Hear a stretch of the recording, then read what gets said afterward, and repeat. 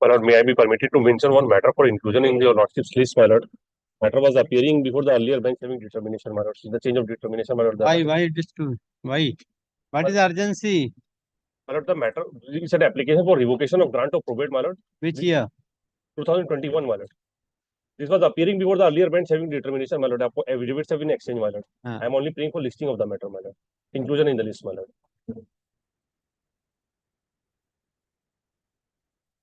12th December. Deeply obliged, your lordship. Lordship, and leave to mention on testamentary matter for inclusion, your lordship, please. Huh?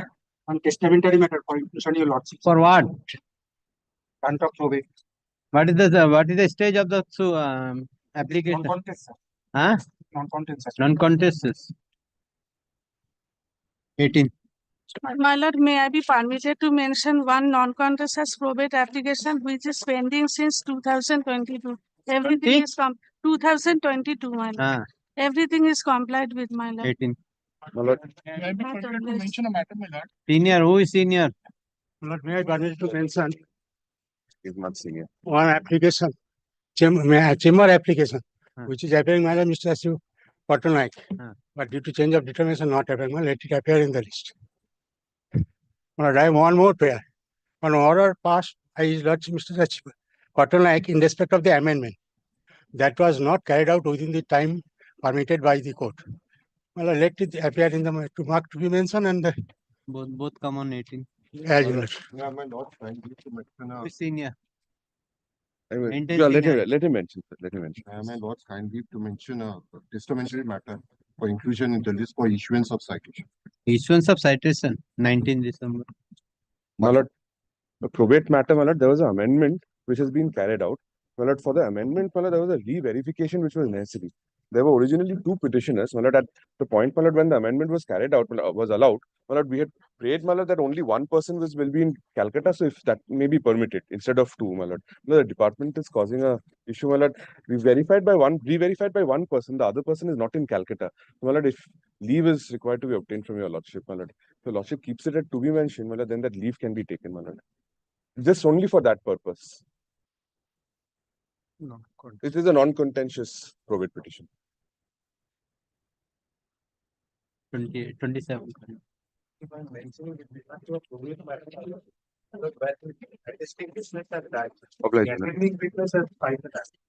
Attending witness filed an application. He has to be cross-examined.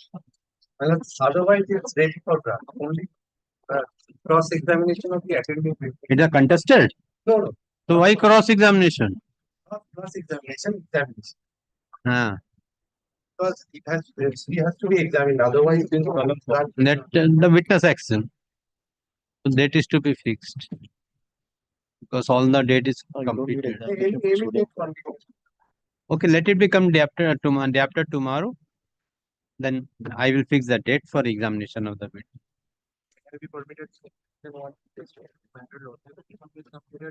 Huh? Everything is completed, lordship. This is a non-contentious matter, lordship. The sole executor is lordship, 60 years old, lordship, and he is suffering from various elements, lordship. So disposal of this matter is 1990. Yeah, your lordships, I have to mention a matter, my lord. I'm mentioning upon notice. First of all, I apologize for the last day, my lord. There's a real urgency with regard to the contempt matter, my lord. We have also made a police complaint, and there we have shown all the orders also. Now the police is asking for the title deed. There's an order of injunction. Nobody should go into the property or they are putting containers in the property. My lord, my only prayer is let it come as to be mentioned. Direction upon the police that the containers be removed because the suit is still pending. In the contempt proceeding also, they have given undertaking that they will get the deed cancelled, and now they have gone in and put containers therein. So we have gone to the police also. They are asking for our title deeds. They are not only, my lord, and they have broken the wall also. There were a lot of machineries. That is why it is a commercial. Non-commercial, man. There's a real urgency, man. They have installed CCTV cameras. Everything. How many parties are there? 7 parties. Then how it is? Everybody is there's a contempt proceeding. These are not parties, man. They are third party. They are using main agents as a and they are the buyers, my lord. They are coming. None of the parties in the partition suit. They are not the parties who have come in, my lord. It's a third party who has come in. Okay, 27 to be mentioned. Your Lordship, may I have your Bring the record. Inform the other side. Your Lordship, may I have your kind leave to mention an application, Your Lordship. This was filed in a probate application, Your Lordship. I'm seeking for inclusion for extension of interim order, Your Lordship. This was being heard by Honorable Justice Vivash Patnaik. The interim order is expiring on 29th of November, Your Lordship.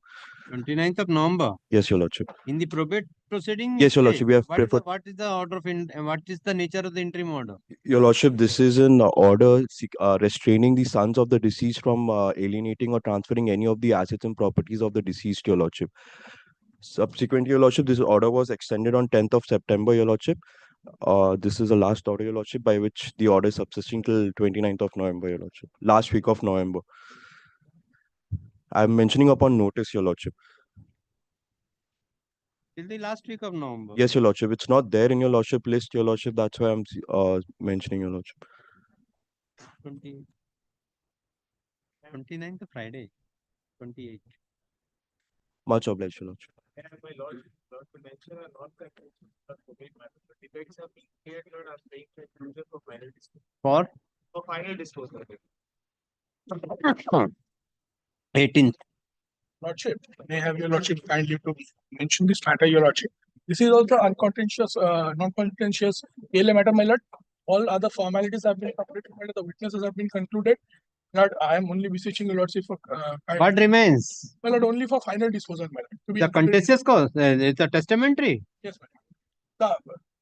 It has all the witnesses have been completed, but the order is also there. No, it's a contested suit or non-contested. Non-contentious, my So how the witness have been examined? lord. Kindly, the ARs in intestate intestacy, my lord, would be examined, my lord.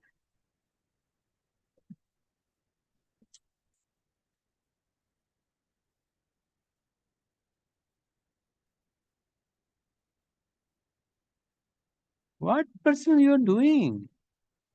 Lord, First you examine the witness, thereafter you are taking the order from the court to scrutinize the record whether it is an uncontentious or whatever. my lord, what happened is there are other As to the tested history. They have given no objection for grant of probate in That's correct. That's correct. I am not into. Once you examine the witness, then again why you are asked for the leave from the court to final disposal because it was before your lordship. We was patronate now it is before your lordship because of the determination.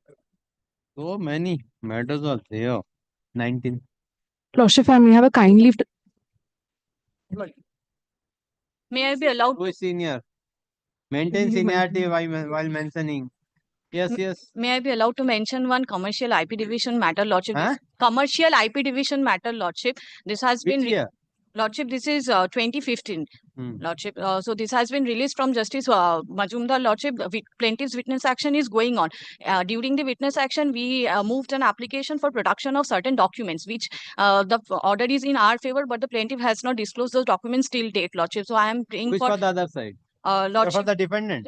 I am mentioning upon notice, Lordship. I am for the defendant, Lordship. I am praying for only inclusion in the list and praying for necessary direction, Lordship.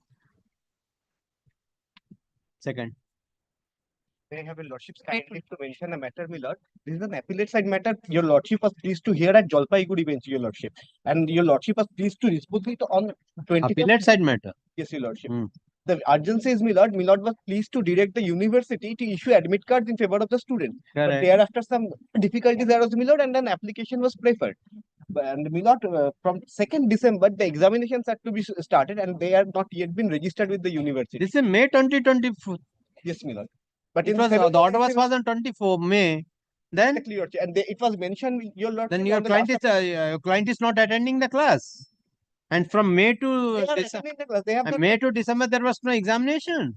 No, my lord, it's the 7th and 8th semester examination for which their registration is not being done, my lord. And that's why the application has been preferred before your lordship. It was mentioned, my lord. What can be done? I am fixing every day, but you are taking the bar resolution. Lying in at Jalpaiguri. So if my lord kindly passes a necessary direction to That's why Jalpaiguri matter. This court is taking the Jalpaiguri matter appellate side on every Thursday at 3:30 or 4 p.m. as per the list. Grateful, Your Lordship, but Let it come. Give the list. It will already. It is in the list. I it's think. in the list, Your Lordship, just a It direction. will come on Thursday. Lordship, I may have a kind leave to mention a matter for substituted service on a defendant. So, the service has been attempted both by speed post and by the sheriff. If I may hand over the sheriff's report. Which suit? PLA. No, Lordship. It's a non-commercial. Commercial matter. Yes, Your Lordship. Already served. Lordship, few of the defendants have been served. Few of the defendants could not be served. What do you want? Substituted service on a defendant's Lordship. Non-commercial. Yes, Your Lordship.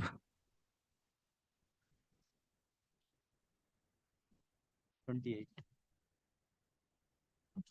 Your Lordship, I like to matter a commercial suit, Your Lordship. The defendants have been served, Your Lordship. The service report is here, Your Lordship. Let the matter be included in the list, Your Lordship, so that I can seek instruction for the proceeding, Your Lordship. For? Your Lordship, we would request that additionally, from the advocate side, Your Lordship, we serve the defendants, Your Lordship. And we'll file appropriate affidavit also for service, Your Lordship. Because they have not. Have you obtained? They have entered appearance? No, Your Lordship, they have not. That is the reason, Your Lordship, we seek another opportunity. Third. May I have your Lordship's kind leave to mention one matter? It is TS 30 of 2015, my lord. It is TS 30 of 2015, my lord. In this matter, 15. 2015. Testamentary कब से है हमारे पास? This court is not. Ma'am, we need to file this probate application, my lord. Now there are 3 executors in the will, but one of them stays abroad, stays in California. She has done the postal and signed on the affidavit page, but somehow she has not signed the prayer page. I'm seeking leave to file this prayer application on private page. It's written on the affidavit page, where she has signed. How many petitioners? 3. All 3 filed. One of them have not signed in the prayer portion. She has signed in the affidavit portion, but somehow missed. In the application 3 filed. 3 signed. One of them stays abroad, stays in California. हाँ. She has missed signing on the prayer page when the petition was sent. She has signed in the affidavit page is the next one, page number 5. हाँ. It's signed there, but somehow missed signing on the prayer page. I'm seeking leave to file this PLA on the What is her name? Kaveri Bhattacharya.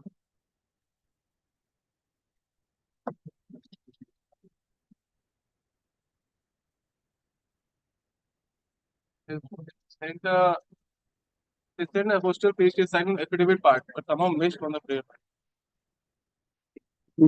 It stays in California, then the entire thing will be sent again and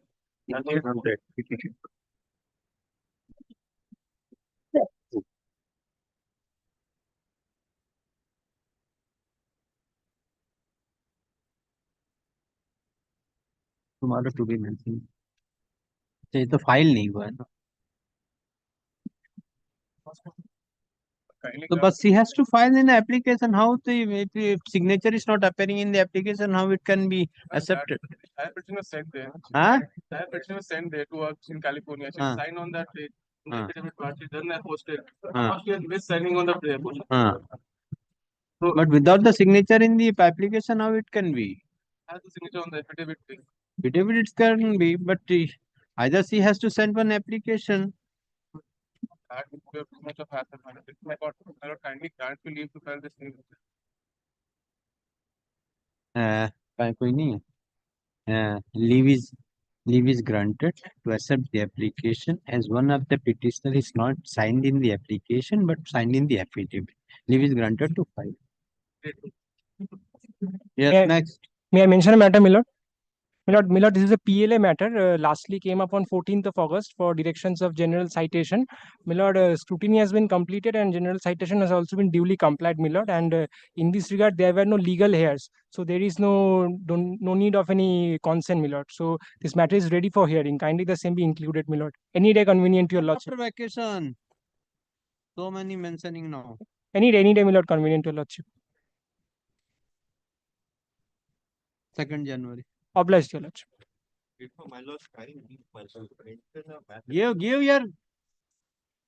your mention an application, my lord, for letters of administration, my lord. I'm praying for leave to file without the no intimation certificate. Without the no intimation certificate. The will, my lord, was probated, my lord, in the Asansol court, my lord. Subsequent to the probate, some movables, my lord, which are not connected to the will, have been discovered. We are praying for letters of administration of those. Which is within the jurisdiction of this court. Then, My lord, since the no intimation certificate is not there, I cannot file it in the department, my lord. Because the will is probated in the Asansol court, my lord. We cannot obtain the no intimation certificate. After the probate, my lord, some movables were discovered. correct. So why no intimation certificate? My lord, because no intimation certificate, my lord, once the will is probated, Correct. my lord, again, there is the will has been probated, the assets and properties of the deceased has been administered, my lord, the no intimation certificate will show that. Correct. So, my lord, how can I file with the no intimation? Because already, my lord, intimation has been received by the department that a will has been probated. That is the only difficulty, my lord, I am facing. And subsequently, my lord, these assets, these movable shares have been discovered by. So you file an application, taking by way of application only on verbal. It cannot By file way an of application, bring on record. I will see to that. My lord, my lord. Wait. May I have a lordship's leave to mention? Lordship, by an order dated 29 July, Justice Majumdar had allowed for a special citation to be made to one of the legal heirs residing in Auckland. The publication was accordingly made in Auckland Tribune, which is an edition of East Bay Times, Lordship. Lordship, the department is not accepting our affidavit of service, Lordship. Kindly grant us relief. Lordship, because in the order it was recorded as East Bay Times, but we have published in Auckland Tribune. East Bay Times is published in Auckland under the title Auckland Tribune, Lordship. Where is the publication? And where is the order? Lordship. Order to next.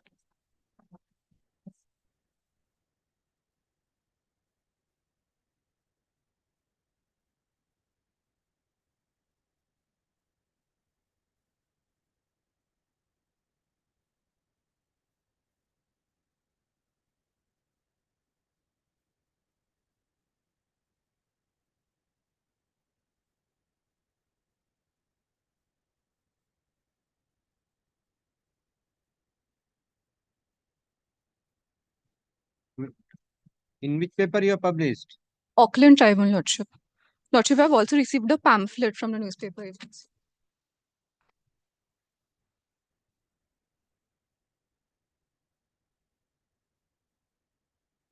No, it is, what is the paper? Court has ordered for the East Bay Times. In which paper you have published? Auckland Tribune, Lordship. No. Where is Auckland Tribune? Can you show me in the paper, from the paper?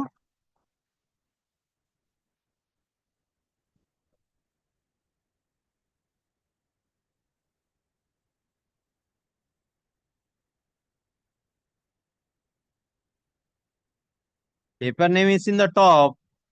Lordship, this is Bay Area News, Lordship, but I've given you the pamphlet, Lordship. It's under Bay Area News Group. It is published in the Bay Area News Yes, Group. Lordship. Yes. So why you are telling that the other paper name? Lordship, East Bay Times is under this Bay Area News Group. But can you see the paper publication? It is not in the East Bay Times. My Lordship, let me come back. Take it. Your Lordship, with a kind leave, this is a commercial matter, a commercial suit actually. In GA3, we have the plaintiff had preferred a GA3 application. For in that we What is the GA3? That is an application under Order 12 Rule 6. You are for the plaintiff. I am for the defendant. Defendant filed Order 12 Rule 6. Yes. Plaintiff has filed. I am for the defendant, Your Lordship. We had prepared an affidavit in opposition, and that affidavit in opposition is not in the case record. We are seeking leave to reaffirm that affidavit in opposition. The matter is listed. The matter is will be listed on 9th December. 9th December. Yes. This is a direction. No, we are seeking direction, Your Lordship. Where is the last order? Your Lordship, there was a direction in 2023. We did not file. Bring the 2023 order. Your Lordship, let me come back with the order. Good. My Lord, may be permitted to mention one probate matter. Consent is there. This is of 319 PLA 319 of 2020. I am only praying for listing the matter. For what? for listing for granting probate. Because everyone has consent given. affidavits all are on Yes, record, yes, but not before vacation. Beyond vacation, my lord. Okay. Come on Wednesday, 8 January. Deeply. Yes, call the list. Item number 1, my lord, I'm appearing on behalf of the applicant, my lord. Yes. I'm praying in this matter, the argument has been completed on both sides. Our reply has been also heard in length, my lord. I'm praying, I have also spoken to other side. He has also subject to my lord convenient. Kindly fix it on 20th December for a short time, I think within 15 to 20 minutes. Mr. J. Sai Deepak is appearing from appearing for? We are appearing on behalf of the appellant, my lord, ITC Limited. Who is for the other side? Other side, man, Sanjukta Gupta and Amit Chakravarti are appearing, but I have spoken with them, my lord. The 20th December is agreeable. But they have no problem on that. Subject to my lord convenient. My lord time can permit on that day.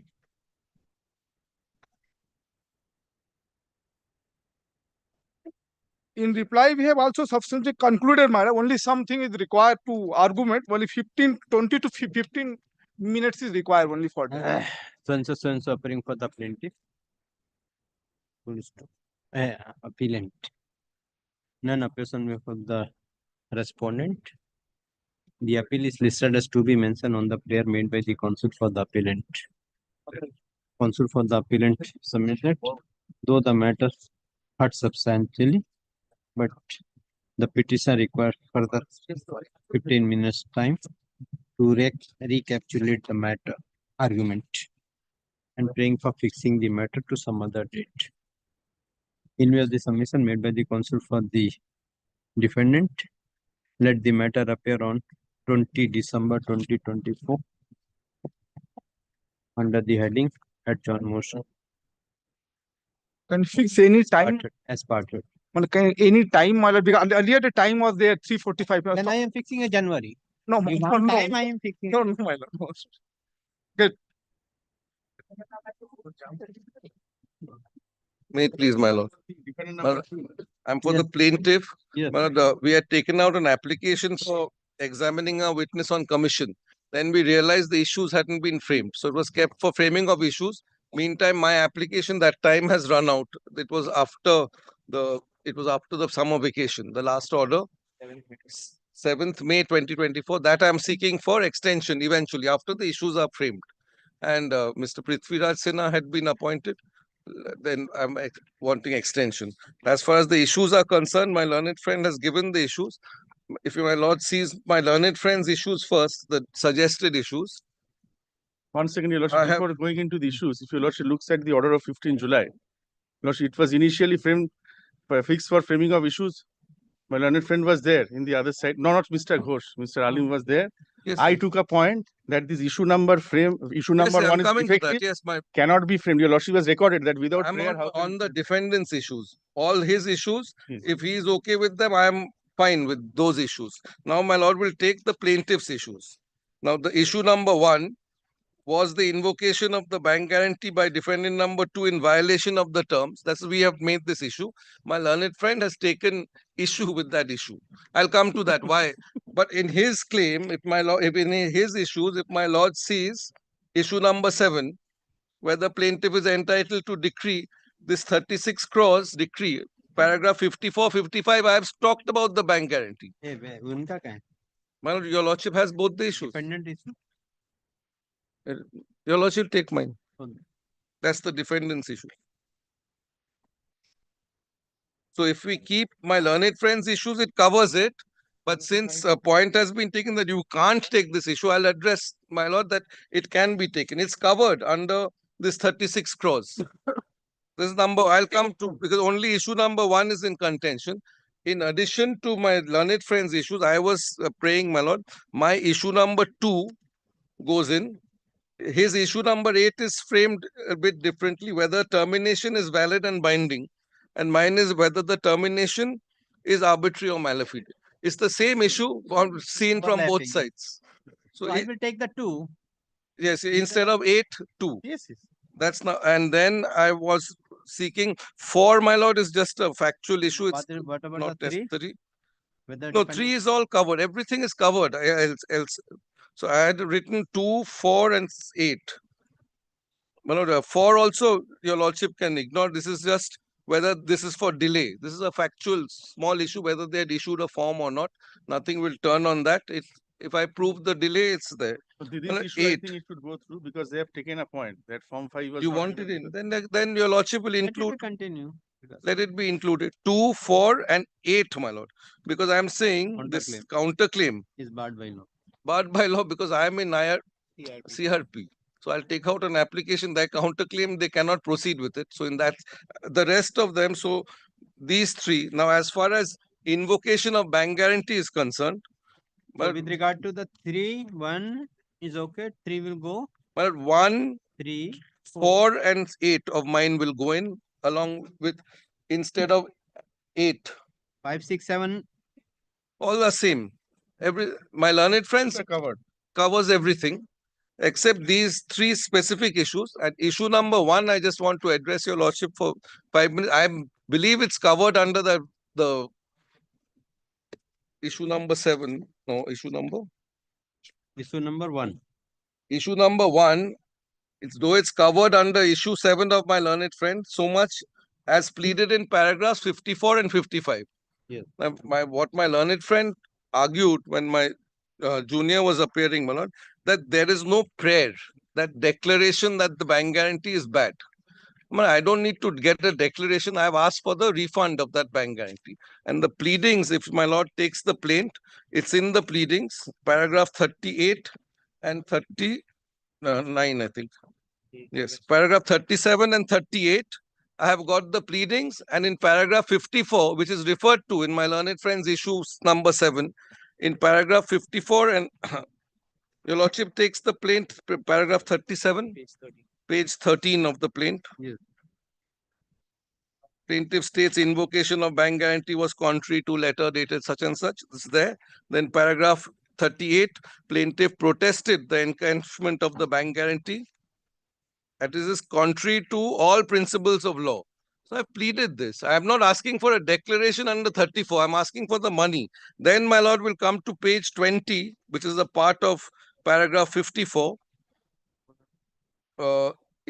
Item number 10. Debited for payment, we are claiming this amount. 51. How much is it? 5 crores, 16 lakhs. Page 20, para 10.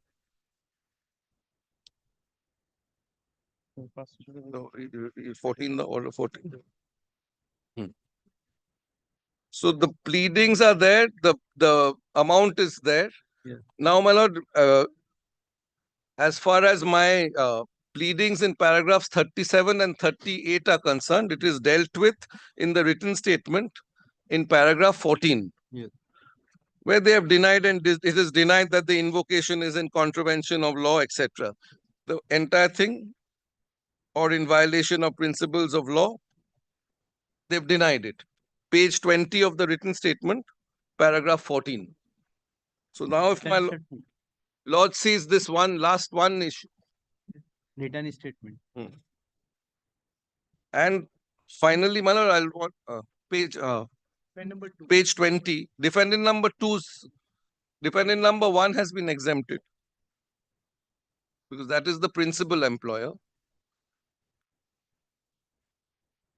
Page 20 is paragraph 14. It deals with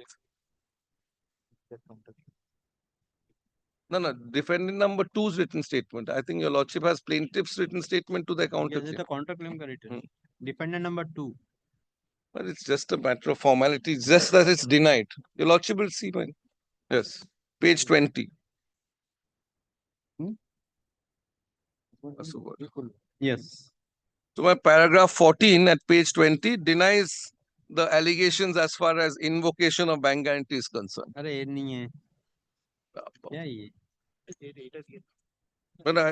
I'm sorry, it's underlined. Your lordship will just see it. It's only I want to show it is denied and disputed. That's all.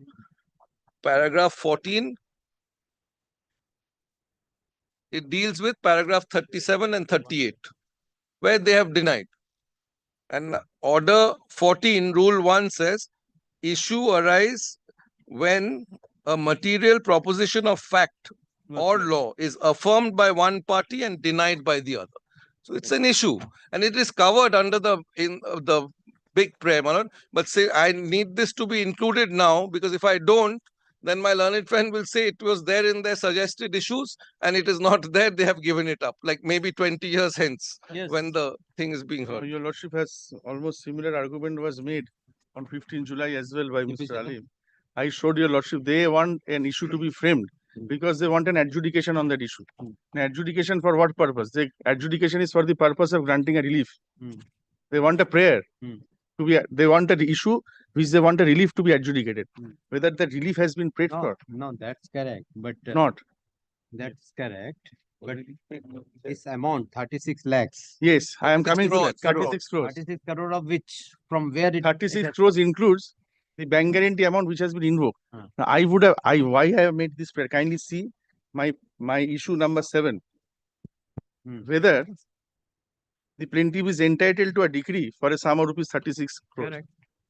So what amount they have included, I would have argued that they are not entitled to this amount, not the entire amount, including the bank guarantee amount, because they have not challenged the invocation.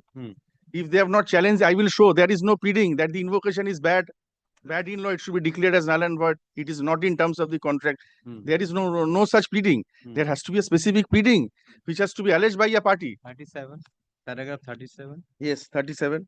Coming to that.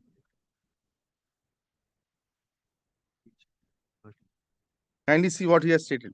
Plaintiff states that the invocation of the bank guarantee was contrary to the letter issued by the defendant number 2, Correct. which clearly says subject agreement was extended. Has he said that it is contrary to the terms of the agreement? Correct. He is saying that it is contrary to a letter issued by me. That is not an agreement. So he has not said that the invocation is not in terms of the bank guarantee. Okay. The plaintiff further states that the validity of the bank guarantee was extended and further states that there were no need to extend the bank guarantee since the amount available with the defendant number 2 is more than the required amount. Equal to the unrecovered mobilization advance, there was no need to extend the bank guarantee. The plaintiff protested against such encashment of the bank guarantees by letter dated such and such. This is a statement on fact that he has protested and explained that the said act of the defendant number 2 is contrary to the principles of law and agreement. Now, this is what he has stated. Has he ever stated that the invocation, since the bank guarantee is not in terms of the agreement, I am entitled to the refund of the bank guarantee? Your Lordship knows the principles of pleadings. If there is no pleading made by the plaintiff, he cannot seek for a relief. No relief or prayer can be granted if there is no specific pleading on the plain.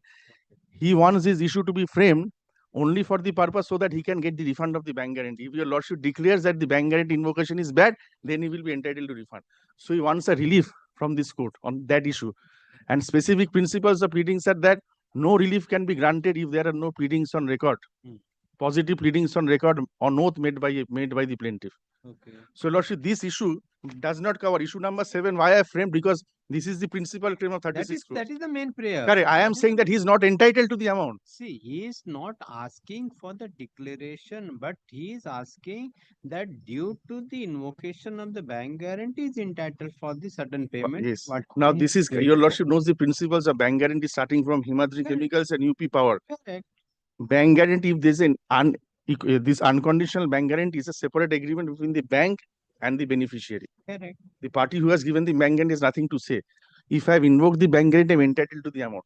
Now, he has to seek a relief before this court. That's no, this invocation of the bank guarantee is bad. You declared that bad. He has not So seek. how can he seek for a refund then? He has not seek, but he has prayed for in the evidence. If it's stated, what is the amount for? Kindly come. Amount includes the bank guarantee amount, Then- the entire claim. Then entire claim. Correct. No. This is, I think item number 7, item number 10 in page 20. Yes, debited for payment of BT. Yes. Now, Encashment on of what 51 basis lakhs. he can seek? Only if. That's why then there would have been no requirement for framing the issue. Kindly see. Then my learned senior friend could have simply come and say that whether I am entitled to 36 crores or not. Why is he inviting the court to frame this issue?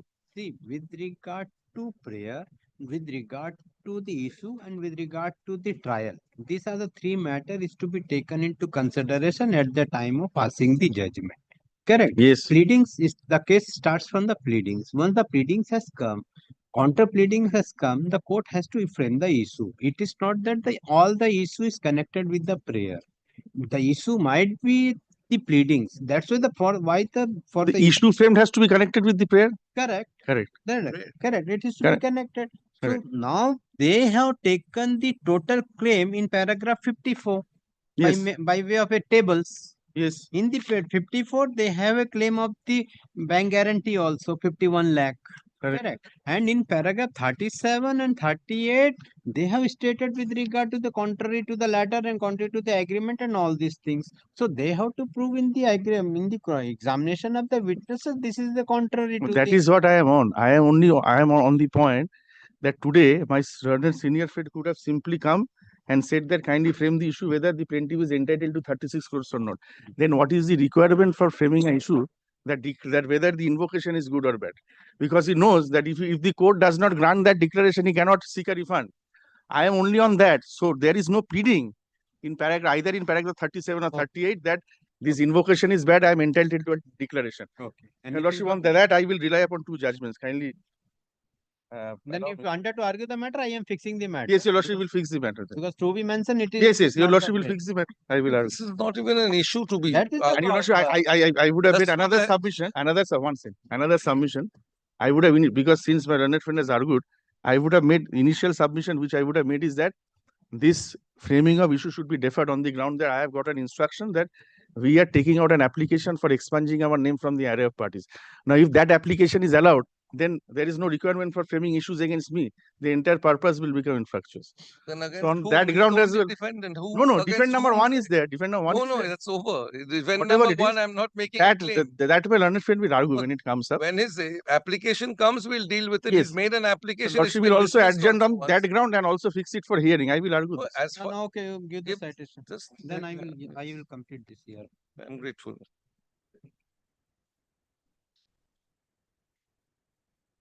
This is a Privy Council judgment.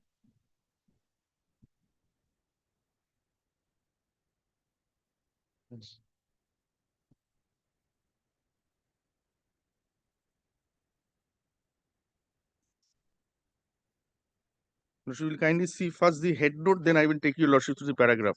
Para 11. Paragraph 11. 11. No, Lordship will first see the head note, then I will take your Lordship through the paragraph. Head note. Order 14, Rule 3. This is with regard to framing of issues. Correct. Not arising on pleadings. Where a question is not raised in the pleadings, it is not permissible for an appellate court to raise an issue on that question and send the case back to the trial court for further hearing. It is absolutely necessary that determination in case should be founded upon a case to be found on the pleadings or involved consistent with the case thereby made. Now your Lordship will take paragraph 11. Paragraph 12 or 11? 11. Their Lordships agree with the learned judges of the High Court that the District Court erred in framing the new issue and in sending the case back to the trial court for further hearing. As already indicated, the question embodied in the additional issue was not raised in the pleadings. The appellants founded their claim on the ground that the land was ancestral, and it was on the ground that they challenged the right of the widow to make the gift. Not once during the proceedings, if the trial court did they suggest that if the land was found to be non-ancestral, the widow would still be incompetent to dispose it of. In Eschentuous Singh versus Shamchuran Bhutto, Lord Westbury described it as an absolute necessity that the determination in a cause should be founded upon a case to be found in the pleadings or involved in inconsistent with the case thereby made. The courts decided by the learned district judge offended against the principle, and their lordships consider that he was rightly overruled. So this judgment makes it clear that whatever issue is to be framed, it has to be founded on the pleadings. What he is seeking for a declaration that the invocation is bad. Your Lordship knows that even if we make a prayer, after supporting pleadings, we not only make this pleading that on this ground, the invocation should be declared as null and void. That has not been made. Now, Your Lordship, the second judgment is Your Lordship AIA 2009, Supreme Court 1103.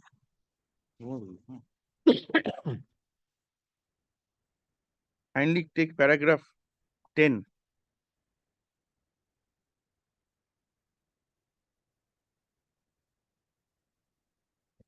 Paragraph 10. 10.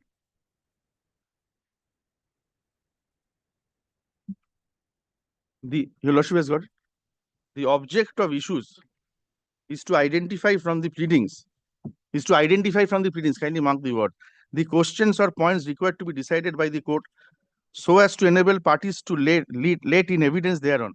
When the facts necessary to make out a particular claim or to seek a particular relief are not found in the plaint.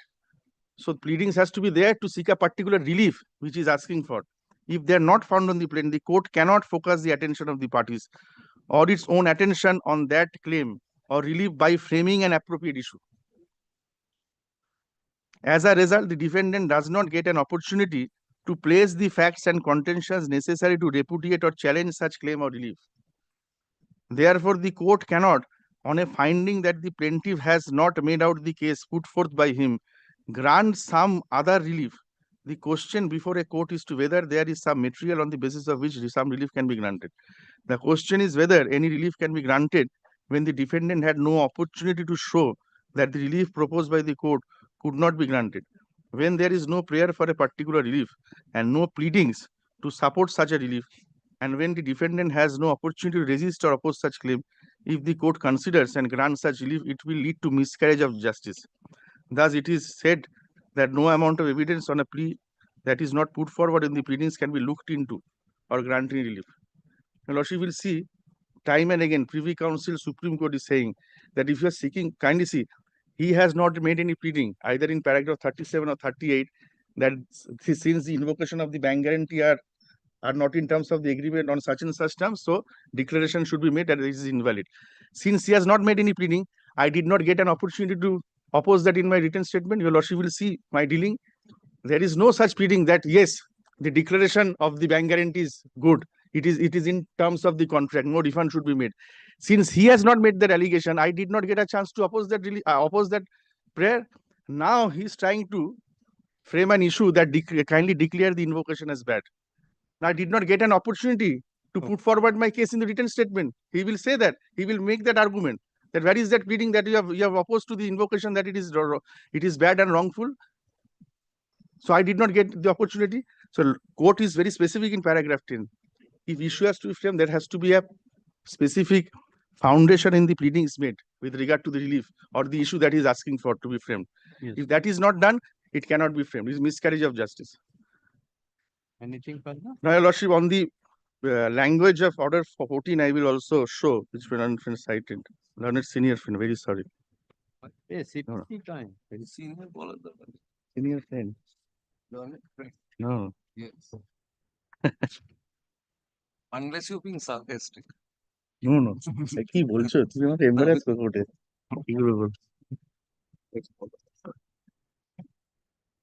During the morning hours, if we read, then it fresh the mind. That's yes. Your Lordship will take order 14, which he has cited. Yes. Framing of issues. Issues arise when a material proposition of fact or law is affirmed by the one party and denied. Now, has he made any affirmation or positive statement that since the bank guarantee invocation is bad, it should be declared as null and void? Okay. Since no such positive statement has been made, yes, there is no question of denial in the written statement. Your Lordship will see from my pleadings, I have not denied the fact because the bank guarantee invocation was not wrongful. It is rightful. He is not entitled to refund because he has not made out that case.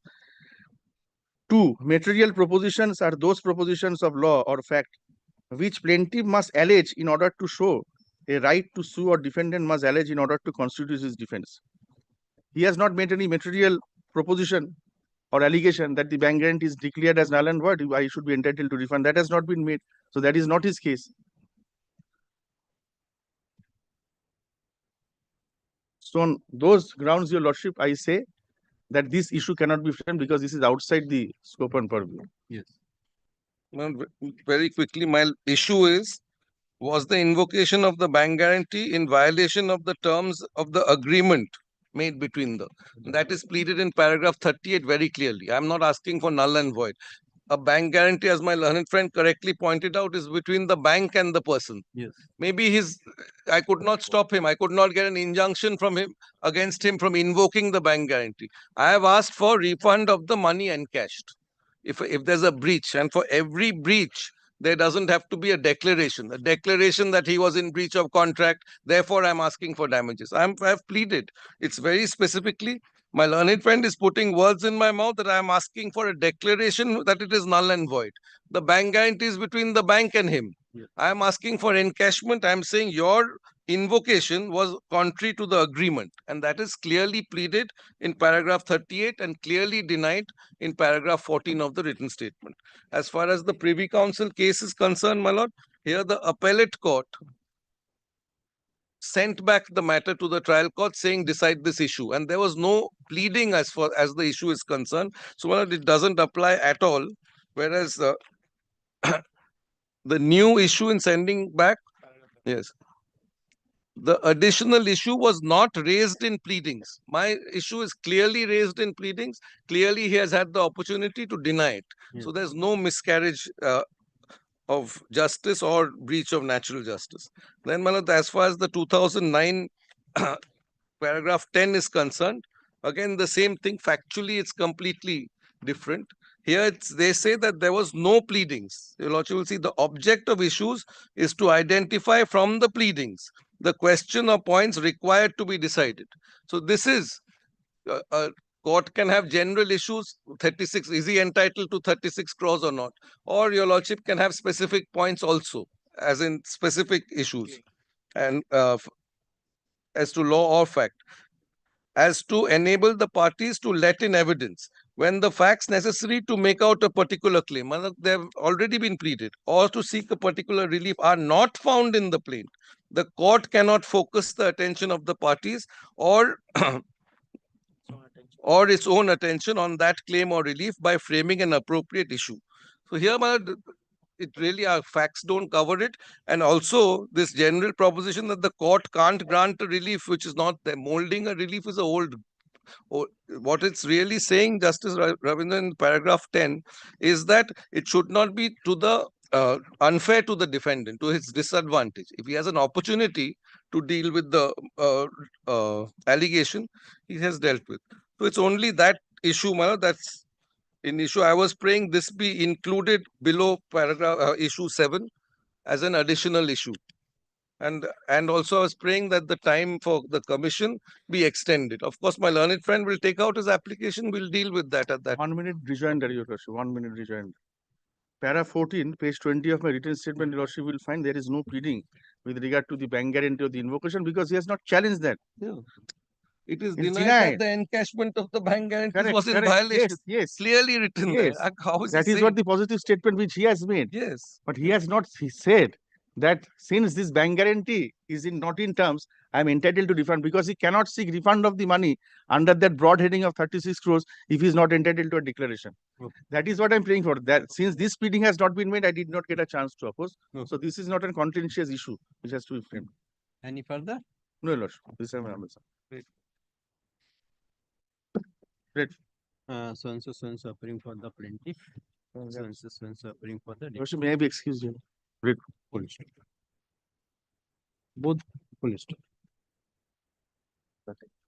The matter was fixed on 15th of July 2024 for framing of issues, and on the said date, both parties have filed their suggested issues.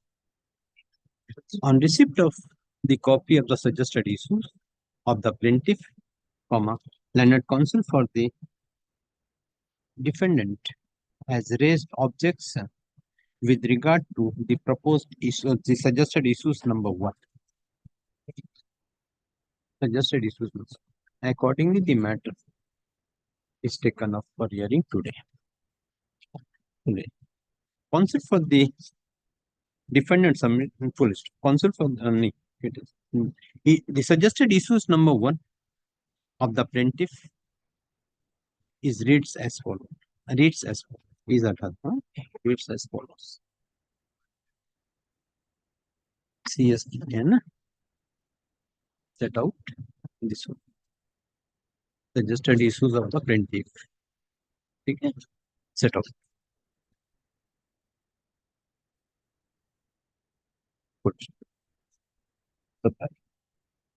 And counsel appearing for the defendant number 2 submits that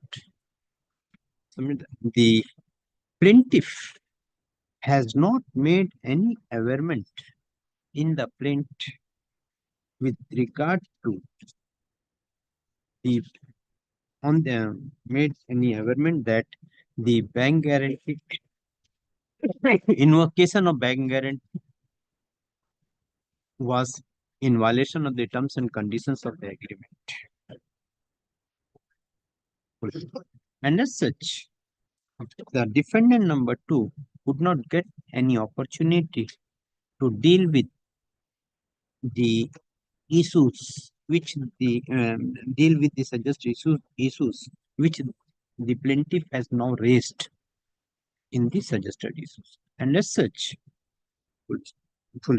the counsel for the defendant number 2 submit that as there is no pleading in the plaint with regard to violation of an invocation of the bank guarantee by the defendant number 2 in violation of the terms and conditions of the agreement, and as such, no issue can be framed.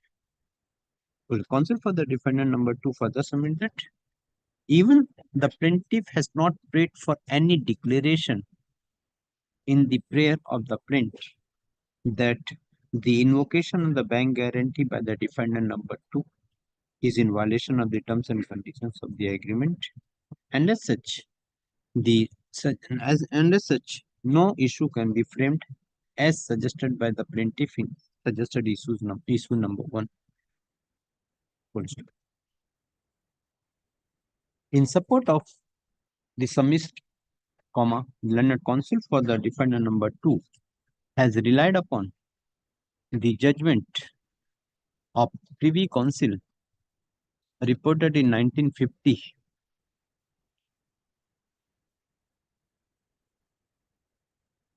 and Privy Council in the case of Kanda, Kanda, Kanda and others versus Waghu, Vaghu, Waghu, dated 6th of December 1949, and submitted that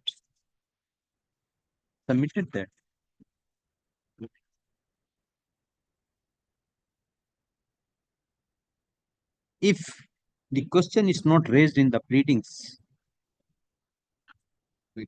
no issue can be framed. The defendant number 2 has further relied upon the judgment in the case of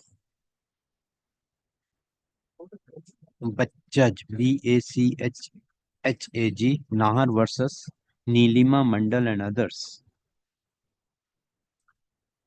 Neelima Mandal and others. Reported in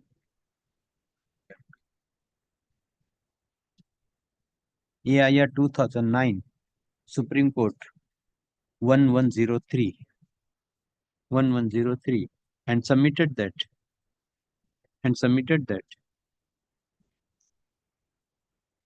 the object of the issue to identify from the pleadings the questions or points required to be decided by the court so as to enable the parties to lead evidence thereon. He submits that in the present case, the plaintiff has not raised any pleadings, and as such, the defendant could not get an opportunity to deal with the said question, and question of leading evidence does not arise. Full stop.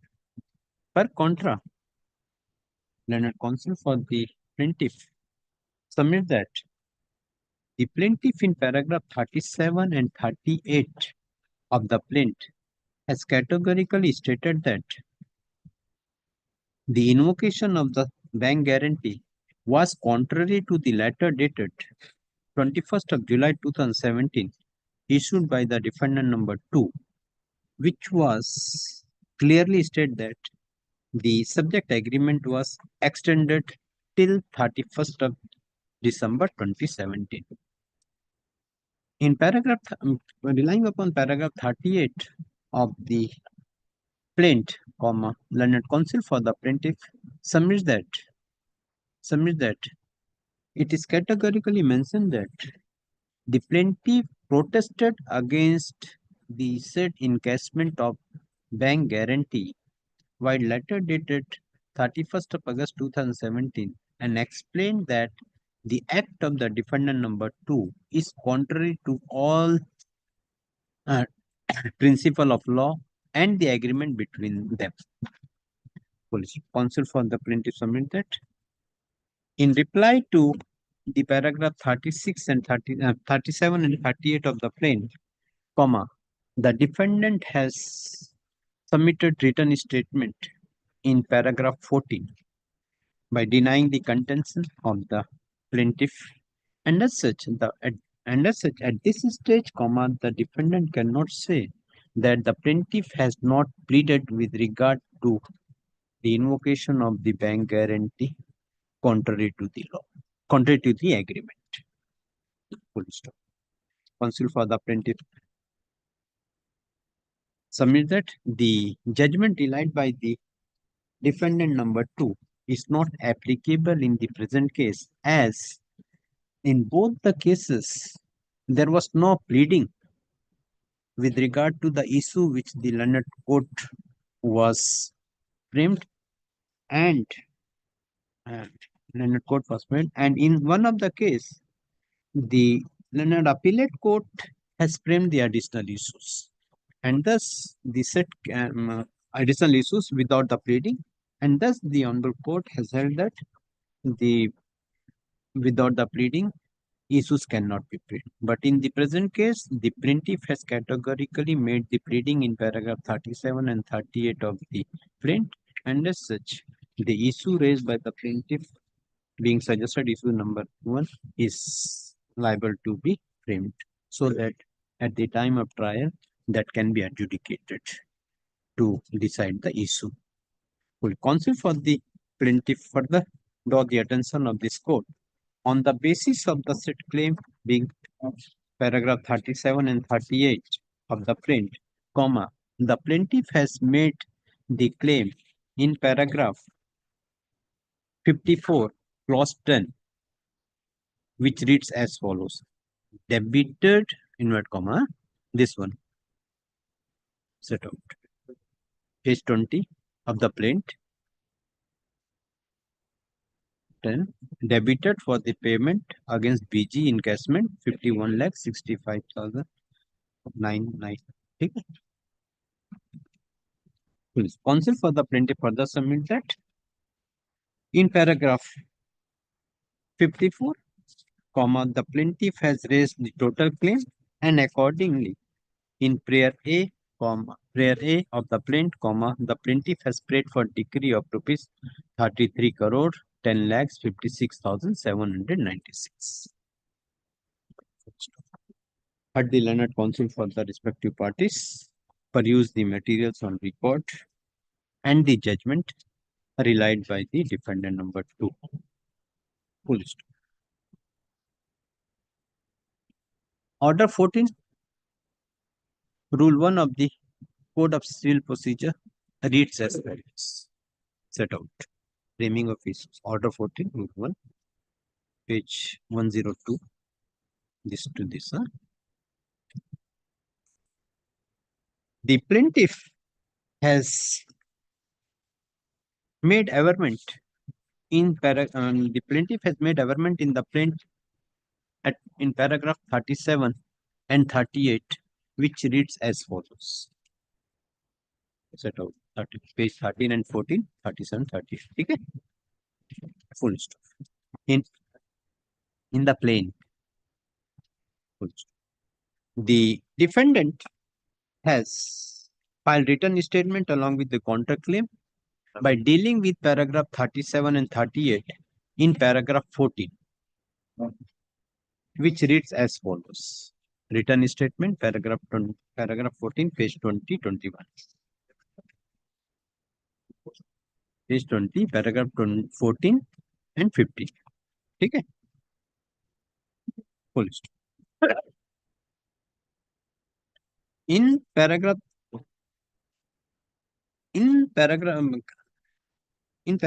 37 and 38, the plaintiff has categorically stated that the invocation of the bank guarantee was contrary to the letter dated 21st of July 2017 issued by the defendant number 2, which clearly states that the subject agreement was extended till 31st of December 2017. In paragraph 38, the plaintiff has further stated that the plaintiff protested against the encashment of the bank guarantee by a letter dated 31st of August 2017 and explained the act of the defendant number 2, which was contrary to all principle of law and the agreement between them. Full stop. By taking into consideration of these two paragraphs, the plaintiff has made his claim under the bank guarantee in clause 10 of paragraph 54 for an amount of rupees 51 lakh, what about 5 crores, 5 crore 16 lakhs 59,930. 900. In paragraph 54, the plaintiff has made several claims for total amount of rupees 32 crore 10 lakhs 56,796. 96. Full stop.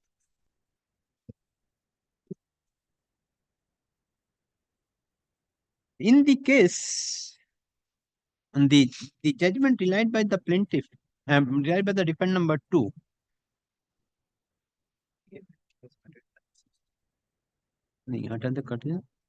In the case of Kanda versus Wow, W-A-G-H-U, Wow, within bracket Supra,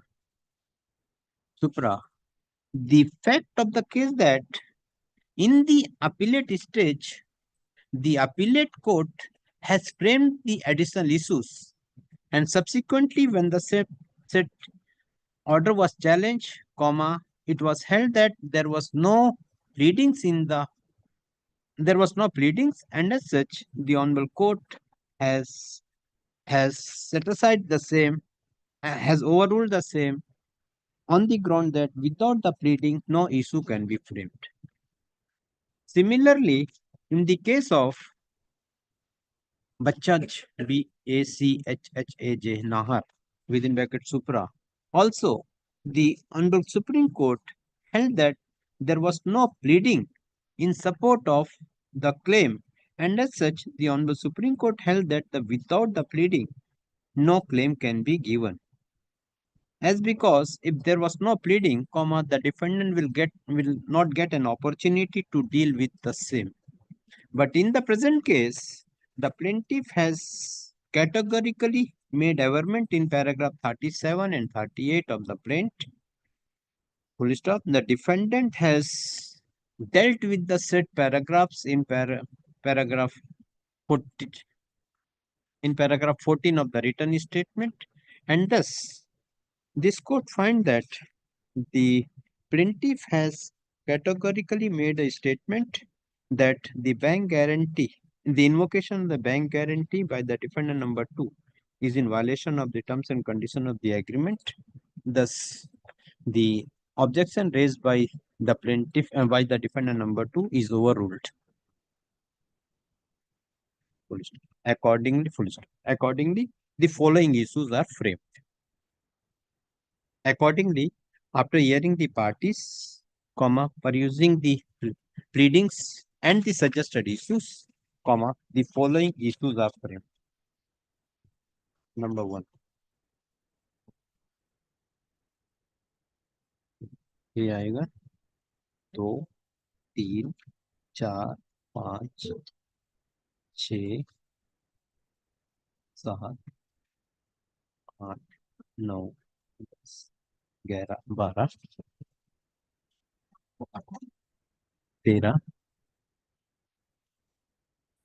12, 13, 14,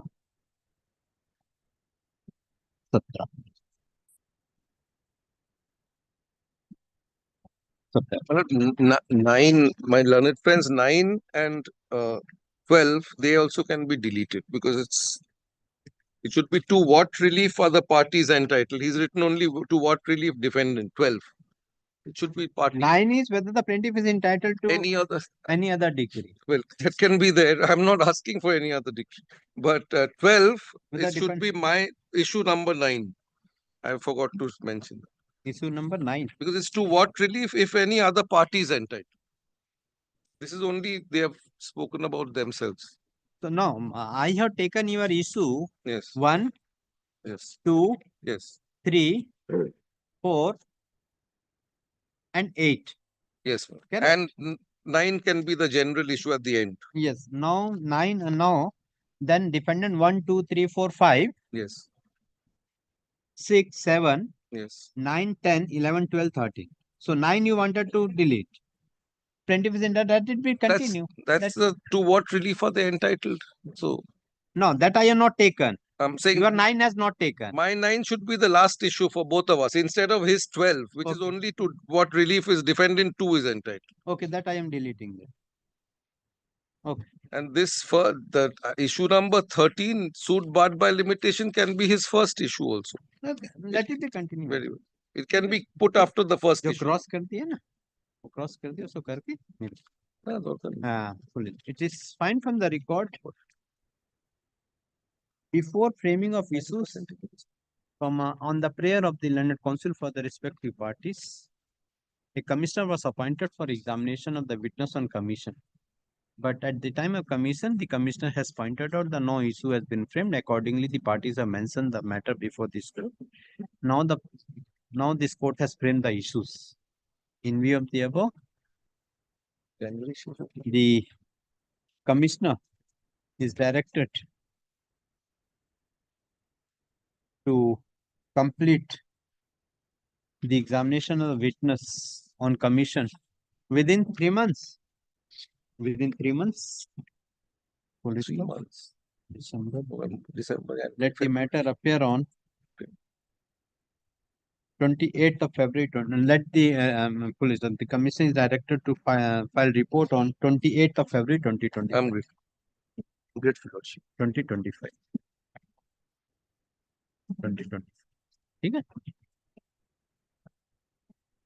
Well, may I take back my written statement? Written statement है हमारा, दे देना, फिर marking किया हुआ है. Yes, next. May it please, my lord, I appear for the plaintiff in this matter. My lord, I have partly complied with my lord's last order dated September 30, 2024. I have come up, my lord, seeking some indulgence to fully comply. Your lordship, may kindly see Marathi language. Yes. Vashi Samachar. And you will allow to Marathi newspaper. Hamara Mahanagar. Yes, my lord, I have completed in English the Times of India. I've just handed it over. But, my lord, these 2 newspapers, my lord, I'm seeking an unconditional apology, my lord, we couldn't find. So, my lord, I have bought the newspapers now, which are in my... So, which paper you are not published? My lord, the... Marathi newspaper? Yes, my lord, that is Hamara Mahanagar and Nav Bharat. I have handed it over, the Hindi ones, and these are the Marathi ones. Two newspapers for each language. English one. Marathi language here. How's the Samna, my lord, Samna and Maharashtra Times. Samna is Hindi. No, your lordship kindly reads the Hindi. It's Marathi. It's not Hindi. But and Hindi one is Dainik Bhaskar and Nav Bharat Times.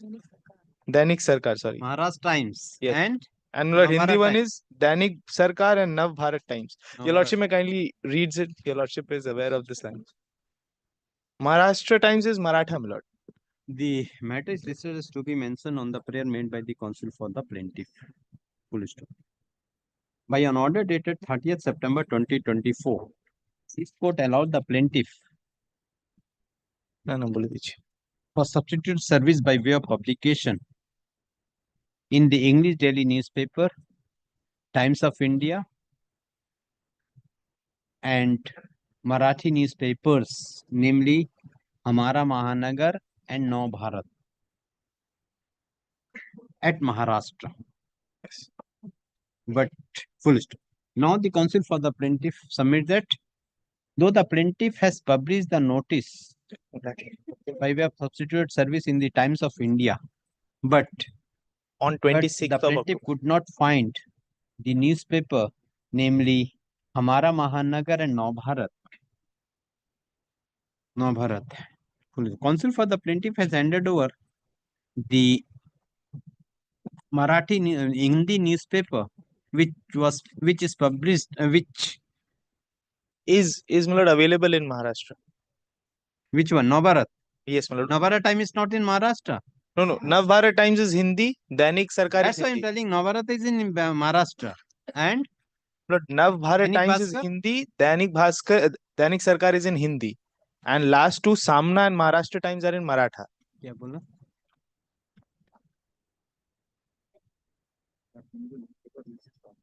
Published in newspaper, namely Navbharat Times and Dainik Bhaskar.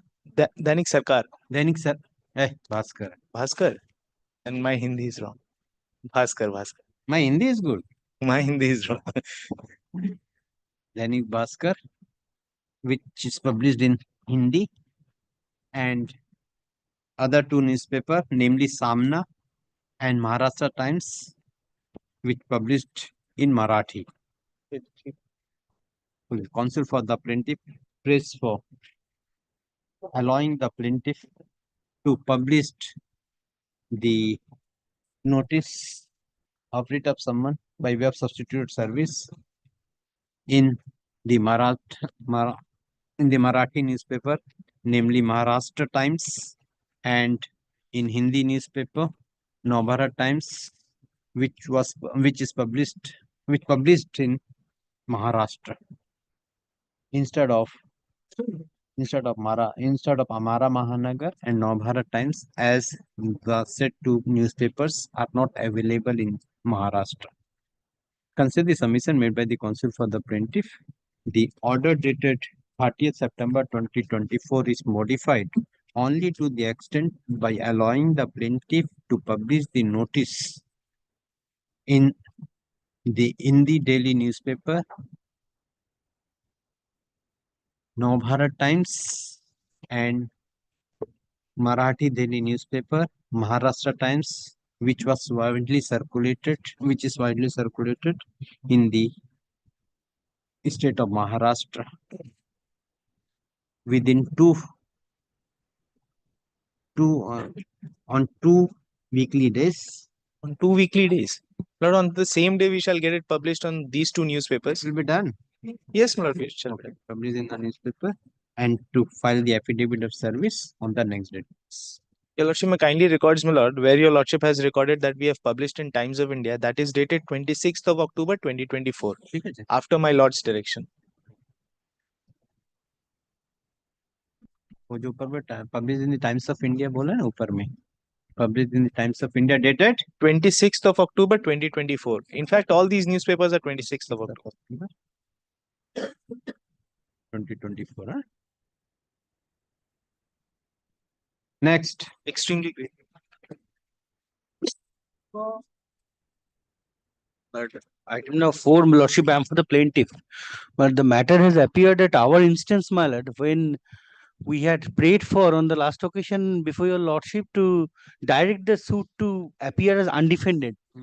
Owing to the reason that lordship has been pleased to find that they have no right to file the written statement, since they have both the defendants have gone beyond the period, and lordship accordingly directed dismissal of their application. Both the applications were dismissed. Now my lord, 3 and 4 both are dismissed, my lord, and lordship has made a detailed observation that why these they have no right to file defense statement. So my lord, and the 5 lordship will find what 5 is on their prayer for Now, what you want in the 4? 4 is dismissed, my lord, by lordship. Suit is dismissed. Yes, no, not suit is dismissed. Right What to you want? my lord, direct the matter to appear as undefended, my lord, because they have. My lordship, may I hand up? GA3. But GA3 contains one order and GA4 contains another. I have handed over GA3, A4. Now lordship will come on GA5, my lord. And in view of having no pleadings on their part, my lord,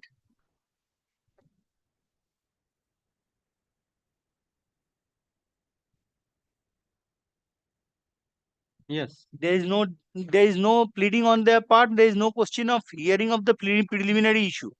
Because, my lord, there is a defendant number 1, 2, and 3. Yes, my What lord. about the 4? Defendant number 4?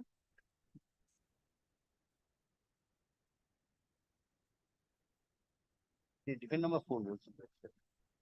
No, this is the order. What about the defendant number 4? This is 3, 1, 2, and 3 have filed an application. Their application was Yes, the defendant number 4, I believe.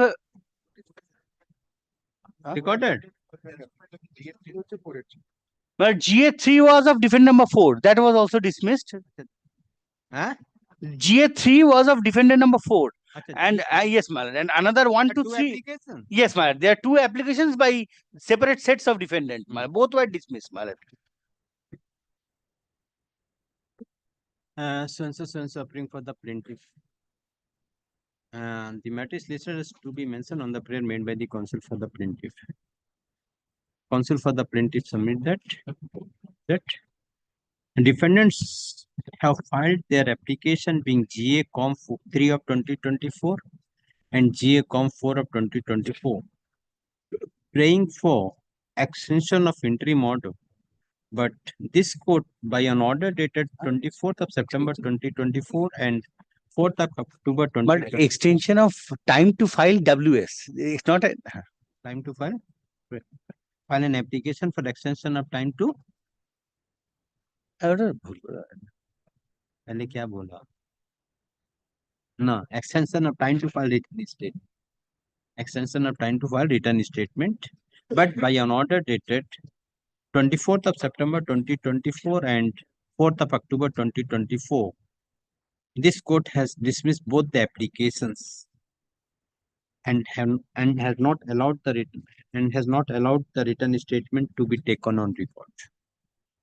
Counsel for the plaintiff submit that as the defendants have not filed the written statement, accordingly, the suit is to be placed in the list of undefended suit. In view of the submission made by the counsel for the plaintiff, let the matter appear in the list of undefended suit. The plaintiff is directed to file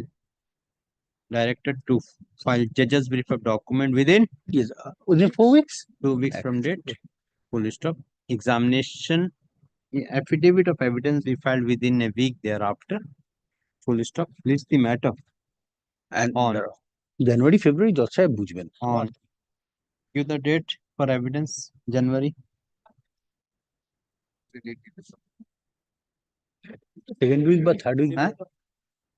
7th January at 3 p.m. for witness action. And my lord, in view of this order, my lord, GA5 has become infructuous. We are kind of see the GA5's prayer and order of direction framing an appropriate issue as to whether the honorable court has jurisdiction to try and determine the instant suit. GA5 is not here. Very well. GA5 on that. Hey, GA5 is not. They have served us actually. Very well. Okay. Let them. Yes, yes. Grateful, my lord. Next. कौन सा क्या है number 3 में item 5 your lordship, there was a direction. तो उसमें publication करके आएगा हम लोग क्या करेंगे If there was a direction your lordship in item number 5 to file affidavit in reply your lordship in GA1. On Friday your lordship passed a direction your lordship.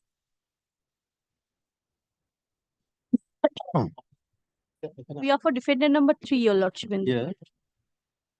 Want to file the affidavit in opposition serving. Have you filed the reply? No, I have not filed the reply I think on Friday your lordship the matter came. This matter? Yes, your lordship. This matter came and your lordship granted me an liberty your lordship to file your lordship the affidavit in reply and directed the department your lordship to change the cause title. The numbering is still CS 89. I think fixed it on. जब order pass करते क्यों रखा है? I have passed an order. So why it has listed? Okay, we'll check. Deeply obliged, your lordship.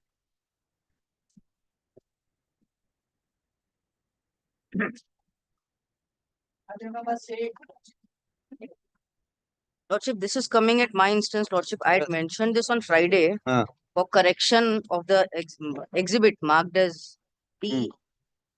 And Exhibit C, which has been wrongfully marked as Exhibit D in question number 15. You there? No, that is there. File hai. You have brought on the last occasion. Judgment. Judgment with in Muller's judgment, Muller will see Exhibit C has been specifically mentioned. Exhibit C has only gone down incorrectly in the deposition. Where is the deposition? Muller, that is a copy of the deposition we've handed up, Muller. I've just handed over, Muller. Question number? Question number 15. 15, Muller will see 15 and then 17. Both have gone down as Exhibit D. 15 and 17. So 15 will be 15 will be C, which Muller has correctly recorded in Muller's judgment. Only here this issue has cropped up. The matter is listed as to be mentioned on the prayer made by the counsel for the plaintiff. Full stop. This court has disposed of the suit by passing judgment on dispose of suit on 27th of September 2024. Full stop. Counsel for the plaintiff submitted in question number 17 of the deposition of witness number 1 of the plaintiff, namely Rishi Karnani, dated 19 September 2024, 19 September 2024,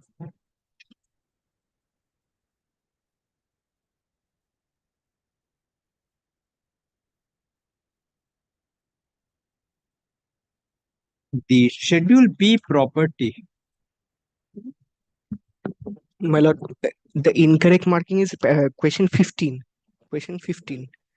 Schedule B property is 15 karo. Question number 15, not 17. 15. Schedule B property. Question number 15. The original amalgamated receipt were inadvertently marked as Exhibit D, inadvertently recorded as Exhibit D, but in the original exhibit, it is marked as Exhibit C. Accordingly, the department is directed to correct the deposition of the PW1 dated 19 September 2024 in question number 15 by deleting the Exhibit D, and incorporating the word Exhibit C. This order may be finished. Well, if a decree to be drawn up. Well, no, the judgment already correct. It's already correct. Obliged. Next. My lord, it's my suit. It's for money claim, your lordship. Yes. Lordship, against the repudiation of insurance claim. Against the repudiation of insurance claim, your lordship. Repudiation of insurance claim. Yes, your lordship. Correct. My lord, repudiation was made on 30th October 2023. Lordship, page 66.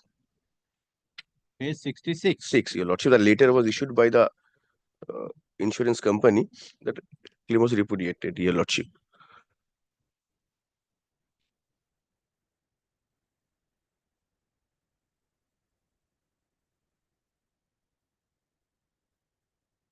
Insurance has denied your claim. Yes, your lordship.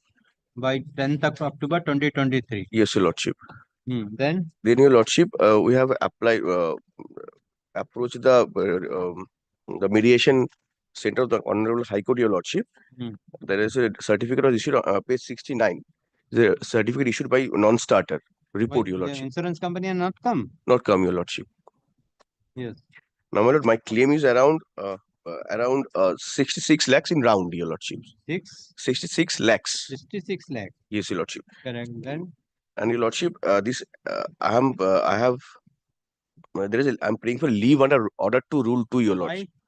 Lordship, since my lord, the claim is around for regarding the business, your lordship, because of this reputation of the claim, but I am already suffering money, your lordship, and my lord, in respect of that, if your lordship, future, my lord, the claims are allowed to me, your lordship, and if suffered because of this prolonged, my lord, financial hardship, suffering any financial loss, your lordship, and I could claim. See, with regard to the insurance claim, how it will go about the My lord, insurance all are claim? regarding the stock, your lordship. Ah. All now I have sending the goods from this place. You already made a claim before the insurance authority. My lord. As per your insurance policy, as per your stock, whatever it may be. My It lord, got may a I? fire incident. Yes, your lordship. Well, what happened, your lordship? My business regarding export of raw jute, your lordship. Now, my lord, since it's all based on contract, your lordship, I'm sending some goods from here to other countries, your lordship. But since I failed to deliver the goods, your lordship, already I'm suffering some kind of litigations over there, your lordship. So if there something's happened because of I could not make that claim, your lordship, because insurance has been made to recover the risk, your lordship. Now I'm suffering. What is your claim, sir? Well, the insurance claims the amount I have covered the risk under insurance company. Yes, your lordship. Insurance company. Yes, And your lord. insurance, unless whatever the claim you have made before the insurance authority, you have to stick on that claim only. Yes. Now you cannot increase that. But because of And that. even what the claim you have made, the insurance company has declined your claim. Yes. So, my lord, because of this repudiation, my lord, because the entire findings are against your lordship, without considering. That's why, my lord. Rule 2. If your lordships kindly allows me. My lord, the question is, my learned friend, what is submitting about the business loss, my lord. Now, business loss is not within the coverage, but it has come as a consequence. Because if that particular amount is not given to me, or if that principal thing is not coming to my principal account, my so lord. that will be a damage. So that is the But thing. there is no damage. Okay. Because we have not mentioned that. So, but we have taken the leave on that account. Whatever your lordship pleases. Yes, yes. Admitted, subject to scrutiny, leave under order to rule 2. ठीक है, record कर लो. So and so suffering for the plaintiff. So and so suffering for the suffering for the plaintiff. Plaintiff has filed the present suit for a decree of sum of rupees 66,56,145, being the amount of assessed claim along with interest at the rate of 12% per annum. Full stop. The insurance company has rejected the claim made by the plaintiff by a letter dated 13th October 2023. Subsequently, the plaintiff has initiated the pre-mediation process, but the insurance company failed to come forward to settle the dispute, and non-starter report was filed on 8th of July 2024. Consider the submission full stop. Counsel for the plaintiff submit that though the plaintiff has made the claim of the assessed claim of rupees 66,56,145, but there might be in future claim by way of damage, and as such the plaintiff has prayed for leave under Rule 2 of the Code of Civil Procedure. Had the learned counsel for the plaintiff produce the materials on record, leave under order 2 Rule 2 is granted, plaintiff is admitted, subject to scrutiny by the department. A lot grateful, my lord. Next.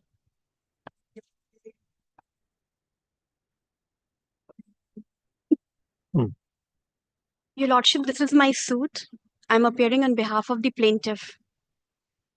Why? There is no leave. Why it is? Your Lordship, if I may, because we have already been to the mediation center and a non-starter report has been filed, Your Lordship. Just one, Your Lordship, I just want to... There is a non-starter report. Yes, Your Lordship. It is at page number 105. It's annexure H. On 8th January 2024, there was a non-starter report. Unfortunately, we would have filed the suit earlier itself, but the main plaintiff, the erstwhile plaintiff, was expired in February 2024, and now I am his son and sole inheritor of his property. So we are filing this suit, Your Lordship. It's at page 105, annexure H. Yes. So, Your Lordship, this is the suit of indenture of lease and maintenance agreement which we entered with SBI, State Bank of India, who is the defendant, Your Lordship. In this matter, Your Lordship, it was the what was the period of lease? For 10 years. It started 2015 to 2020. 2014 to 2024, Your Lordship. 10 years. Yes, Your Lordship. It was for 10 years, Your Lordship. They were making the payment. And Your Lordship, just one more thing which I want to update about.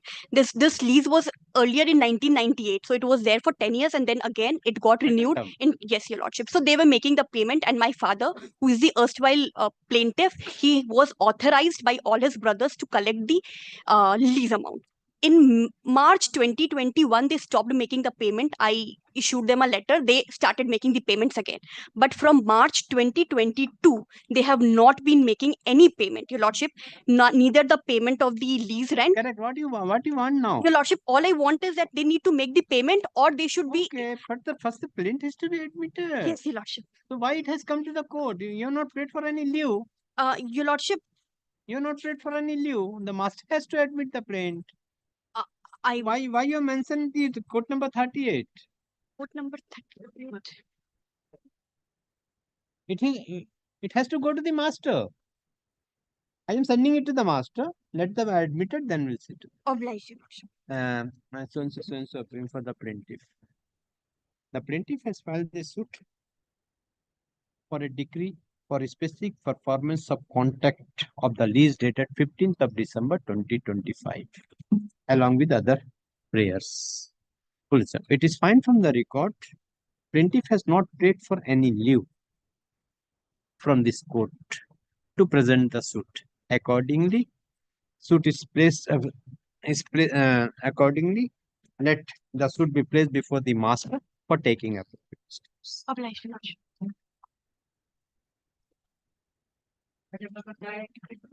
May it please, Lordship. Yes. Lord, I appear with the plaintiff. Your Lordship, this is my suit for recovery of money, along with Your Lordship leave under clause 12 of the latest patent. 12 of? My Lord, latest patent. Why? My Lord, because the part cause of action has arose, my Lord, arose this jurisdiction, within this jurisdiction, and the address of the defendant's, Your Lordship, is outside the jurisdiction, my Lord. Now, Your Lordship. What is the claim for? Yes, my Lord. My Lord, the claim of rupees 1 crore odd. Your Lordship, this plaintiff is engaged in manufacturing of dyes, inks, and chemicals. The defendant is a supplier of raw materials of those, my Lord, dyes and chemicals, Your Lordship.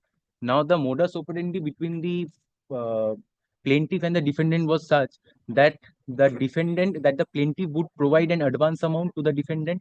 Accordingly, after receiving the advance amount, the defendant would supply the raw materials and, my Lord, adjust the same by raising invoices. Now, Your Lordship, sometime in the 2018, the business relationship starts. Now, thereafter, my Lord, the defendant fails to pay. When the last payment was made? Yes, my Lord. If my Lord kindly takes, my Lord, page number 64 once, Your Lordship. This is the confirmation, Your Lordship. 64? Page 64, Your Lordship.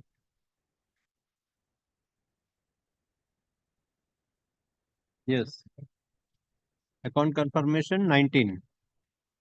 Yes, 2020. January 2020 for the year April to December 19. My Lord. Thereafter, Your Lordship, subsequently they issued a check in my favor. If Your Lordship kindly takes the next 21. Yes, my Lord.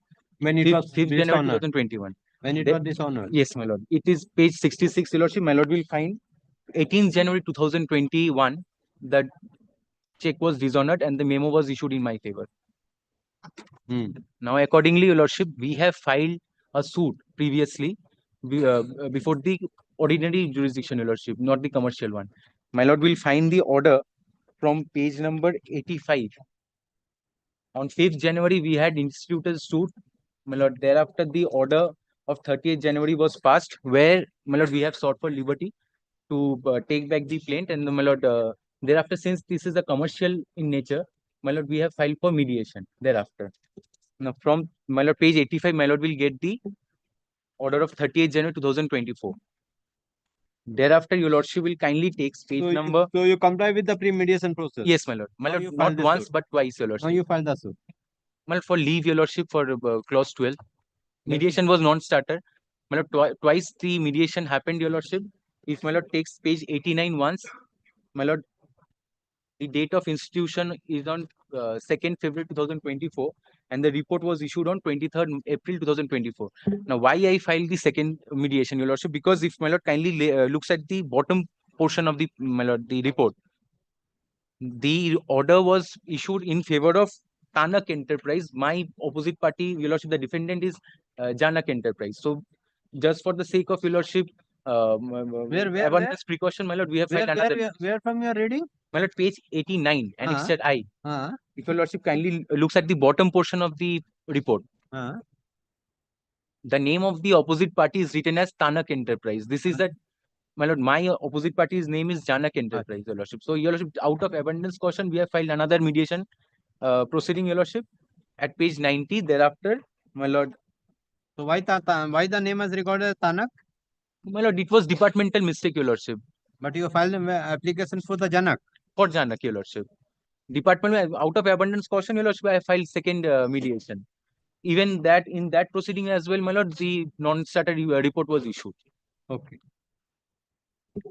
So suffering for the plaintiff. The plaintiff has filed the present suit, praying for a degree for a sum of rupees 1, 64, 883.13 and other reliefs. And other reliefs. Counsel for the plaintiff submitted. On earlier occasion, the plaintiff has filed the suit, being CS number 1 of 2024, but subsequently by an order dated 30th January 2024, the same was withdrawn, and the plaintiff has taken appropriate steps for pre-mediation process. Accordingly, the plaintiff has accordingly on 23rd of April 2024, non-starter report was submitted, but it is found that in the non-starter report, the opposite party name was recorded as Messrs. Tanak, T-A-N-A-K, Tanak Enterprises, though the defendant name was Janak Enterprises. Accordingly, the plaintiff has initiated further pre-mediation process, and on 12th of July 2024, the non-starter report was filed. And after obtaining non-starter report, the plaintiff has filed the present suit. Counsel for the plaintiff submits that prays for leave under clause 12 of the latest patent, 1865, as well as leave under order 2 rule 2 of the CPC on the ground that the plaintiff address is outside. Yes, your lordship. Ahmedabad. Address. No, my lord, plaintiff address is within the jurisdiction of this honorable. Whose address is outside? My lord, the defendants 1, 2, 3, your lordship. The address of the defendants number 1, 2, and 3 are outside the jurisdiction of this court. Outside the jurisdiction. Counsel for the plaintiff further submitted that the plaintiff may apprehend that the plaintiff may claim further damage in future, and as such he prayed for leave under order 2 rule 2 of the CPC. Here at the learned counsel for the plaintiff, leave under clause 12 of the latest patent as well as order 2 rule 2 of the CPC is granted. Plaintiff is admitted subject to scrutiny by the department. Next. So grateful, my lord.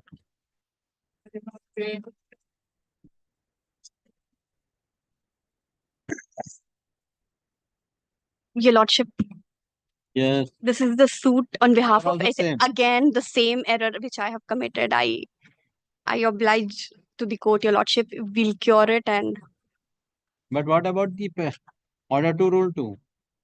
the leave is sought, your lordship. Not required. We will be seeking the leave, your lordship. We will be seeking the leave. Order 2 rule 2? Yes, your lordship. The same error which I've made in item 8, your lordship. I've not sought the leave.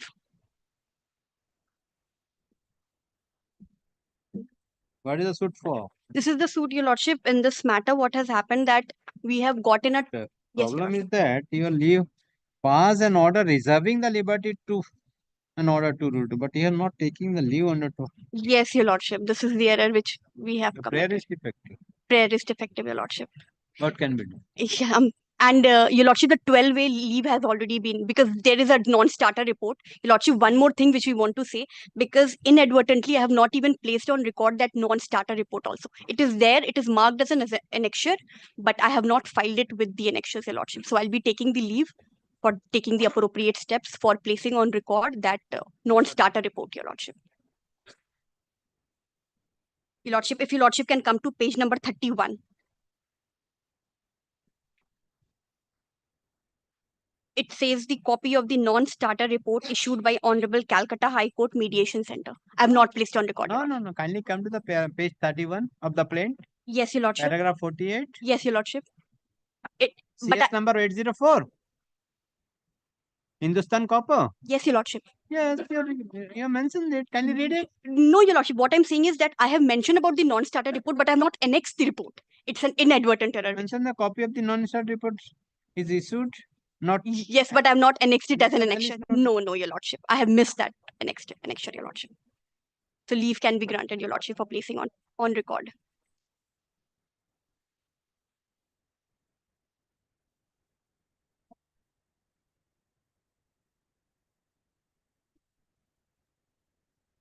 so appearing for the plaintiff.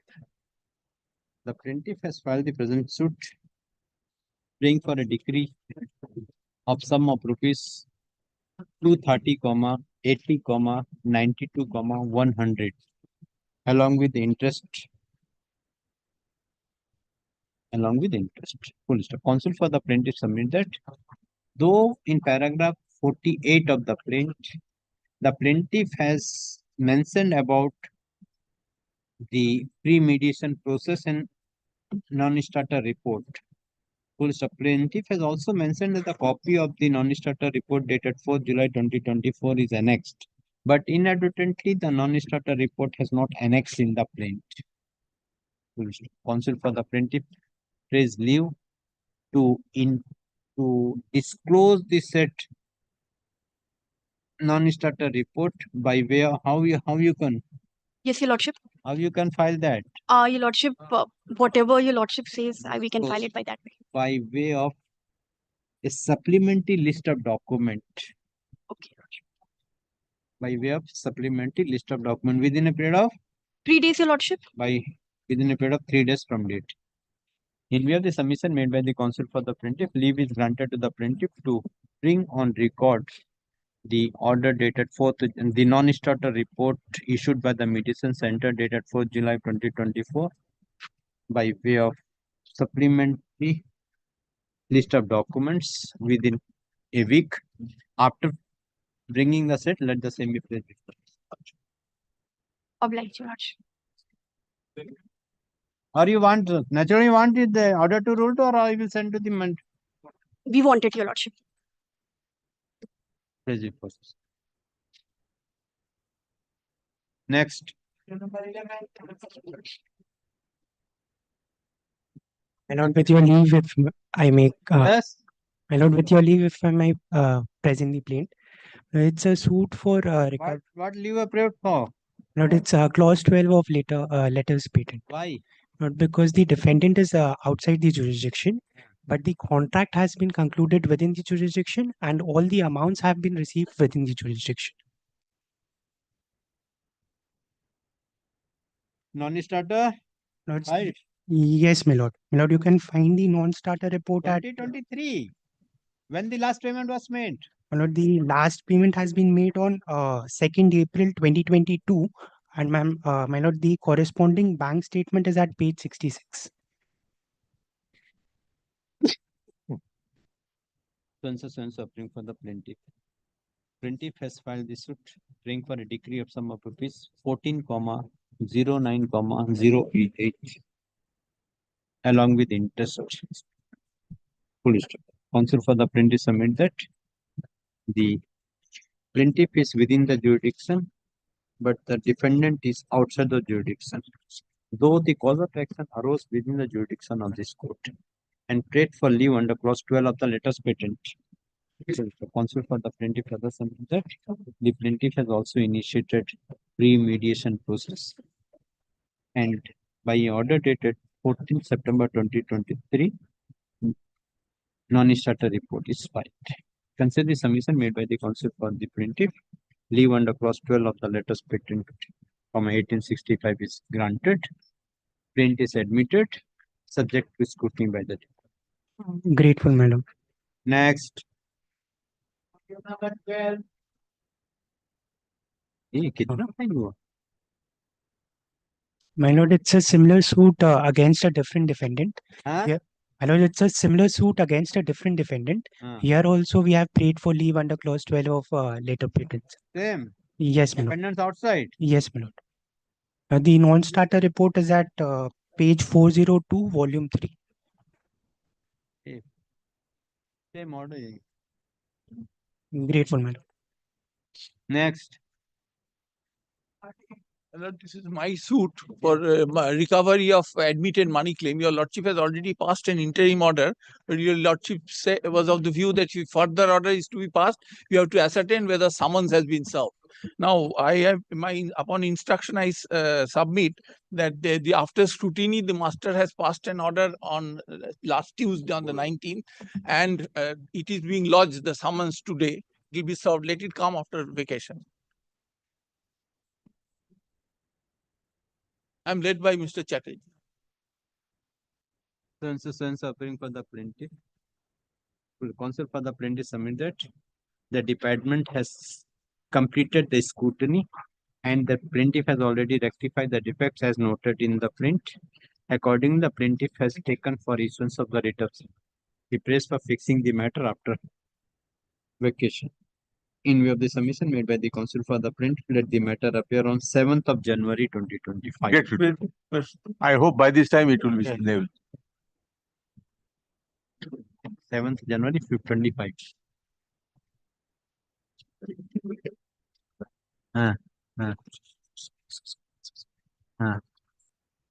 हम order pass किया लगता है।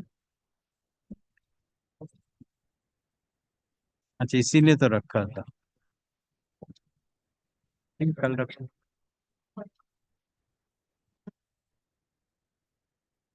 Next. Well, this is my application under Order 9, Rule 13 for recalling of an ex parte decree. Suit was placed undefended, my lord, and the ex parte decree was passed on 29th of April 2024. 29th April 2024. We have come to learn, my lord, on 10th of September 2024. We had another proceeding, my lord, before the writ court.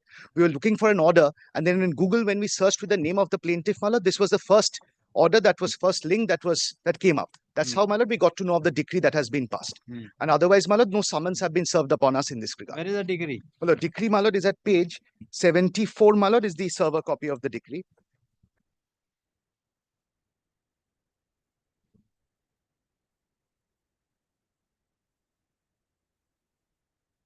Yes.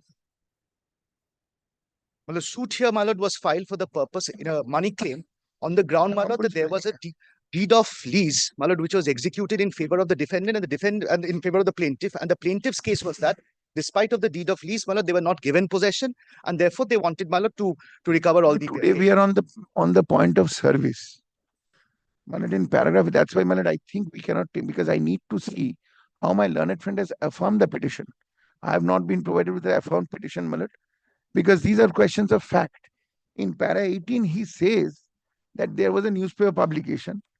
And then he says that consequently, if at all any newspaper publication was carried out by the plaintiff, the substituted service of writ of summons was not effected on the petitioner. Yes, the reason is that from the orders, when we found out about the decree, we took certified copies of all the pleadings.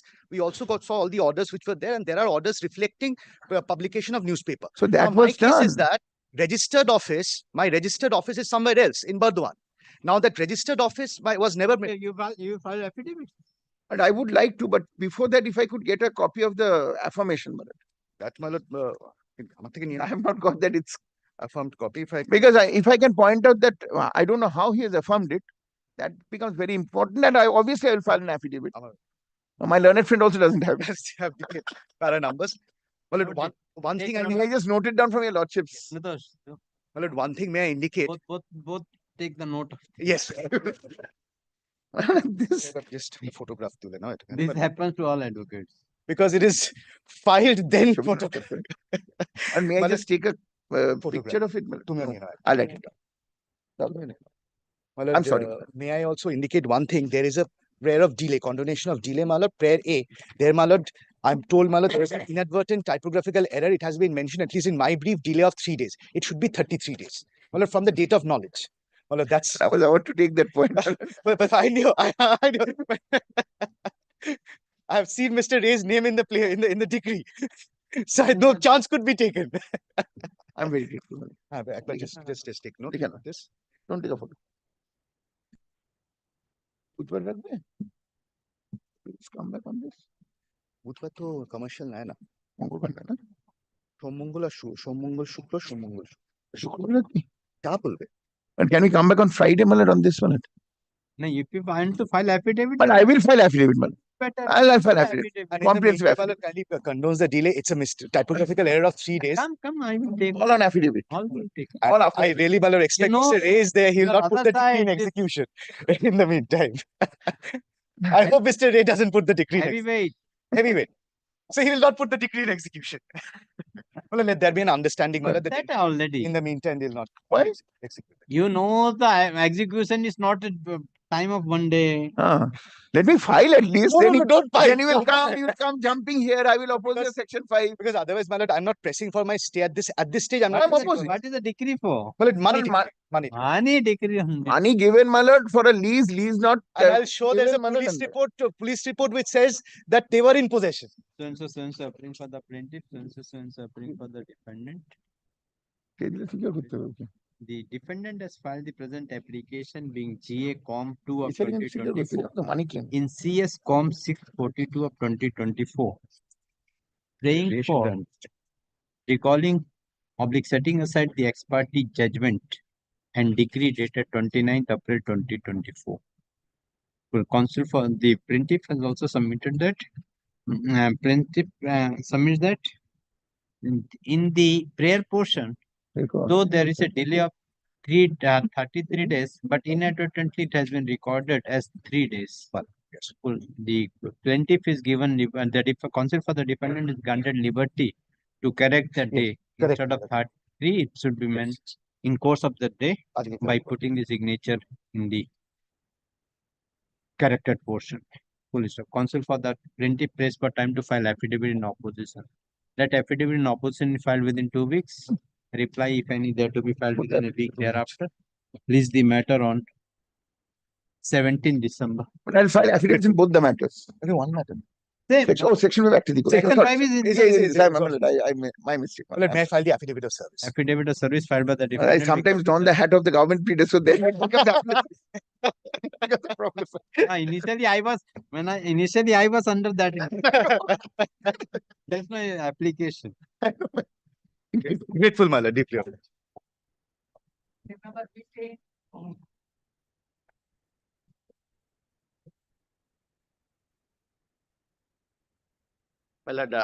This is my application, my lord. The colleague, notification of the order dated 13th February. Have you served? My lord. Where is my lord?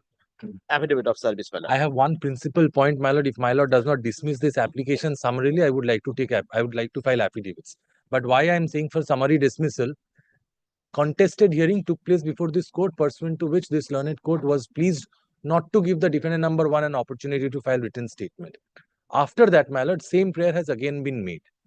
This is not an appeal, my lord. The point has already been decided by this court. What is the application for? My lord, may I place my application, my lord?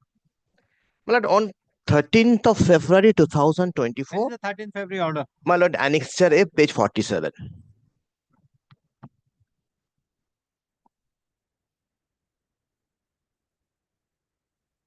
My lord, in this order, what has happened, my lord? My lord, to give my lord in nutshell, my lord, the fact of the case is, the suit was filed in 2016, and in belated period, the writ of summons was taken out and it was served on 13th May 2022. Then, through order dated 25th of July 2023, the suit appeared under the heading of undefended suit. And accordingly, I filed an application, GA number. You are raising mentality point. Yes. Malad, in nutshell, Malad, I'm stating why this application. I'm just mentioning Malad, the preface of this Malad application. GA3 was filed asking for recalling. GA3 was dismissed for default. I filed GA4.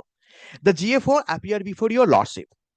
Your lordship, after hearing me, my lord, GA3, your lordship was allowed. And my lord, in GA4, your lordship has made the observations that why your lordship is not allowing this application. My lord, straight away, my lord, page 49, my lord, the explanation is, my lord, given in this application. That's your lordship order. That submissions, my lord, I'm reading from, my lord, page 49, paragraph 2. He submits that in the month of June 2023, when the matter was fixed, none appeared on behalf of the defendant, and plaintiff fairly submitted before this court that a day before vacations, a copy amended plaint was served, and the court adjourned the case.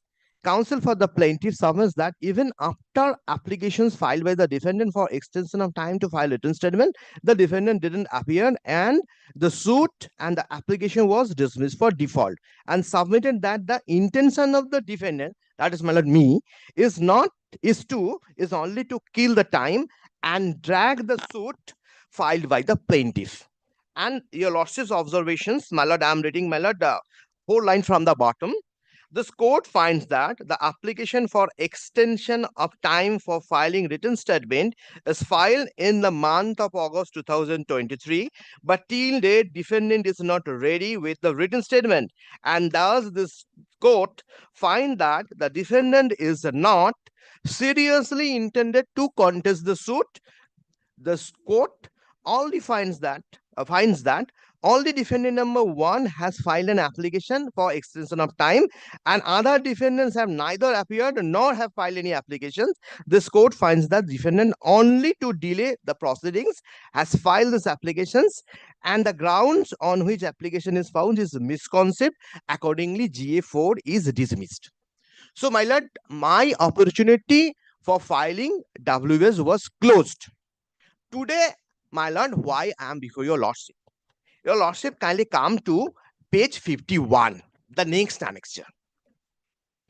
Yes. My lord, in this order, a coordinate bench of this honorable court has transferred the suit from a suit to a commercial suit. So, my lord, here is the change of position.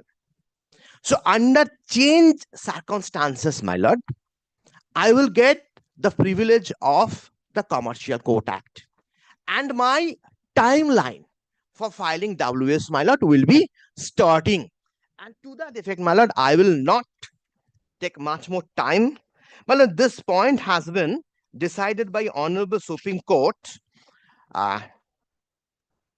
In this judgment,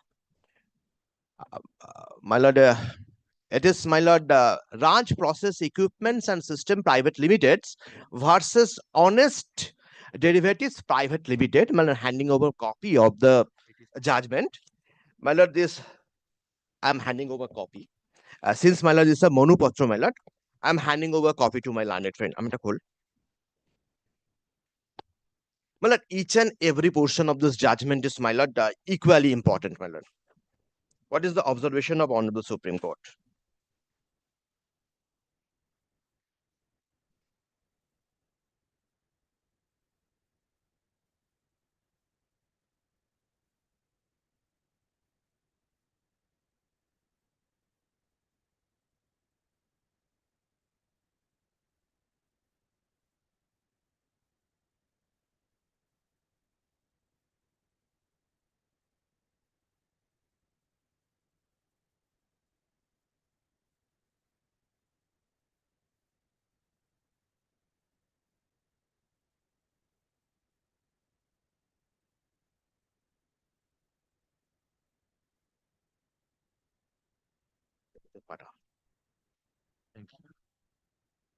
এটা আমার এখানে নেই, এটা পাঠাও, এখানে অফিসে পাঠাও।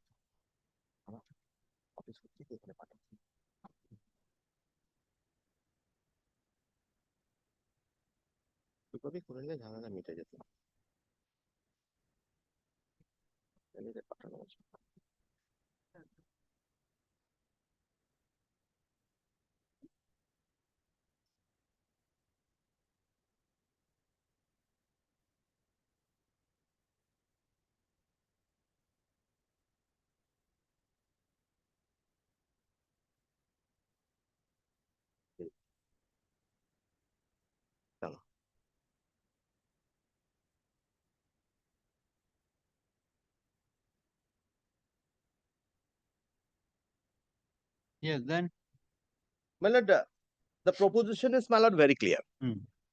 So, my lord, a new timeline, my lord. What is the proposition? Which paragraph you are relying on? My lord, may I place this judgment, my lord? Each and every portion of the judgment is important. Not, you cannot read the whole judgment. No, my lord. What the proposition has held by the court? You tell me. Yes, my lord. The commercial court rejected all three applications by an order dated such and such on the basis that Order 8, Rule 1, Code of Civil Procedure, the said order was affirmed by the High Court by impugned order of this appeal, forcing the defendant to come up with this appeal. This is a dispute about the fact that at the time of when the suit was filed, at the time the suit at the order dated 3rd of July 2018 was passed, and the court before which the suit was pending, a normal civil court, it was only after order dated 3rd of July 2018 was passed directing the matter to proceeded ex parte that the matter was got transferred to a commercial court, same as me. In other words, the time that was available, if a strict interpretation is given to the aforesaid provisions, was nothing because of time of 120 days has expired even when the matter was pending before a normal civil court. Reliance was placed, my lord, this judgment is written, my lord, I am not pressing. And then, my lord, paragraph 13. But we do not agree. The suit that become the subject matter of the dispute in SCG Contracts India Private Limited appears to have been filed before a commercial court and not before a normal court, normal civil court. Insofar as the normal civil court are concerned. Okay, 30th August, the case was transferred. My lord. Correct. My lord. When you appeared before the commercial court. My lord, this is my application. You are appearing? You are appearing before the court? No, my lord. The court has transferred the August 2024. Correct. Have you filed the written statement in the commercial division? No, my lord. Because why I am? Because your lordship order is there. Already suit is under the ex parte board. Until and unless, my lord, this is shifted, my lord, I cannot file written statement. I cannot file. Hence, my lord, I have taken out an application. Your lordship sees this is affirmed on 17th day of September 2024. Hey, why the matter has come here?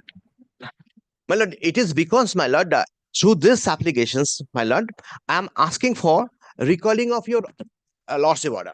When you affirm this affidavit? On 17th day of September 2024.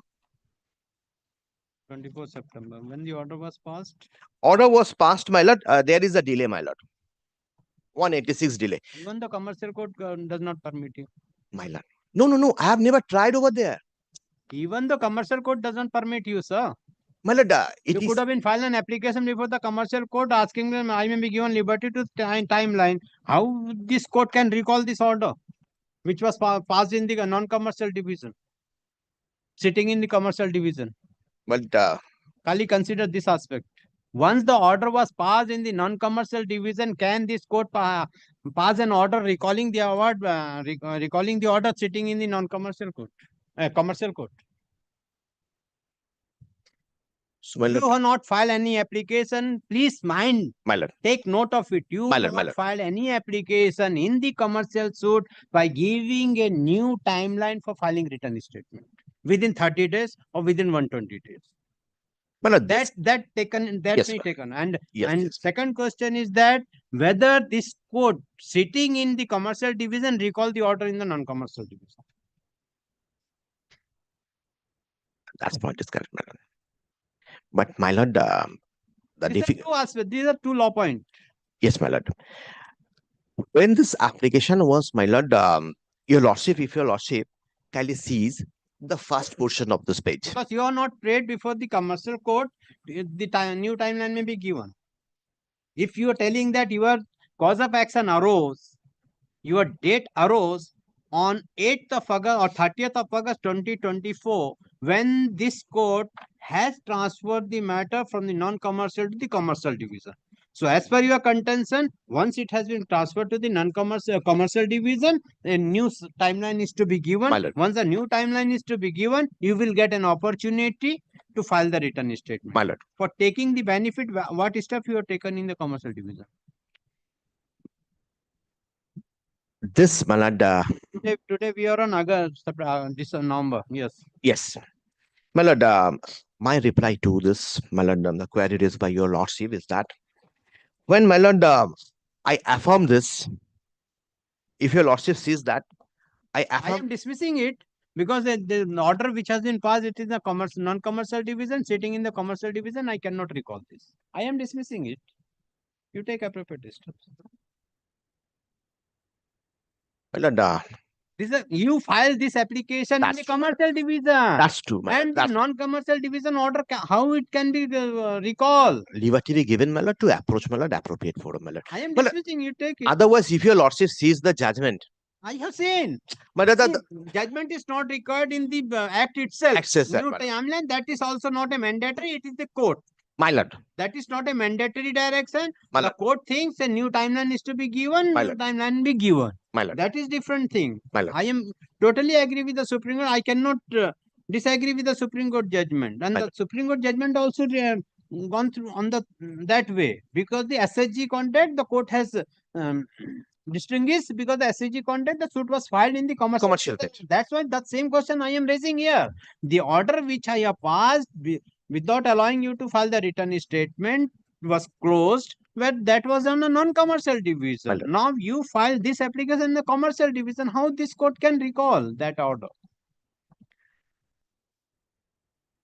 My lord, to be very candid, my lord, I should have been approached before commercial court. I ought to have been. Commercial court. This is the commercial court. My lord, the suit was before non-commercial court. Order was passed. And by that time, the suit was shifted to commercial division. And when the commercial division, the suit was transferred. So, my lord, only 2-3 days before affirming this application, if your lordship sees, madam, my contents, that it is on the last page of this application, my lord, the affirmation is mentioned. Otherwise, I would have approached before your lordship with the plea that since, my lord, I am ready with the defendant written statement being defendant. So, my lord, my first opportunity was not granted, as, my lord, I was not prepared with, my lord, the written statement. So an approach was made by my colleague, my lord, that was not enough to prove my client's intent to contest the suit. And accordingly, my lord, I approached before your lordships. This is a kind of, my lord, a mercy petition by way of filing recalling. So on that instance, my lord, it was prepared. And subsequently, my lord, when it appears, then, my lord, I mentioned this pleading of this commercials to non-commercials. Since your lordship is taking, my lord, both two determinations, and, my lord, accordingly I filed, my lord. Well, nothing to hide and seek, my lord. The approach what I have made, my lord, before your lordship, only because, my lord, at that point of time the order was passed, my lord, it was non-commercial. And accordingly, when I prepared this application, it was non-commercial. But when, that's why, my lord, if your lordship sees the cost title, it is, my lord, typed as commercial. It's typed as, my lord, It was, my lord, a kind of, my lord, non-commercial suit application. IG, my lord, com. By inserting with a type, my lord, this is mentioned. So prior to that, my lord, this was prepared.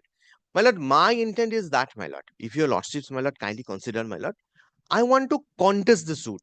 You contest, but only now the point is whether the non-commercial order can be recalled in the sitting in the commercial court. No, my lord, it cannot be. Then it cannot be, my lord. But what is the remedy now? My lord, your lordship. How this court can invoke the provision on recalling of the order sitting in the commercial division? No, my lord, your lordship, kindly, my lord, give me liberty, my lord, to approach before, my lord, the appropriate forum, my lord, seeking this liberty. My lord, to be very fair and candid, my lord. This application has been made in complete abuse of the process of law, my lord. 13th February, the order was passed. That was contested. They appeared. They waited for 6-7 months. Then they found that order and this is a new door for me to enter. You have given the way. My lord, I had to apprise the court, my lord, once I see. Otherwise, my decree, even if it is passed, will probably be appealed against and set aside. So I had to show the court what was the position, my lord. And secondly, my lord, will see that multiple applications from 2022 was the first prayer when they had sought for time to file written statement. The application was pending for 1.5 years. They did not file the written statement. Seeing that, my lord had passed that recent order. That I am not going on. And my lord, once this right has been closed on merit, my lord, can this or the prayer is for recall? And lastly, my lord, this application is also, my lord, the delay part 186, not one single line as to why the delay happened. No explanation. Sense suffering from the plaintiff. May I take leave of my lord, my lord? Defendant has filed the present application being GA within bracket com 5 of 2024, praying for recalling of the praying for delay in filing the application, praying for delay of 186 days. क्या बोला? Praying for condoning the delay of 186 days for filing the present application for recalling oblique modification of the order dated 3rd February 2024. Passed in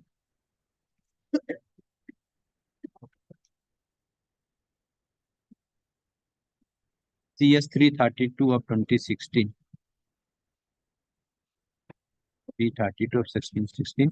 No, passed in GA number 4 of 2023 in CS number 232 of 2016. Full stop. Counsel for the defendant submit that this court, by an order dated 13th February 2024, has closed the opportunity to file return state. Okay. Subsequent to the order dated 13th February 2024, comma, by an order dated 30th August 2024, comma, this court has transferred the suit being CS 232 of 2016 from non-commercial division to commercial division, as the dispute involved between the parties is commercial in nature. Full stop. Number next. After the transfer of the suit from non-commercial division to commercial division by an order dated 30th August 2024, comma, the plaintiff has filed the present application on the ground that after the transfer of the case to the commercial division, the defendant should get a new timeline to file return state. And as such, the order dated 13th February 2024 is required to be recalled so that the plaintiff defendant can get an opportunity to file return statement. This court find that the order dated 13th February 2024 is passed in GA number 4 of 2023 by sitting in the non-commercial division in CS number 232 of 2016. Now the plaintiff has filed the present application in the commercial division for recalling of the order dated 13 February 22. Concerning the above, this court finds that the order passed in the non-commercial division, this court has no power to recall the order passed in the non-commercial division. Accordingly, GA Com 3-5 of 2024 filed by the defendant is dismissed. However, the dismissal of this application will not bar the defendant to take appropriate step before the appropriate court.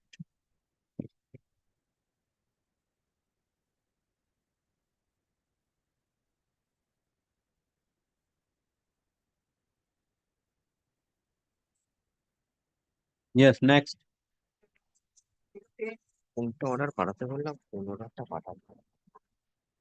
Yes. In item number 16, Milord, I have been instructed to take time for 2 weeks, Milord, to file fresh Wakalatnama, Milord. We are yet to receive the Wakalatnama. You are for the plaintiff. Yes. You are plaintiff, you are not filing Wakalatnama. How the suit can proceed? When I am paying for 2 weeks time. I mean, change in brief, Milord. We are yet to receive the You have been approached by the client, you have to file a Wakalatnama. Without Wakalatnama, how the court can give the time? If you 2 know weeks time, Milord, to take necessary steps, Milord, to file the Wakalatnama, Milord. Day after yesterday, we have received the soft copy. Hard copy is yet to receive, Milord. Lordship, may I only indicate I am for the defendants. There is an application under Order 7 Rule 11 for rejection of plaintiff. We have served them. Then that is appearing today. Now, the Lordship, the facts are that the defendant number 2 and 3 have gone into insolvency.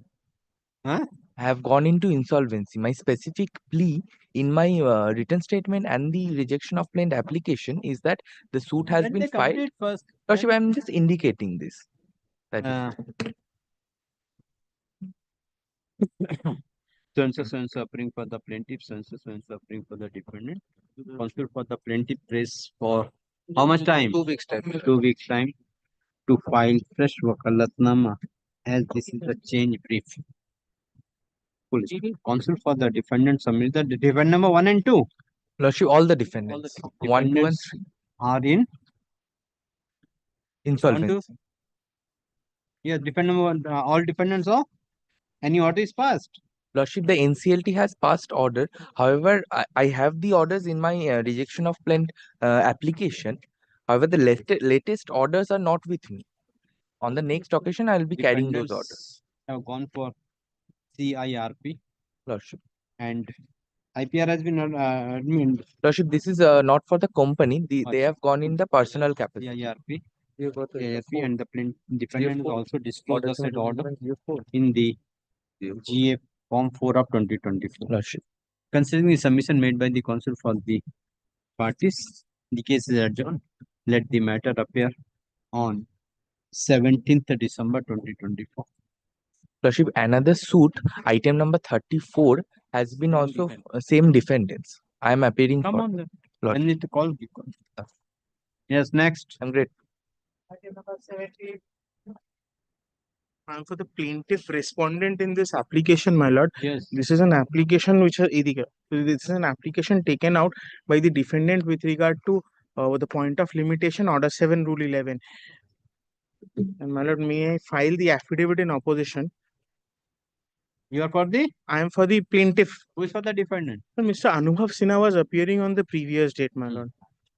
And Mr. Radhesham Tiwari is the advocate on record. Have you served? We've served, my lord. My lord, I should indicate Mr. Sinha has lost his father on Friday. So maybe he's not in court, but Mr. Tiwari is also not present, my lord. Since appearing for the plaintiff, none appears on behalf of the defendant. Plaintiff has filed the affidavit in opposition after serving the copy to the learned counsel for the defendant. Let the same be kept with the record. Defendants are given liberty to file affidavit in reply within 2 weeks. Release the matter on 16th of December 2020. My lord, the main suit was in the process of trial. The main suit is fixed on 2nd of December. If my lord is pleased to take it up on 16th, my lord, in that case, would my lord be pleased to defer the date of the hearing? Let the matter appear on 29th of November. No, today how will come within a week. My lord, that is the issue, my lord. So, my lord, Let it be on 18, And- 16. 16. And my lord, in that case, my lord may also direct that the suit, the trial is fixed on 2nd. That date may be deferred in that case. Let it come on that day. We'll see to that. My lord, I will be candid in indicating, my lord, my witness also has some problem on the 2nd of December. Come on that My day, lord, answer it. the matter is fixed at 2 p.m. Since it's a fixed matter, my lord, if my lord is pleased to defer it, I will not come in. I don't know what will be the position. Very well, my lord. Next. My lord, I'm appearing for the respondent. My lord, this is that matter, my lord. My lord, excess security is being sought for, my lord. Before I go into the matter, my lord, may I just say this, my lord? My lord, Ashika, your lordship remembers, my lord, Ashika, and even if I give whatever documents I'm giving, they are going on asking for documents. So the only dispute which they have is that this person or these three persons who are the respondents are not the trustees. Now, my lord, they know that who are not the trustees? my lord, the present trustees, they have the new trustees. That is us. That's not mine. Well, they are only asking for documents to support when did they retire, when did the new trustees come. Well, this company is there. The shares are with them. Well, I, as the company, have said that I do not object to that. That if it's sold, it's sold. There is no dispute that this company's shares are valued at excess of 6 crores. So, later 600 crores, sorry, 600 crores, sorry. Too big amounts, well, they seem same to me. And other than that, I was only seeking appoints a receiver to sign these share scripts and let it be sold off. There is already a special. No, special officer has been appointed to take steps so that the sale can be made out. Now, they are disputing that who will sign. Now, your lordship has seen that earlier order of the division bench, we have advertised, no one has come forward. I don't know Ashika, if Ashika has any instruction, but no one has come forward to oppose it. So, the receiver who has been appointed, let him be appointed to sign on behalf of the company, the transfer deals. Then it will be done. I don't know why I am being made out to be the villain here. This is no, because that was These shares are in dematerialized form. I don't know how the transfer deeds can then be I signed. do not understand why they are asking for it. I'll indicate why I have a problem. Well, the role of a depository participant, and I've taken very clear instructions from my client. The role of a deposit participant is very limited. I really don't have a stake to or an axe to grind or a stake to claim. The only issue is that when I write to SEBI and when I write to NSDL, it's come to me as late as on 5th of September also. NSDL stand. क्या file दिया आप? पुराना file दिया नया जी 857 AP. Yes. NSDL stand is that we are not concerned with what is happening between you and its authorized signatory. You are going to ensure that there is due diligence. Without due diligence, if you release these shares, then you are going to be liable. I am only stuck there. If your lordship protects me from SEBI, it's an order of the division bench. That's on fact. If no, that's the order of the division bench does not exonerate me from going ahead and That's an order. You want. That's an order of the court. Kindly have a look at it. I'll show that order. But it is true that one point, I'll have to urge is kindly considers this submission that's being made that there's a receiver who's going to be appointed who will sell the share. This is not a suit. This thing is happening in a Section 9 application where a relief is being claimed against a third party who's not a party to the arbitration agreement. Today, once the shares are sold, I don't have an arbitration to go to. I don't have a forum to come and indicate anything. And the law is clear. If your lordship desires, I shall cite judgment that in a Section 9 application, reliefs can't be claimed or granted against a third party to the list. That's correct. That's why I've got judgments to show that it can be done. I have got judgments to show that it can be done. Okay. That's on bank guarantee. Okay, yes, Mr. Sir. My lord, The controversy is, my lord, between my learned friends. My lord, today, if the shares are sold and my money is, my lord, realized, even if the money is not paid to me, even if it is kept as security, my lord, I have no problem.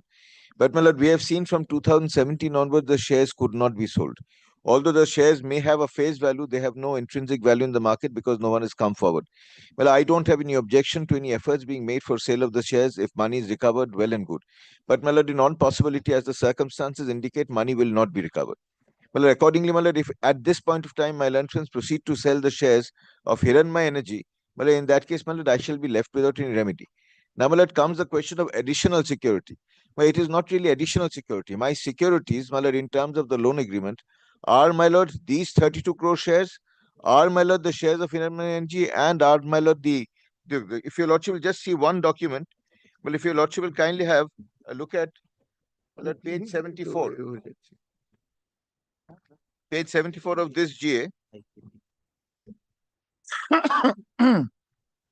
Yes. Well, if your lordship would kindly see clause 3.1 once, page 74. Well, let kindly see. Obligations of the borrower shall be secured by way of. Then, well, let kindly have a look at 3.1.3. Pledge of 32.4 crore equity shares of IPCL. Then, my lord, these are the shares that Ashika is now, my lord, the depository participant. 4.1 lakh equity shares of IPCHL, my lord, this is Hiranmaya Energy. The name has been changed. 19.6 crore fully compulsorily convertible debentures of, my lord, IPCHL, which is again Hiranmaya. So, my lord, all these constitute security. Now, my lord, if today they want to, my lord, sell away these securities, my lord, to, my lord, enter into a settlement so far as Hiranmaya Energy is concerned, my lord, debt of 633 crores is left completely unsecured. Okay. Even, my lord, if I get, my lord, an award in arbitration, where do I execute this award? Against which? And, my lord, in any event, my lord, even if these were not securities, let us proceed on the premise that these are not securities. My lord, here, my lord, under section 9, your lordship has, my lord, the power to direct, my lord, security of the subject matter of arbitration. Now, my lord, the subject matter of arbitration will be, my lord, this debt of 633 crores that I'm claiming.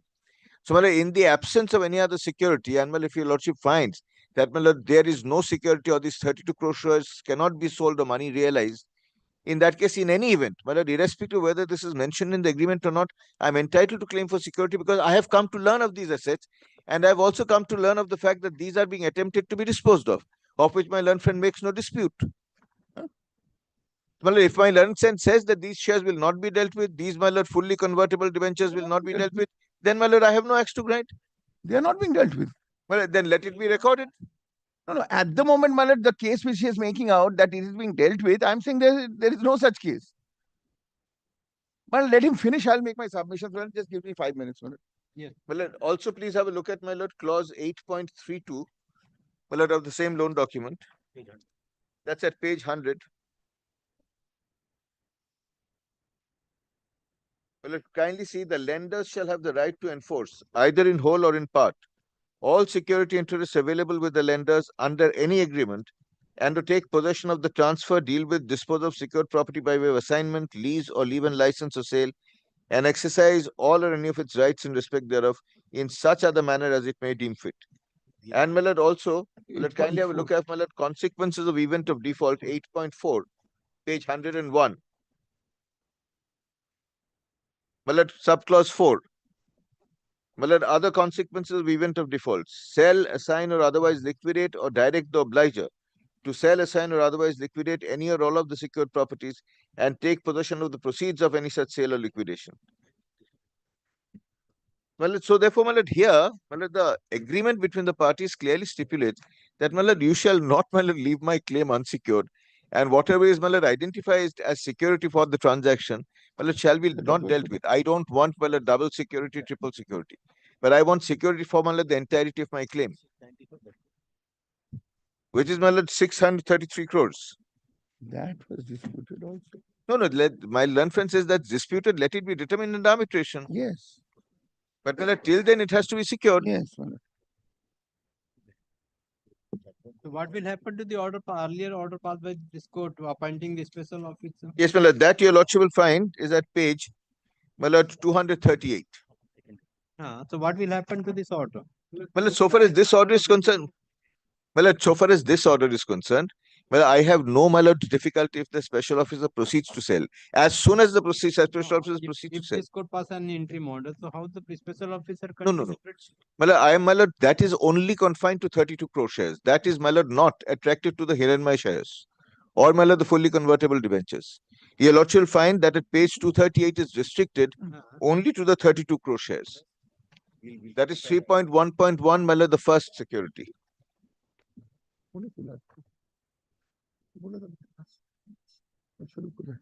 No, kindly can. Well, this is, my lord, only, my lord. 32 crore. Yes, my lord. My lord, page 238, my lord, your lordship is seeing. Please see. My lord, ultimately, my lord, kindly see. The only difficulty appears to be in depository participant Ashika, which is resisting the sale of the IPCL. IPCL shares are, my lord, the shares which are, my lord, these 32 crore shares. Yes, that is page 240. Yes, my lord. Yes. Any further? No, my lord, my lord, have made my submissions in, my lord, extenso. Your lordship is, my lord, now considering as to whether my learned friends, my lord, can secure the money out of sale of shares. My lord, today I understand the difficulty. My lord, today, if ultimately, my lord, Hiranmaya is to be revived, my lord, naturally, my lord, some funds will have to be generated.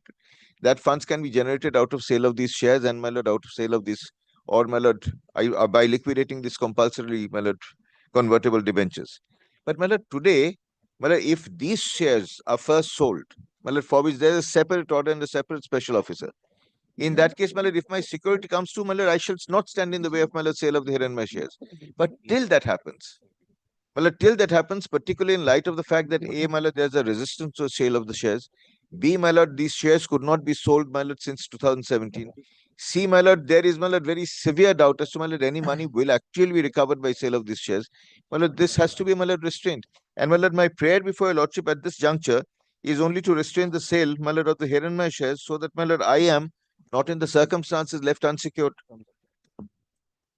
Well, if your lordship kindly have a look at the prayers, my lord, at page 16.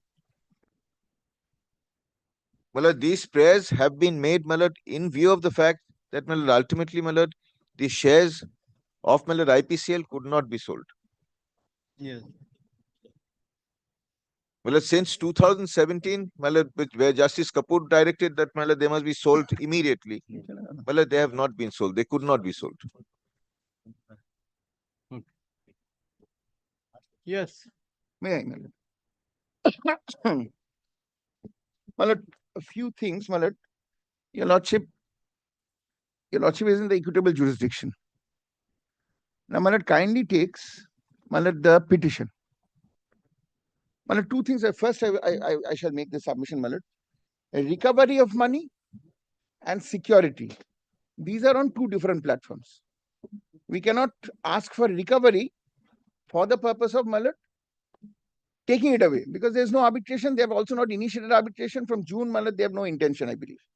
They have not filed any Section 11 also. That's what I've heard. Now, my lord, then the second point is that whether they are secured or not. That is the question. Now, my lord, that they were secured and are secured is available from the point that they never dispute the price of the security. My lord, whenever your lordships are securing any claim, my lord, one is the liquidated amount and other is what is the value of the security. Your lordships are not required to look into, my lord, humility I submit, as to whether they will be recoverable at the time when they might get an award. So today your lordship will only be looking at whether the security is there or not. No, with regard nowadays under Section 9, it is not with regard to the award. It is only with regard to the secure the claim, yes. After the initiation of the. Well, that is what I'm saying, Malad. Recovery comes after the award.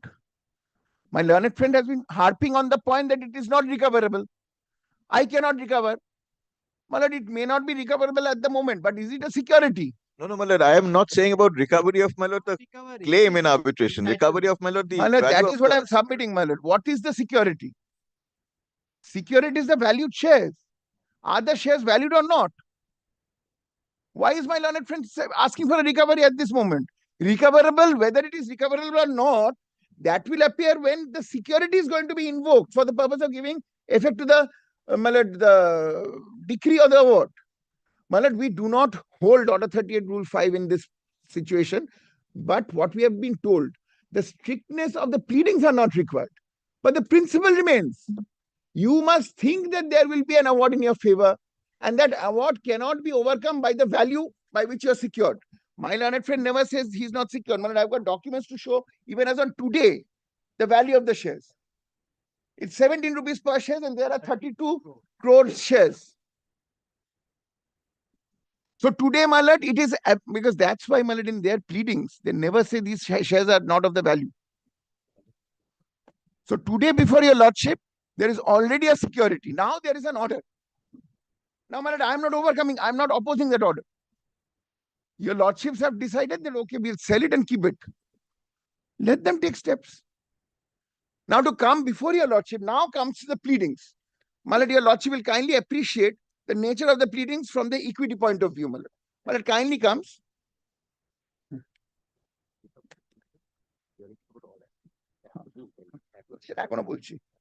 Now, first of all, my lord, my learned friend has been harping before your lordship, and that is why, my lord, he also put in a rider and a disclaimer, even if it is not secured. My lord, there is no security on these Hiranmoy shares. He has shown 3.1, and then there was a deed of hypothecation. Now kindly reads his pleadings. Kindly comes to para 24. My lord, the second petition, my lord.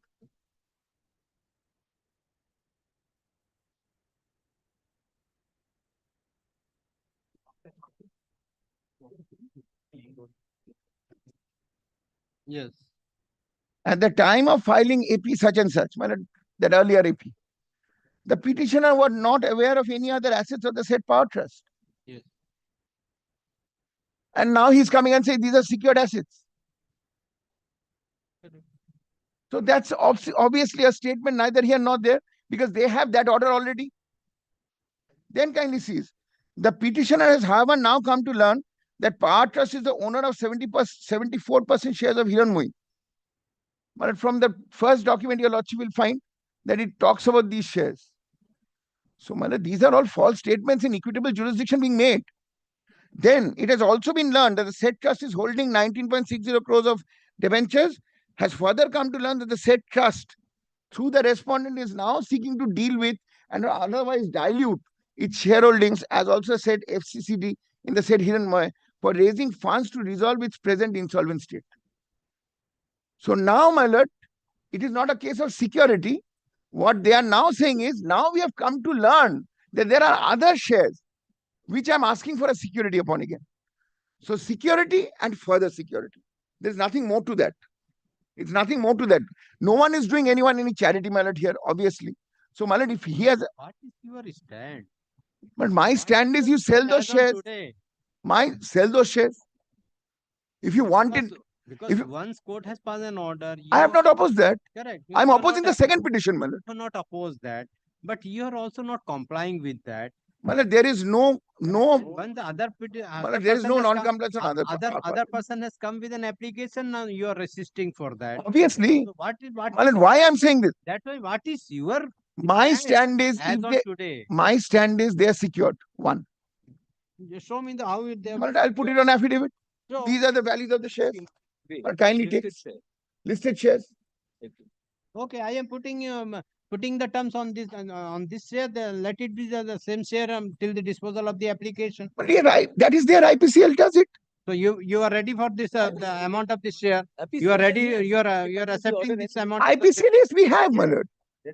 I am telling that you are admitting on that. So I'm not admitting the amount. I am saying, my lord, you can. No. My lord, the claim. Sorry, let me phrase myself. I'm not admitting the claim. This amount I'm admitting. My lord, keeps it, no problem. Okay. It is already there, my lord. Where?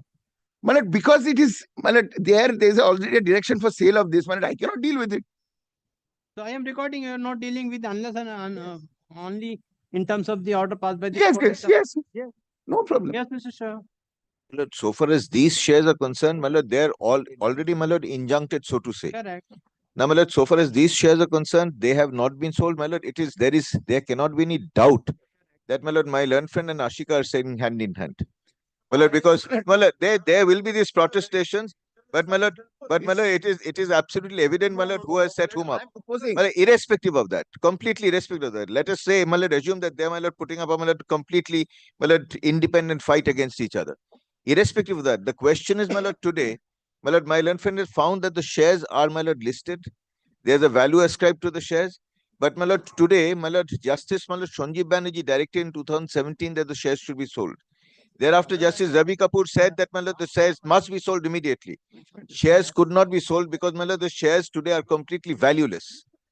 Now, my lord, so far as that is concerned, my lord, so far as these orders are concerned, they're all on record. So, my lord, I shall not, my lord, No, I don't think respond. Justice Banerjee's order is in this matter or is in record. It is not in this matter, my lord, Justice That's his Kapoor. personal, My lord, it's not that. information, my lord. Let him bring it on record. My lord, kindly have a look at, my lord, the orders. My lord, I think, my lord, please have a look at, my lord, Justice Banerjee's order at Just page because that's secured, 288. my lord, that does not mean that I'll be thrown out of business. No, it's not That's going an out of attempt. business. It's That's going the out of attempt. business. My lord, this, my lord, present petition, please have a look at, my lord, page 288. This is, my lord, when the shares were first directed to be sold, and this is in 2017, page 288. My lord, this will be in 857. 857, volume 3. 857. Yes, yes. My lord, 288, page number is 288 in AP 857. 88. Yes. Yes. Now, my lord, this is my lord, the judgment. My lord, kindly have a look at, my lord, what is directed here. Well, I shall not trouble your lordship with, my lord, the rest of it.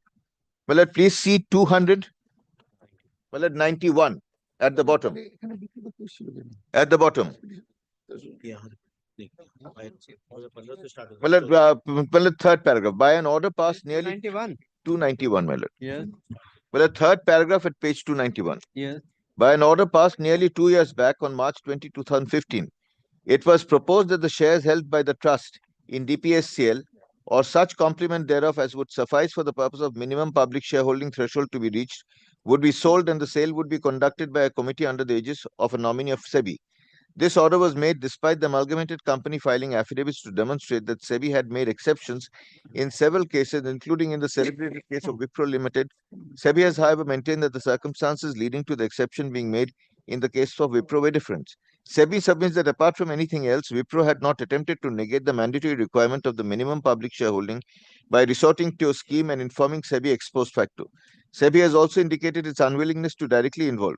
The parties have also referred to a freezing order dated 4th June 2013 passed by SEBI in respect of such part of the promoter's shareholding in the amalgamated company that exceeds 75% of the paid-up capital by treating the shares held by the trust to be a part of the promoter's quota till such time that the minimum public shareholding was achieved by the amalgamated company. Then, my lord, if your lordship sees, my lord, the page 292, second paragraph, it is made clear that the sale of 32, 63, 16, 560 shares, the same shares, may be in several tranches, that the sale of the such shares may be in several tranches as long as the entire quantum is sold by April 30, 2017. That is not done till date. No, my lord, this is the same shares. Now, my lord, here, thereafter, my lord, your lordship will find that Justice Ravi Kapoor had, my lord, passed a direction for sale of the same shares, of course, my lord, in an unrelated proceeding at page 281. So, my lord, 2017, then, my lord, 2023. My lord, please have a look at, my lord, the portion of, my lord, the order, my lord, which is at, my lord, page 285, paragraph 9. Or, my lord, 285, paragraph, my lord, at the beginning of the page. Your lordship will find recording here of Justice Sanjeev Banerjee's order. Yes. By an order dated 27 January, the trust had been directed to offload these shares. Then, my lord, paragraph 9. Well, then, my lord, admitted, it says, records admittedly the sale of the shares has not yet been completed. Then, as a last chance, my lord, to sell the shares. Now, my lord, the question is, my lord, if today, my lord, the question is, my lord, if the shares, my lord, were valuable and could be sold, my lord, they would be sold. There are no buyers for the shares. Because, my lord, this company has virtually, my lord, stopped carrying on business. There are no buyers for the shares. Now, my lord, if your lordship has seen, my lord, the last direction given by Justice Bhattacharya, my lord, that also was in February 2024. That's I'm telling. After that, the latest order is Justice Bhattacharya. Yes. A special officer was appointed. Yes, but my lord, special officer has not yet been able to sell. And my lord, we have said that these shares are, my lord, really worthless. So, my lord, I am left without security. Now, my lord, my learned friend says, my lord, referring to paragraph 24, that, my lord, I say I have come to learn that there are further shares. My lord, why? Why do I say that? My lord, so far as the loan agreement is concerned, your lordship knows that, my lord, so far as Shrey is concerned, Shrey has been, my lord, reconstituted. My lord, through the process of, my lord, corporate insolvency resolution. My lord, new management has come into the picture. New people have now, my lord, taken office. New people have come to discover that this is what is happening. And if these shares are sold, my lord, all security is gone because not a penny will be realized from the sale of these shares. It is with regard to the earlier the 32 crore. Yes. Now you are claiming a 600. My lord, no. My lord, 32 crores is, my lord, the security for 633 shares. Correct. 633 You're crores. correct. 633 crores was my debt. Correct. I had earlier approached this honorable court with a petition under section 9 saying that, my lord, these are my debts. These have been secured, my lord, by these 32 crore shares. They should be directly be sold. Correct. Court appoints a special officer to sell. Sale has not been effected. And, my lord, we have now stated that, my lord, these shares, my lord, although they are listed shares, are practically valueless. My lord, we have said that in paragraph 27 very clearly. Now, my lord, so far as this is concerned, in view of a present assertion and the fact that, my lord, shares have not been sold, my lord, today, my lord, my genuine apprehension, my lord, these shares, even if directed to be sold by the court presently, notwithstanding all objections raised by Ashika, will, my lord, raise no value whatever. Now, my lord, the difficulty in this regard is, my lord, if today, pending, my lord, this sale of the shares and, my lord, realization of the fact that the shares will fetch no value, if, my lord, the Hiranmaya shares are sold, which is, my lord, clearly mentioned in 3.1.1, if the fully convertible debentures, my lord, are mentioned, which are mentioned clearly in 2.3.1.1 are sold, my lord, then, my lord, I will be left with no security. Now, my lord, my learned friend asks your lordship to take an equitable view of the matter. What is the equitable view? My lord, the court will have to, my lord, ascertain as to, my lord, whether these shares actually have a value. So, my lord, what your lordship had suggested on the last occasion is, my lord, today, let us try to sell these shares. And in the meantime, my lord, restrain them from dealing. If the shares fetch value, no problem. If the shares do not fetch value, then naturally there will have to be a restraint on the Hiranmaya shares. Because, my lord, so far as the loan agreement is concerned, primary securities show that amongst the primary securities are 32 crore shares, which is the subject matter of Justice Maushami Bhattacharya's order. My lord, these, my lord, shares of Hiranmaya Energy, and, my lord, the fully convertible debentures of Hiranmaya Energy. So, my lord, today, before ascertaining, my lord, what will the value fetched by the shares, how can, my lord, these be directed to be sold? Because once sold, it will be irretrievable. Once sold, my lord, this sale cannot be undone. Once the securities go away, my lord, I will never be able to get that security back. Okay. My lord, may I just, my lord, kindly, because halfway through, my lord, Mr. Shah started making his submissions. And my lord kindly takes, my lord, para 28 of the petition is his case. May I just read it out? It is that evident that while the petitioner's dues continue to remain unpaid, the securities of the petitioner are in jeopardy. The shares of IPCL, my lord, do not show any immediate realizable value despite best efforts. My lord, this vis-a-vis the document which I am showing, my lord, shows that it is valued. Shows that it is valued. Now, my lord, I can hear, my lord, question of sale will come later on award, not now. Now, my lord, he says, my lord, kindly sees this, which is very important, my lord. Though there is the judgment of, my lord, Justice Indira Banerjee sitting in division bench, my lord, I do admit to that. But, my lord, when they say that I'm selling it off and he affirms it on records, he needs to get that records on paper. Just by making a statement that he's going to sell, you can't get a security over another security. My lord, kindly sees what he says.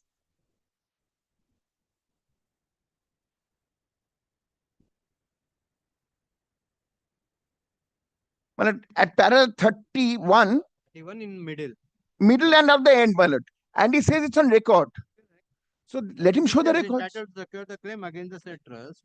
And Yes. the respondent are restraining from dealing with the deposing HLC. Yes, so he says I'm attempting to deal with the HFL shares. Where did he get that from? From the order of the NCLT. My lord, NCLT says that I'm trying to settle it. So as per your answer, as per your submission, so you're not going to sell. You're not going to sell. At this moment, because my lord kindly appreciates, it is before the NCLT. My lord, today what are they attempting? They are attempting to scuttle that NCLT and Hiranmaya, but there are other things involved in here. It's a company which they are trying to stop from going we are trying to stop it from going into liquidation, and they are trying to just get these shares. And if, my lord, if now there is an injunction on shares, my lord, of my company, which is trying to get that out. If tomorrow the NCLT pass an order and you are going to sell, what will happen? My lord, that is why I'm trying to submit before your lordship. Today, what is the security they've got? My lord is being told to go beyond the contract between the parties. The contract says that these are the hypothecated shares. Only if these hypothecated shares, my lord, do not have that value, then yes. But today, my lord, they have the value. The suggestion was, my lord, that kindly adjourn this matter for 10 days. Let, my lord, the shares be sold if they can be sold. Let us realize what is the value fetch. For 10 days, let them not sell. If the money is realized, my lord, I shall not oppose. But if they oppose, my lord, even this prayer, then one will have to. The last 1 week I am doing that. That's exactly that. So, my lord, let us try to sell the shares. Let them. And 1 week, your lordship has seen there has been no sale. Here and my energy, my lord, for within 10 days. See, there are 3 orders of the 3 courts. Special officer is also there. Special officer report is also there because they are not. Then now Ashika is telling that you are not giving the down. You are giving I'm giving some blame to the Ashika that they are asking one or the another document. No, my lord, that's the only thing they're saying, that SEBI has said that they will become liable. My lord, we are before your lordship. There's a division bench also order. Your lordship will direct them to do it. Finished. Honor receiver, that's it. There again. What there again? Well, it is my share. They are the persons concerned. Your lordship will give them that. They will be indemnified. They will be indemnified. Kindly give me 2 minutes. And my lord, only one thing against him. He said, I cannot go to arbitration. I do not understand what claim he has got against me. Correct. I really don't know. That's one of my main grounds. So who will sell? My lord, these are, my lord. If today will adjourn 10 days, who will sell? My lord, directs them. Yes. I've already put it up. I've given the advertisement. Complied with all the. I've given the advertisement. There's no one who has opposed. Have you complied with all the? Yes. You have. My lord, now, my lord, I have given all the documents. That every document they're putting in a rider that no, this is not that. What can I do? I have got that 2.2.2. I have got the comparison that everything has been complied. They are not in a position to say. Between the parties, let him not shout. I can show those emails. There are certain technical requirements which are there, and 2 things are becoming a problem. I have nothing here. My only requirement under my bylaws and guidelines with NSDL is that the depository participant, I will exercise due diligence.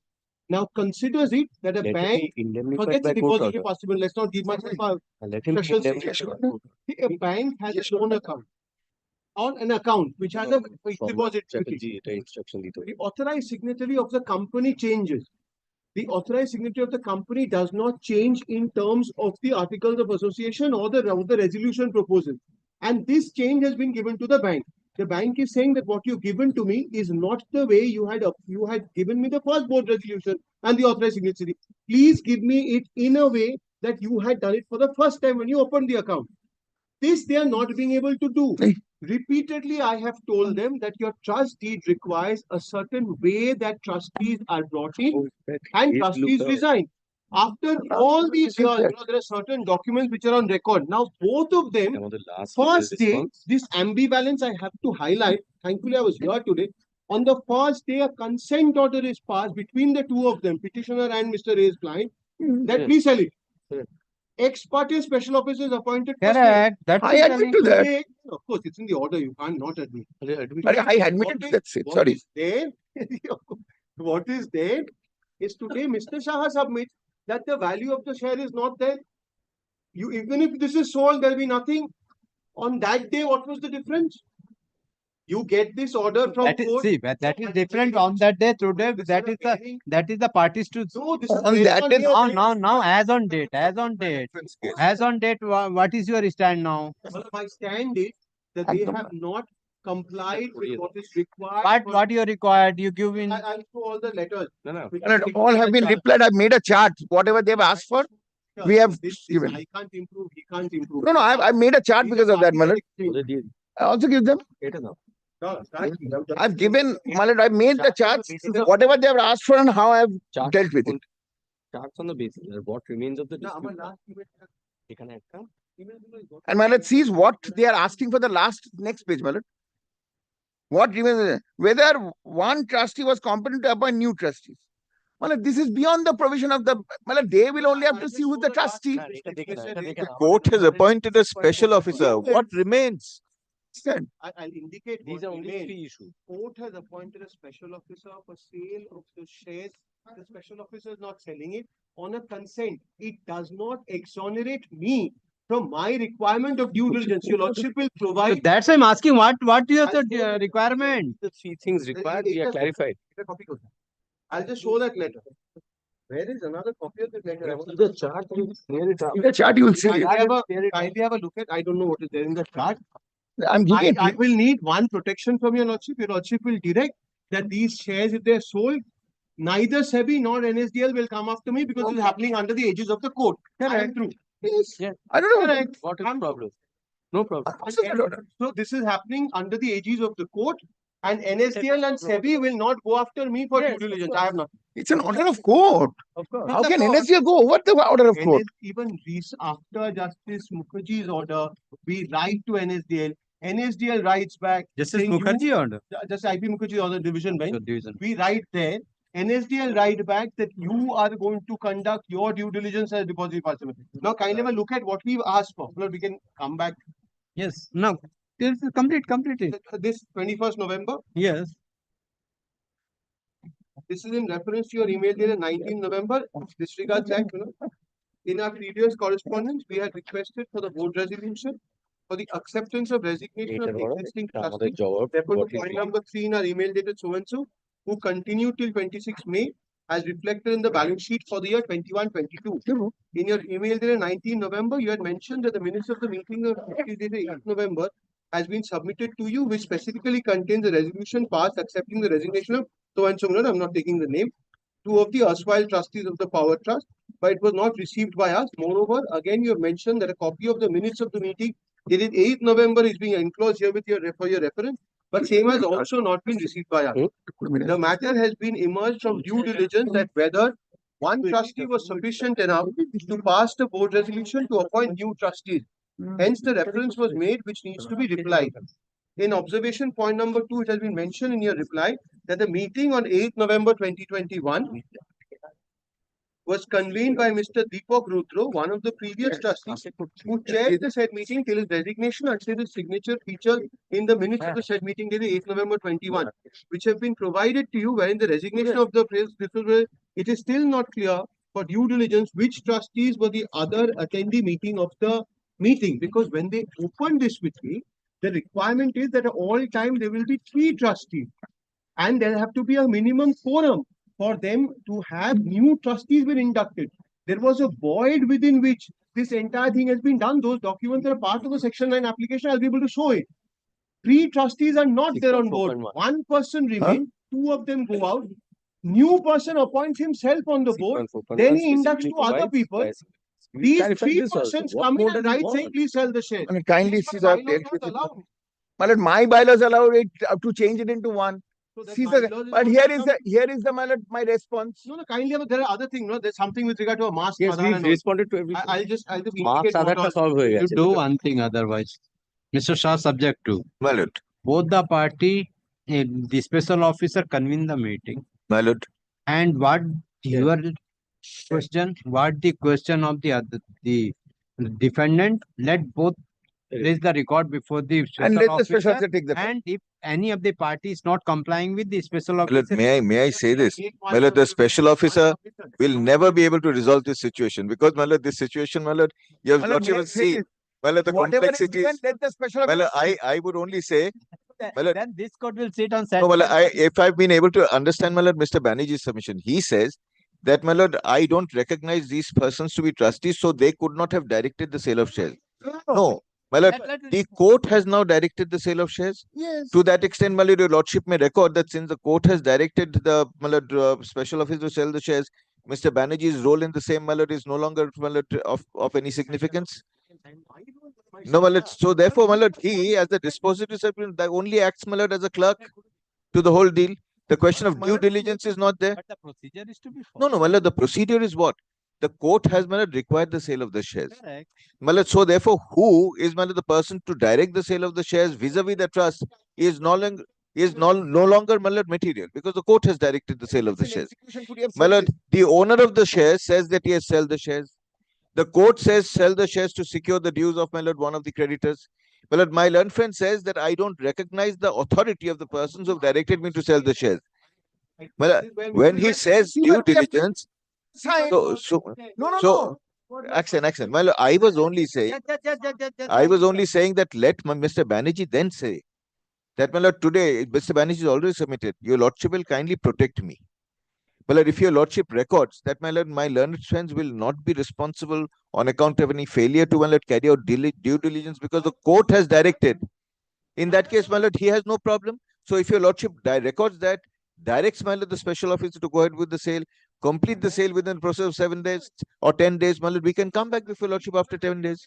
Sir, please record my submission. I'll put in a short piece and a small note. Records it and say that these aspects of due diligence are not required. This is being done through the court. The court will do Not required is very difficult. Well, that how can your lordship say? My lord will say that this is by a court. Well, your lordship will only say And the court that, my is lord, going to the say. apprehensions expressed by my learned friend, no, the apprehensions expressed by Mr. Banerjee's client are, my lord, no, not material because there is an order of court. What the objection you have raised? What the objection you have raised? I don't mind that objection being turned down. No, but I must show, I'm being very candid. But I kindly record my objection and hold that this objection does not hold good. It's a whimsical no, act that's on my why. part. That's why I'm telling. Whether the objection on the basis of what document you are raising. Sir, I'll show.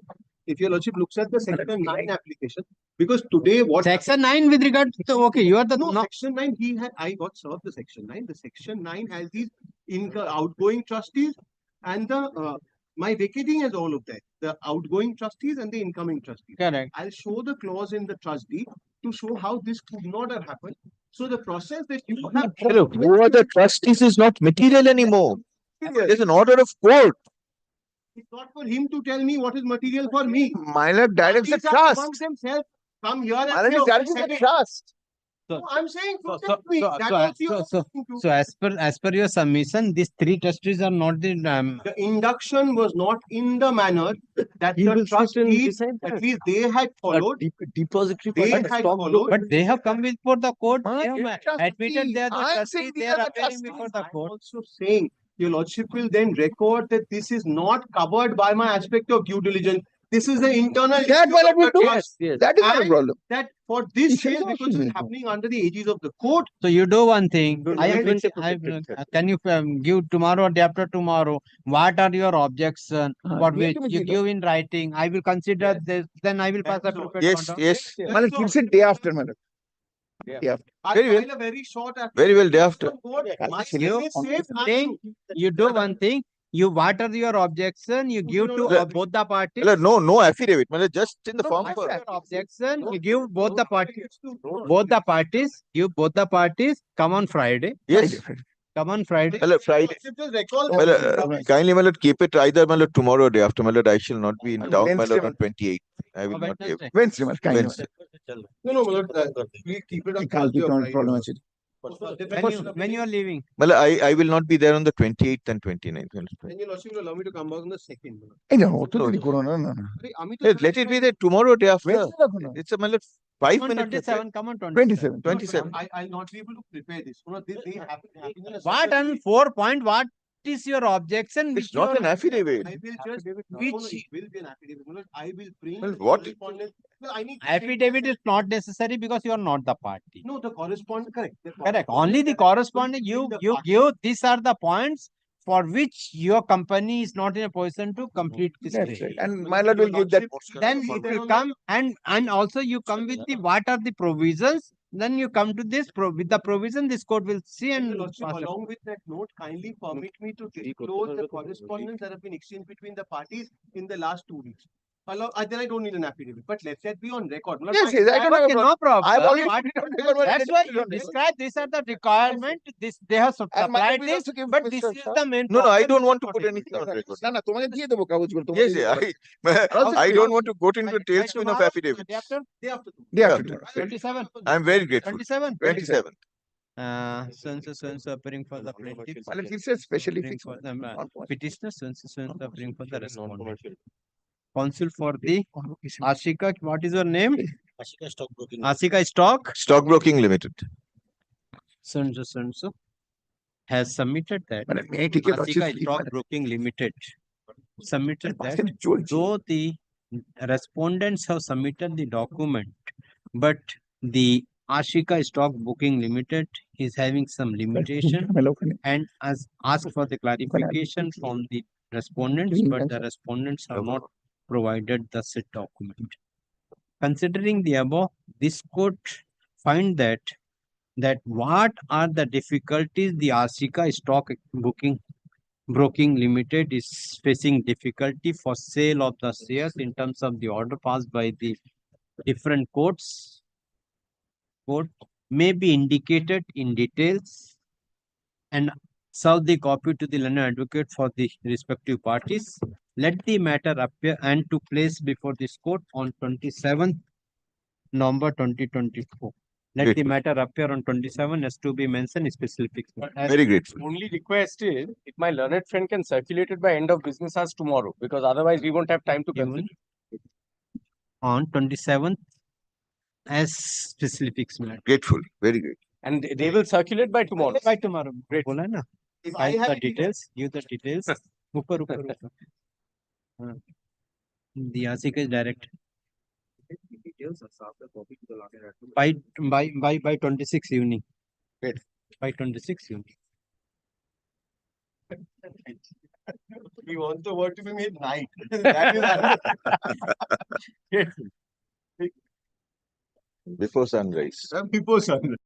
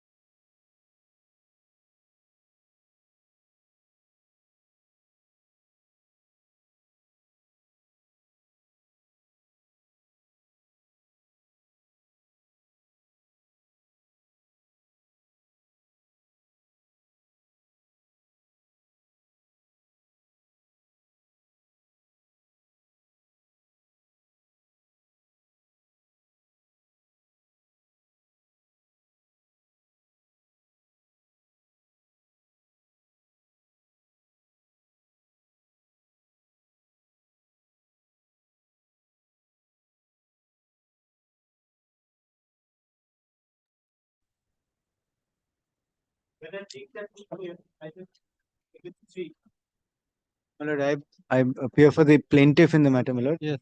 I had seen. Lordship, Mr. Sattoki Mukherjee is appearing in this matter. Kindly, Lordship, pass over his. Item number 73. 73. Yes. Yes. Sattoki Witness Das- action. My lord, commercials. Who is for the plaintiff? My lord, I appear for the plaintiff. My lord, on the last occasion, cross-examination of my witness had commenced, not yet completed. My witness is here, my lord, for today's cross-examination by the defendant's plaintiff. He's here, my lord. But on the last occasion, I had filed an affidavit under Section 65B of the Indian Evidence Act. Now, my lord, the others, my learned friend had objected to it on the ground that it should be filed, appropriate affidavit should be filed under the Bharatiya Sakshi Adhiniyam. Now, my lord, I only wanted to point out, my lord, if I may place, my lord, if I may place Section 170 of the Bharatiya Sakshi Adhiniyam. For the moment, my lord, these can be taken subject to objection, my lord. We can do it, my lord, if Only at the final hearing. The only reason why I raise this, my lord, is because the order records that for acceptance of the affidavit under 65B. 26th of September, the order last paragraph says, list this matter on 25th November for further cross-examination and for acceptance of affidavit filed by the plaintiff under Section 65B of the Evidence Act. For that portion, my lord, lordship will reserve all objections, my lord, for final. No difficulty. No difficulty. Very well. my lord. ठीक है, बाद में हो जाएगा क्या दिक्कत?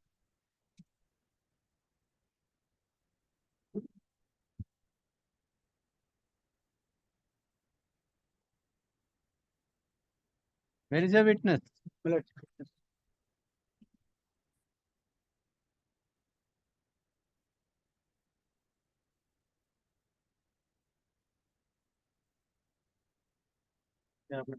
What is your name?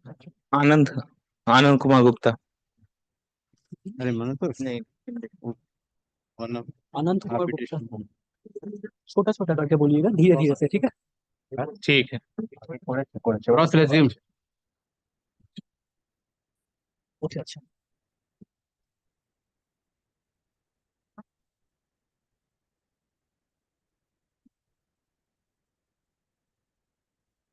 Mr. Gupta, did the plaintiff use any broker for getting this particular order from the defendant? Alleged order. क्या from the defendant? plaintiff ने कोई ब्रोकर का यूज किया था डिफेंडेंट से ये पर्टिकुलरली ऑर्डर लेने के लिए हाँ yes What is the name of this alleged broker? इस कथित ब्रोकर का नाम क्या है Jayesh Malani Jayesh Malani spelling JAYESH Jayesh JAYESH Malani MALANI Where is the address of this alleged broker? इस कथित ब्रोकर का एड्रेस क्या है नहीं मालूम उनका घर कहाँ पे है I don't know what his or her address is. What is the address? I don't know what the address is. I suggest to you that your evidence that there was any broker used in this alleged transaction is contrary to the plaintiff case. आपने अभी जो कहा कि इसमें एक broker use हुआ था ये आपका प्लेन में जो लिखा है उससे विपरीत है कॉन्ट्ररी है क्या आप मानते हैं? क्या आप इसे मानते हैं या नहीं मानते हैं नहीं नहीं सेम होगा I do not agree. My evidence right now and which is written on the plate would be the same. Have you read a copy of the plaint before giving your deposition? क्या आप यहाँ गवाही देने के पहले आपने plaint का एक कॉपी पढ़ा था नहीं नो Moving on.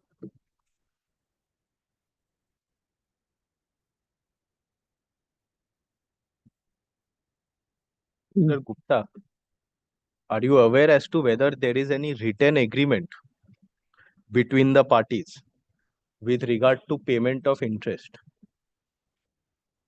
क्या आपको पता है कि क्या कोई रिटन एग्रीमेंट हुआ था पार्टियों के बीच में रिगार्डिंग इंटरेस्ट को लेकर Regarding payment of interest. Regarding the payment के इंटरेस्ट को लेकर क्या कोई रिटन एग्रीमेंट हुआ था पार्टियों के बीच में पेमेंट का इंटरेस्ट समझे नहीं हम इंटरेस्ट जो आपने इंटरेस्ट क्लेम किया, इंटरेस्ट के लिए ऐसा कोई एग्रीमेंट हुआ था आप लोगों के बीच में? इंटरेस्ट कहाँ सर, जो पैसा पाएंगे वो होगा ना। इंटरेस्ट आप क्लेम नहीं किए हैं?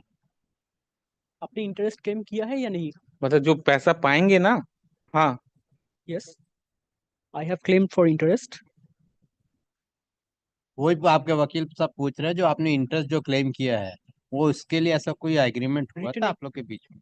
रिटर्न मेरे और पार्टी के बीच में। हाँ, रिटर्न ऐसा कोई एग्रीमेंट पार्टी के बीच में सर ऐसे कोई एग्रीमेंट कभी होता नहीं है सर। वो तो हुआ या नहीं हुआ आप सीधे बोल। नहीं नहीं, पार्टी के संग तो कभी ऐसा एग्रीमेंट होता नहीं है no, sir. There is no such वो रिटन जो agreement between the parties.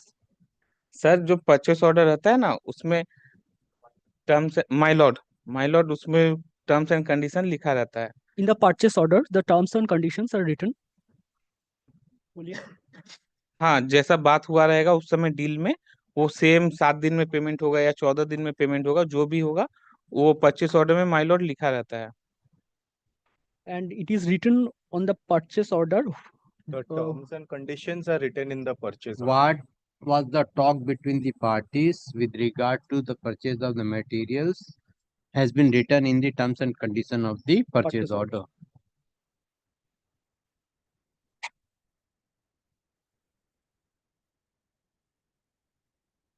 Sir, Mr. Gupta, are you aware that the husband of the plaintiff, এটা একটু লম্বা প্রশ্ন, আমি আস্তে আস্তে বলছি। Mr. Gupta, are you aware that the husband of the plaintiff has been charged by the income tax authorities for creating bogus bills and invoices for the purpose of obtaining GST input tax credit? क्या आपको पता है plaintiff का जो husband है वो IT authorities के द्वारा उनको चार्ज किया गया था क्योंकि वो उन्होंने बोगस बिल्स प्रस्तुत करते थे? नहीं sir, I am not aware. GST और टैक्स नहीं, हमको नहीं पता, मेरा कंपनी अलग है sir. I am not aware, I have a different company. I own a different.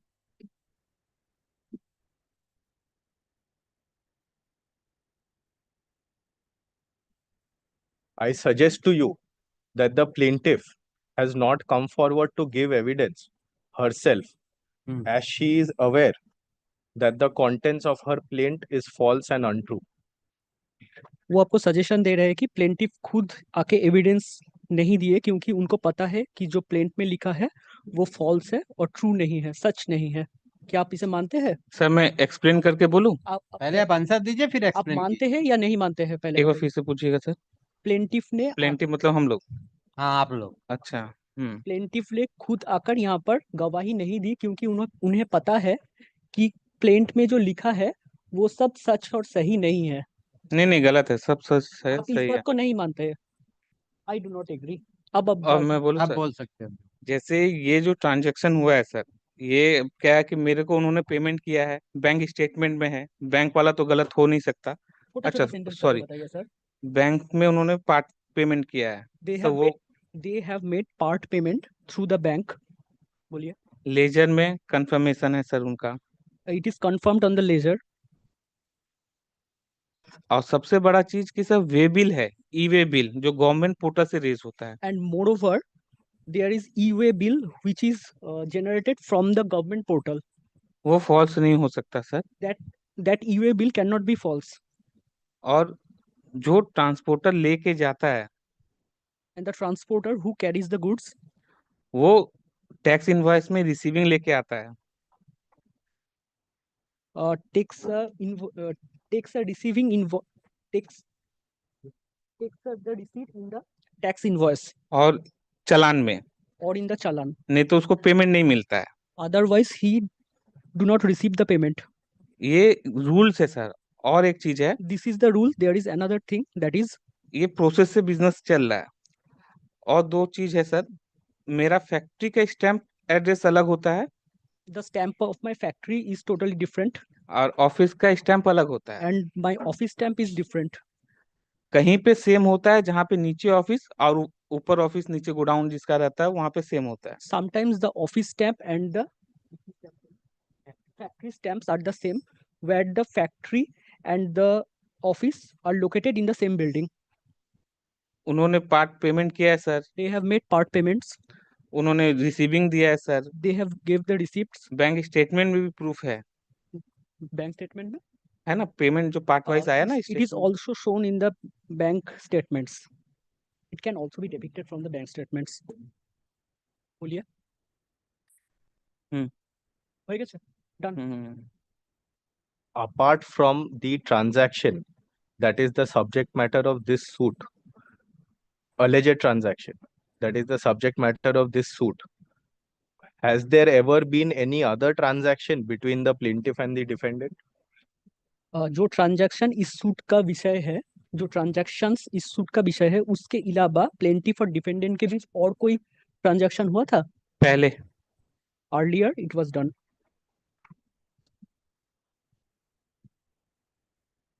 What was the, how much time gap would there have been between the previous transaction and this transaction?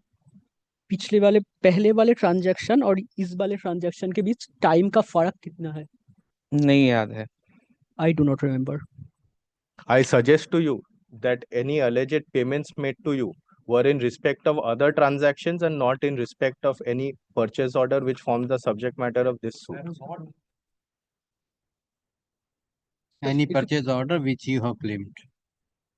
I participate that the alleged payment made to you were in respect of other transactions And not in respect of any bills relating to the subject matter of this suit.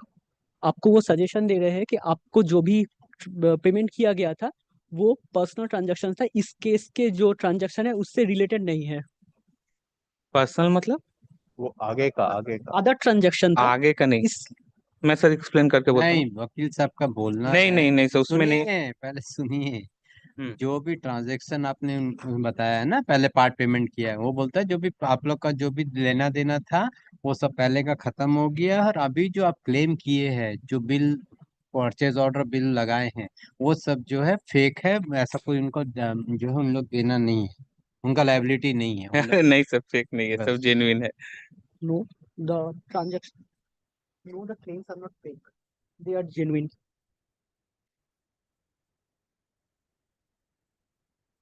Who has taken the screenshot from GST portal that you have of the alleged screenshot that you have annexed with the judge's brief of document? जजेस brief of आपने judge's brief of document में आपने जजेस brief of document में जो screenshot attach किया है, जो गवर्नमेंट पोर्टल से लिया हुआ है, जीएसटी पोर्टल से लिया हुआ है, उस स्क्रीनशॉट किसने लिया था? वो मैं बगल में बैठा था सर, अब मेरे अकाउंटेंट भैया ने लिया था। My accountant took the screenshot and I was sitting beside him.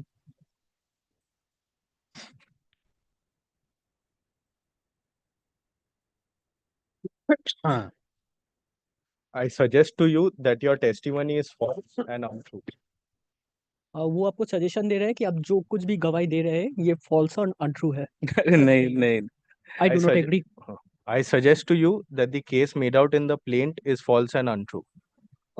वो आपको सजेशन दे रहे हैं जो प्लेंट में आपने जो केस बनाया है वो फॉल्स और अनट्रू है, सच नहीं है। नहीं नहीं, ऐसा कोई बात I नहीं do है। not agree. मैं बोलूं sir? So these are basic suggestions he's already explained. आप जो बोलेंगे वही लिखेगा, अच्छा उनका अच्छा काम सर। है पूछना। नहीं, वो सजेस्ट करने से क्या होता है, जो है हाँ, पेपर बस में बस है ना। बस बस वही है, ठीक है। हाँ, And last, I suggest to you that the person who had best knowledge of the evidence of this case has not come forward to prove the case.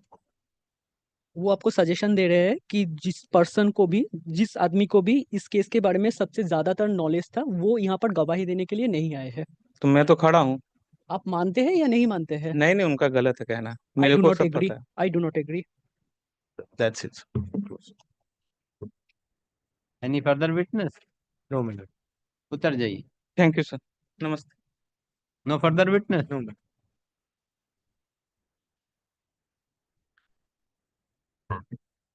So appearing for the plaintiff, so appearing for the defendant. Plaintiff witness is present for further cross-examination. Cross-examination concluded and witness is discharged. Counsel for the plaintiff submitted. The plaintiff will not adduce any further evidence. Accordingly, evidence on the side of the plaintiff is closed. By an order dated 26th of September 2024, this court has an order that with regard to the affidavit filed by the plaintiff under section 65B of the Evidence Act,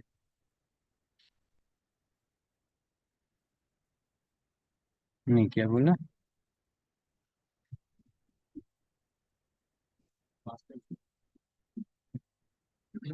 नहीं by an this court by an order dated from 2024 has directed that acceptance of the affidavit filed by the plaintiff under section 65B of the Evidence Act will be taken up for acceptance, but this court found that acceptance of the affidavit filed by the plaintiff under section 65B of the Evidence Act will be taken up at the time of final argument. Full stop. You will adduce evidence? My lord, no written statement, my lord. I can't. Not filed. That's the challenge, my lord. Full stop. As the defendant has not, counsel for the defendant submit that he has not filed written statement, and as such he will not adduce any evidence. Accordingly, evidence is closed. Fix. Lord, any date, my lord, lordship will only consider, my lord, after 14 December, my lord, that After? period. My lord, 14 December to 31st, my lord, I'm not there, my lord. Any other date, my lord.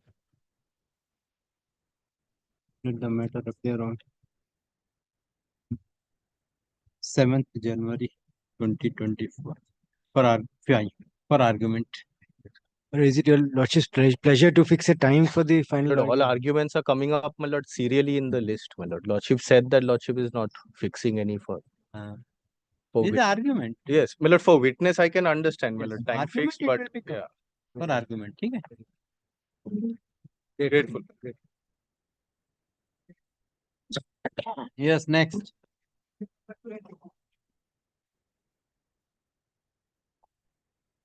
And for the defender one. Your Lordship, I am for the plaintiff in this matter. This is a suit for infringement, Your Lordship. On the last occasion, Your Lordship had directed us to file a report with the writ of summons being served on both the defendants, my lord. My learned junior is there in the court, my lord. May she hand over a copy? My lord, both the defendants have been served. My lord, pursuant to that, my lord, I have also taken. What is the suit for? For infringement of. Infringement, Your Lordship. It's IP? Yes. Yes, ma'am. But my lord, 2021 suit. 2021 suit. 21 suit.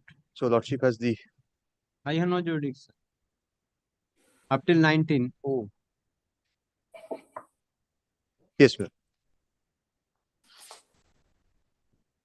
This is IPD.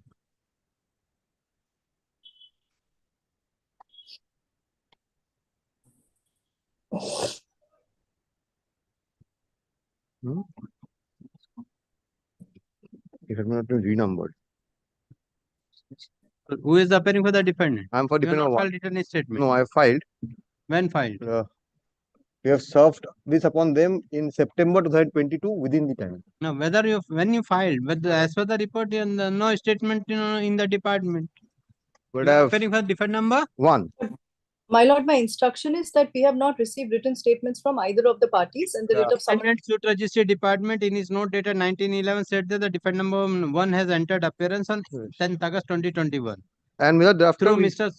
Sonawala. Yes. Sonarwala. Sanarwala. David Sanarwala. Sanarwala. Yes. And the London advocate. But the defendant number 2 has not entered. Yes. Section officer of the London Master Office.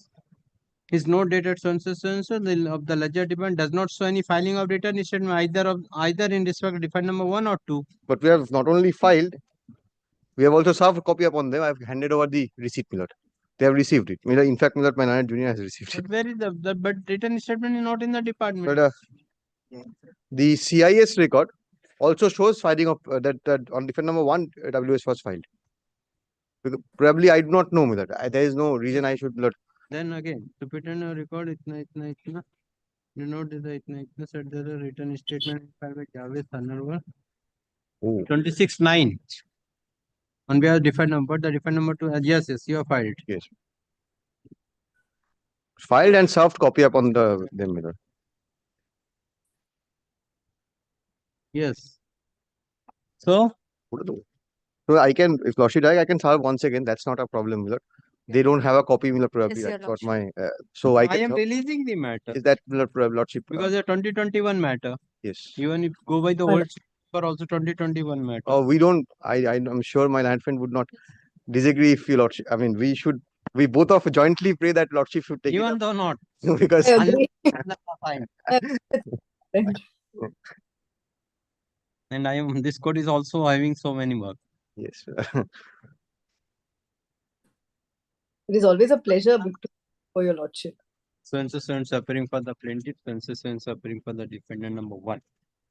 The registrar original side has filed the report wherein it reveals that the defendant number 1 has filed affidavit, filed written statement on 26 September 2022. But the defendant number 2 has not filed any written statement. Full stop. It is further reveals from the report that the defendant number 2 even not entered appearance. Not entered appearance. Full stop. Concept full stop. This court find that this matter is connected with the intellectual property and filed in the year 2021. Thus, this court is not having the jurisdiction determination to hear the suit of 2021. Full stop. This court also, accordingly, the CS number 133 of 2021. CS Com 283 of 2024 within bracket old CS 133 of 2021 is released from the list of this court. Full stop. As the matter is connected with the intellectual property matter, according the department is directed to assign the new number of intellectual property matter and to place before the appropriate court having jurisdiction, having determination. Will it be your lordship's pleasure to give a direction for them to serve a copy of the written statement, my lord? I cannot pass any direction. You ask from me. I'll serve a copy. Grateful. Grateful. Next. My lord, I am for the plaintiff in this. Yes. In this matter, my lord, degree was passed under chapter 13A of the original side rules. 13? Chapter 13A of the original side rules. That was set aside by the appeal court. The suit is placed before a lawsuit for hearing, my lord. Where is the judgment? Where is the order? Just a minute.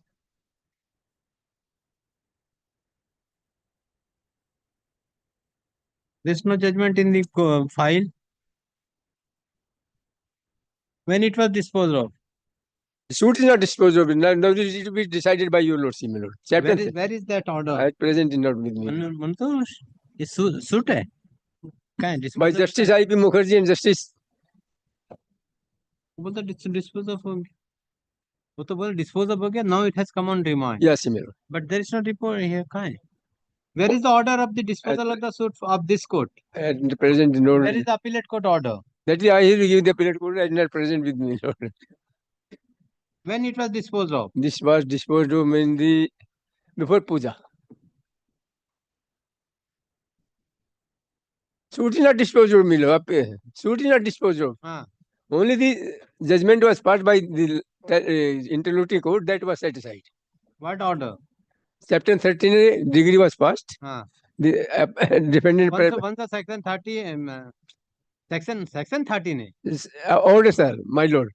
Chapter ordinary side rules. Due to ordinary side rules, this is a commercial suit. Chapter 13, the order was passed, so automatically the decree is drawn. That was degree. Degree, yes, So it degree. have been disposed of. The degree was set aside. Where is the order? It is not well present with me, lord. Only pass the direction to discover the documents, my lord. Who is the other side? Other side, Mr. Chandran Mandal. Who has challenged?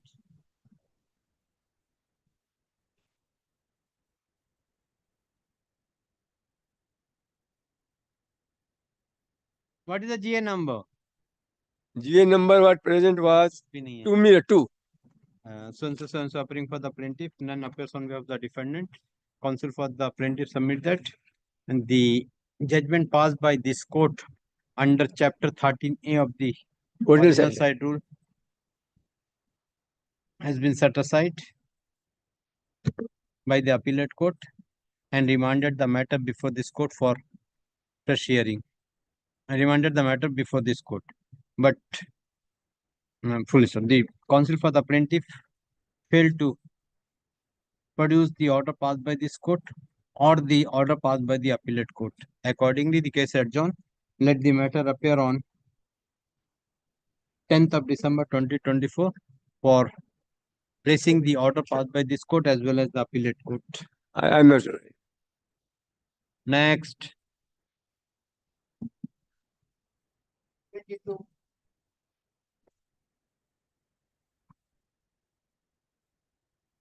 (22)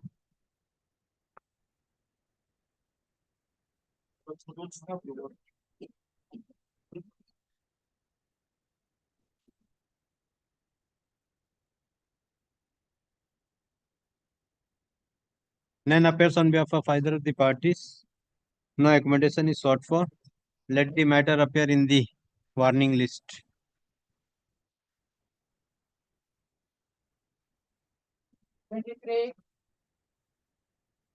Same warning list.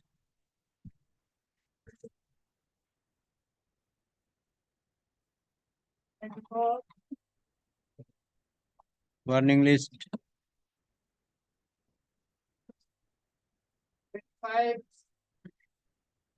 Warning list.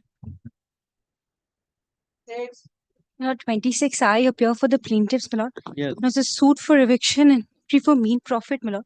Now, I must confess that we'd taken out an application under Order 13A, your lordship. The application was heard, considered, and my lord, it was reserved for judgment in 2023 August, my lord. My lord, we still await the judgment. However, my lord, we want to proceed in the suit, my lord. No steps have been taken in the suit, my lord, if directions for discovery and inspection of documents can be passed. But what will happen if the judgment is passed in the? My lord, in any event, my lord, because my lord, the determination with respect to the mean profit will still be determined with the suit court, my lord. My lord, in any event, we'll have to proceed in the suit. And my lord, there's no stay on the suit to proceed, my lord. My lord, the suit may proceed as a. Who is for the defendant? My lord, Mr. Zulfikar Ali, Mr. Shurojit Nath Mitra was appearing. Where is the order reserving the judgment? My lord, there's no order. Not They're order. reserving the judgment as well.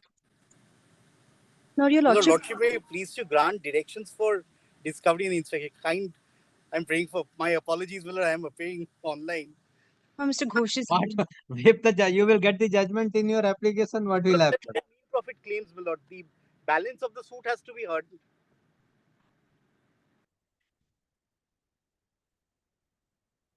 Under chapter 13? My lord, Order 13. Order 13. Yes, my lord. Since appearing for the plaintiff, none appears on behalf of the defendant. Counsel for the plaintiff submit that the plaintiff had filed an application under Order 13 of the Code of Civil Procedure for summary judgment. Full stop. The court has heard the matter and reserved for judgment. Full stop. Counsel for the reserved for judgment. Counsel for the plaintiff submitted that the plaintiff has also prayed for main profit in the suit, and as such, if the plaintiff will get the judgment under Order 13 of the Code of Civil Procedure, comma, the suit is to be proceed for grant of main profit. Yes. Accordingly, learned counsel for the plaintiff prays for direction for discovery and inspection of the document. Consider the submission made by the counsel for the plaintiff. Parties are directed to complete the discovery and inspection of the documents within 3 weeks. Not 3 weeks. Full stop. Affidavit. Full stop. Affidavit of admission and denial of the document be filed within a week thereafter. Full stop. The counsel for the plaintiff is directed to file judge's brief of document within a week thereafter. In the meantime, the parties are also directed to exchange their suggested issues. Full stop. This is the matter on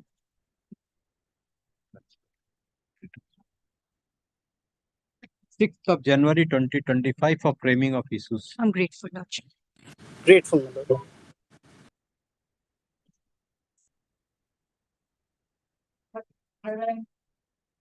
I appear for the plaintiff, my lord. Yes. In this matter, we had filed an application for summary judgment. Hearing has been concluded, but we have not yet received judgment, my lord.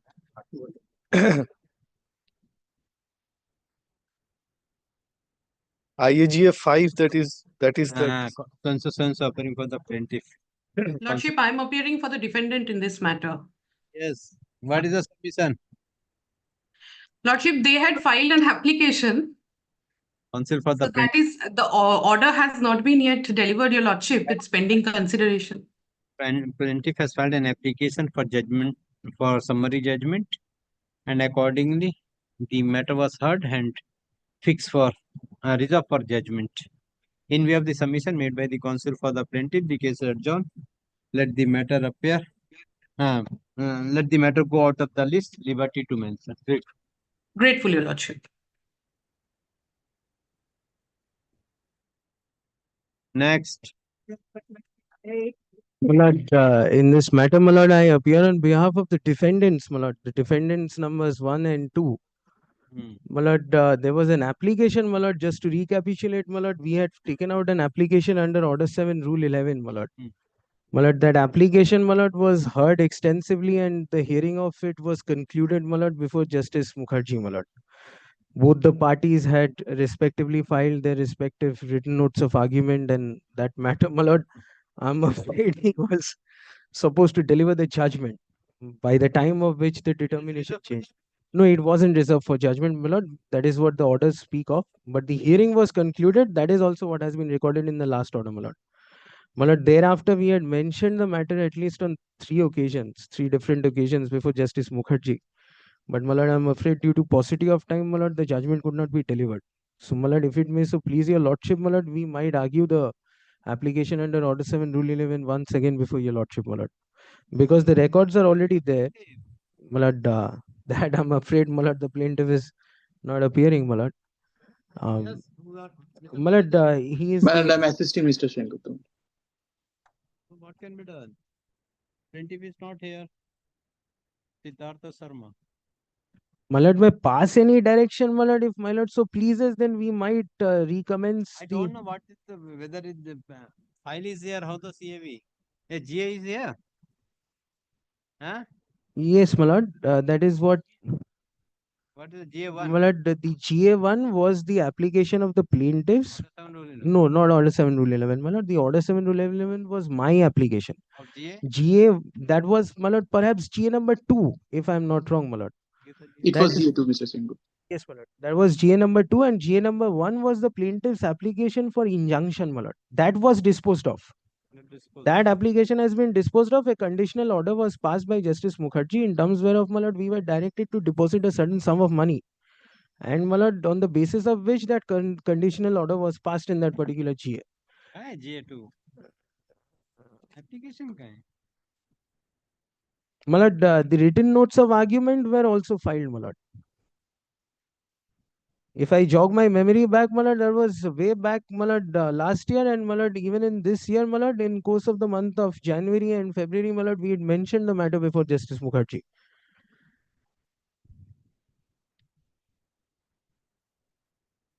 So, my lord, I would beseech your lordship, my lord, if it may so commences to your lordship, my lord. If my lord wants us to re-argue that particular application, GA2, my lord, then we are ready to come back. Only with leave of my lord. Only with leave of my lord and with due leave of Mr. Sengupta, my lord. If I could beseech, just like the previous matter, since the plaintiff is not appearing, my lord, if it can be sent to the warning list. Be that as it may, my lord, if it may so pleases your lordship. Because the plaintiff seems, it's their carriage of proceedings after all, my lord. For the defendant, none appears on behalf of the plaintiff. No accommodation is sought for. Let the matter be placed in the warning list. I'm grateful, man. I'm extremely grateful, my lord. Yes, next.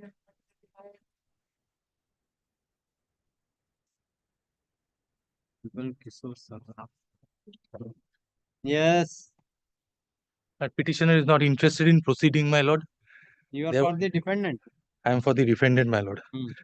Initially, an interim order was passed, which subsequently expired. No extension paid for nothing. We had filed a written statement. We had filed a affidavit in opposition. Petition is ready for hearing, but What is the suit for? my lord, suit is for my lord. Perpetual injunction. Yes, my lord, infringement of copyright. Kindly see, It has to be transfer, copyright. my lord. 2022 suit, na? Yes, yes, my lord. 2022. Yes, my lord. It has to be written. I am releasing it. Very well, my lord. Yes. But my lord records that So appearing for the defendant, none appears on behalf of the plaintiff. It is fine from the record. The suit is connected with the copyright, and as such, this court is not having the determination. Suit is connected with the copyright and is filed in the year 2022. Thus, this court is not having determination. CS 146 of CS Com 393 of 2024 within bracket old CS number 146 of 2022 is released from the list of this court. As this is the matter connected with the intellectual property, the department is directed to assign new number and to place before the appropriate court having determination. I am grateful to my lord. Next. That is also, I think, intellectual property. Yes, sir. Yes, your lordship. Your lordship, I'm for the plaintiff. Releasing intellectual property 2022. This court is not having jurisdiction. Your lordship. Jurisdiction is there, determination is not. I understand, your lordship.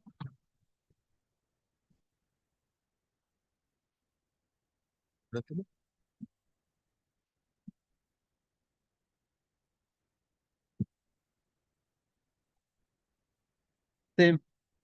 So suffering for the plaintiff. None appears on behalf of the defendant. This court finds that the suit is connected with the intellectual property matter, and this and filed in the year 2022. Thus, this court is not having determination. CS number CS Com 397 of 2024 within bracket old CS 146 of 2022 is released from the list of this court. Full stop. The department is directed to assign a new intellectual property case number and to place before the appropriate court having determination. Next. ये भी वही है.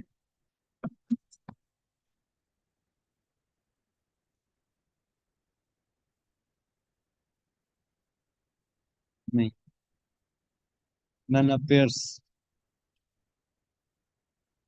None appears on behalf of either of the parties. No accommodation is sought for. Place the matter in the warning list. Next. Lord, may I seek for a passover of the matter for this week? May I seek for a passover of the matter for this week? I'm for the petitioner, my lord. Plaintiff petitioner. Plaintiff? Yes, my lord. Why passover? Lord, it's a matter that was in abeyance. I humbly seek for an adjournment for a week, my lord. We'll just come back with What? instructions. For what? A written statement filed. No, my lord. Then defendant had appeared. Yes, my lord. Defendant had appeared previously. Have you report? You are having the report. No, my lord. That is the reason. If my lord is pleased to allow us 1 week's time, we'll come back with a report and the necessary. So and so appearing for the plaintiff. None appears on behalf of the defendant. Counsel for the plaintiff prays for a week time to ascertain whether the writ of summons was served upon the defendant or whether the defendant entered appearance or filed written statement. In view of the submission made by the counsel for the plaintiff, the case is adjourned. Let the matter appear on 3rd December 2024. Next. My lord, may I seek for one more indulgence, if What? your lordship please. My lord, item number 23 and 24 was also in the same of my clients. Huh? My lord, item number 23 and 24 of your lordship's list today. Come on the warning list. Yes. May I have the audacity, my lord? Yeah, May I have the audacity, my lord, to mention, my lord, I just missed. Yeah? I missed the call of item number 28, my lord. 28. My lord. 28 warning list. It will come on warning. Mention it. My lord, Yes. may I make submission, my lord? Yes. Next. My lords, I am appealing for the defendant, my lord, defendant number 1. Yes. My lords, we have filed our written statement, my lords. Who is for the plaintiff? You file written statement. Yes, my lords. Yes. Sole defendant. No, my lords, there is another defendant, defendant number 2. You are appearing for the one only. Yes, my lords.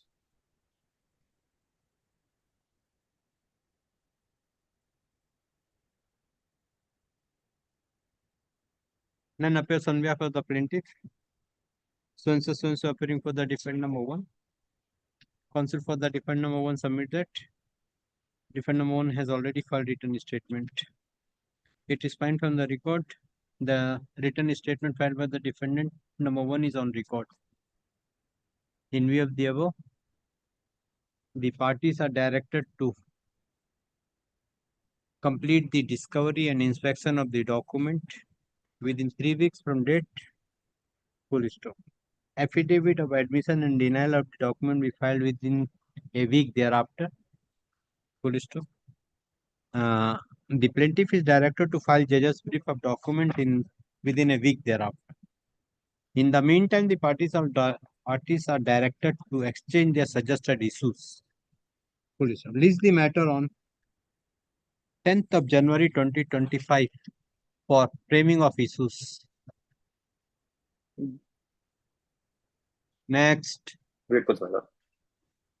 My lord, item number 35, I'm for the plaintiff, my lord. 34. My lord. Yes. I'm for the plaintiff, my lord. I'm being led by Mr. Kumarjit Banerjee. I'm for the defendants. Yes. My lord, Mr. Banerjee is on legs from another court. My lord would kindly pass over the matter. For what?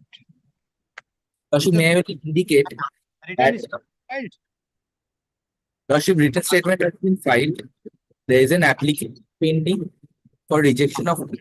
I'll indicate that there is a stay, that there is a proceeding passed by Justice Arundam Mukherjee. Yes. Lordship, there is a he signed a in this matter passed by Justice Arundam Mukherjee when it was being taken at that point of time due to that insolvency proceeding that is pending against the defendant. Your Lordship will kindly allow me to appraise what is the status, what is the last order, and what is the present status, and come back on any short date, Your Lordship. Because if there is a They file the written statement enclosing the NCLT order. Have you? Yes, I have So seen that. if The present status of the CIRP has to be looked into. Similar as well. The present status has to be looked into. So and so appearing for the plaintiff, so and so appearing for the defendant. Defendant has already filed written statement by disclosing that the defendant is in CIRP. Police. The counsel for the plaintiff submits press for time to ascertain with regard to the present status of the CIRP. Accordingly, the case is adjourned. Let the matter appear on 18th December. I'm deeply obliged. I'm grateful.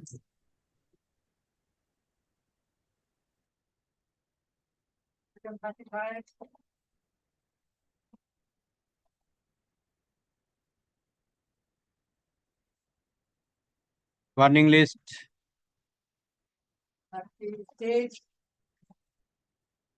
My lord, appear for the defendant, my lord. Yes. My lord, my lord, the petitioners, my lord, the plaintiffs in this matter, my lord, have not really appeared at any point of time, my lord. In fact, my lord, National Insurance Company, my lord.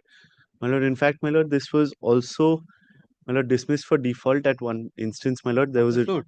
Yes, my lord. You are for the? My lord, for the defendant, my lord. My lord, this was dismissed for default, my lord. It was restored, my lord, by way of an order dated 20th of November 2023. My lord, the matter has not appeared since, my lord, and this is the first time appearing, my lord, and the plaintiffs are again. Let them go to the warning list. Yes. They will come, otherwise I will dismiss. Grateful, my lord. Warning list. Next. 37.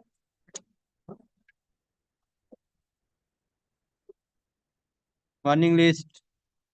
38. Warning list 39. अरे कहीं खाली देखो कहीं वो तो नहीं है intellectual property 37 दो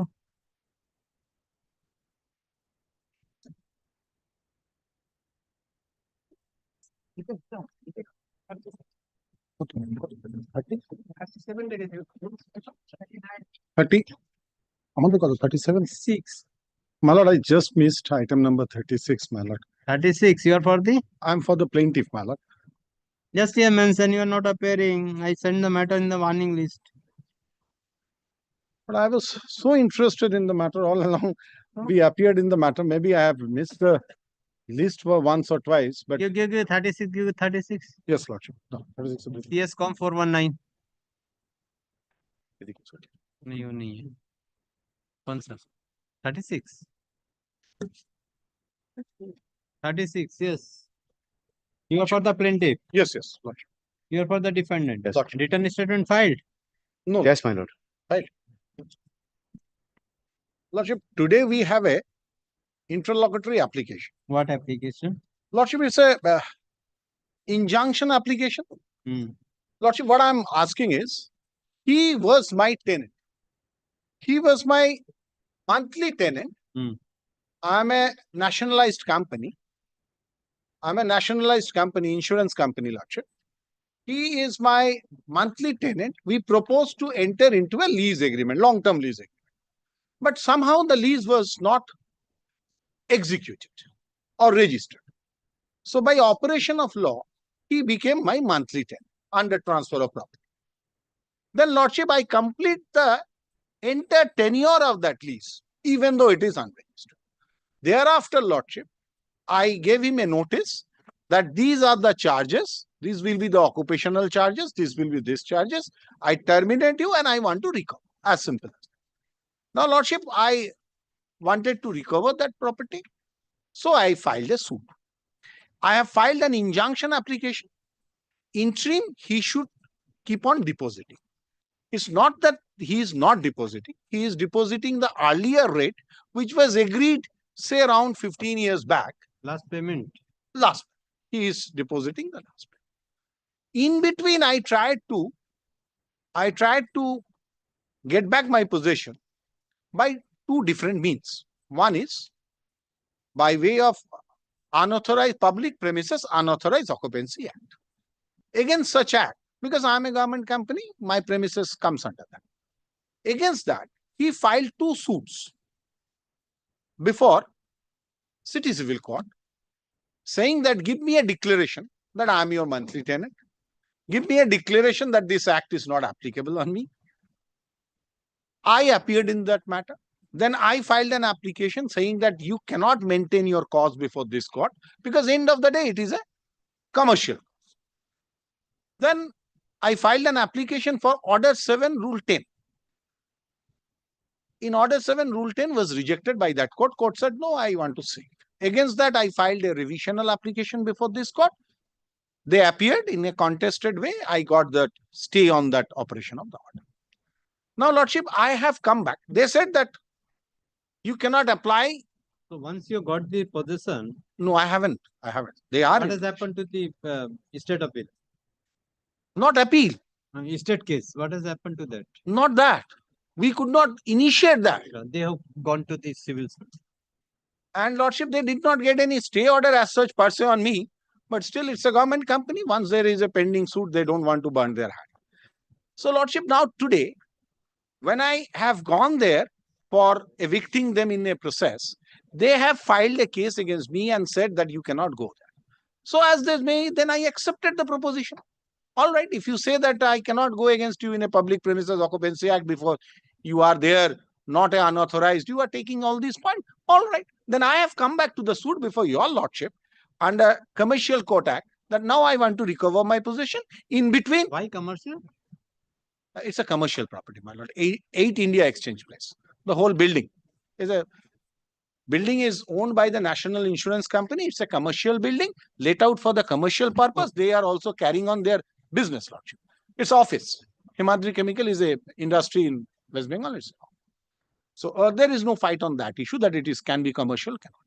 Now, when I filed this, then they have come back and suit was admitted. Then, lordship, during the course of argument, they have taken a point that suit is not maintainable because that act is applicable. So now in the trial court, they have taken a point that it is cannot be enforced, and here they are taking that point. Lordship, to be very candid before your lordship, this point was raised by Lordship Justice Arindam Mukherjee. Then, lordship, I tried to impress upon him that, my lord, kindly see that this is not I am bound by. Then lordship has shown me a judgment which is popular judgment, and there which said that I have a right and I should go there because it's a special statute. Now, my argument to that, even if it is a special statute, when an act has been initiated and the act is in challenge, suit has been accepted, return of plaint has not been allowed, that means the court is in session for that particular act. So I should not bounce upon on that. And if it is the case, if I respect the judiciary, because I have to, because I'm a government company. So if I respect the judiciary, then it is also cannot be a case against me that I have to wait till determination of that.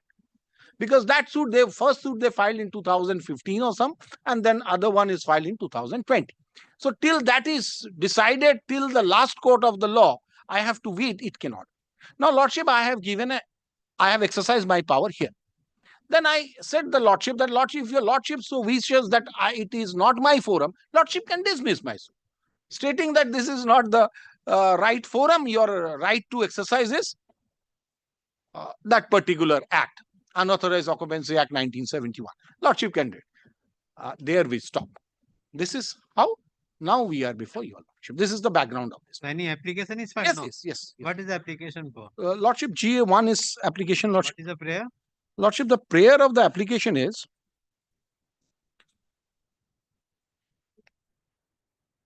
injunction.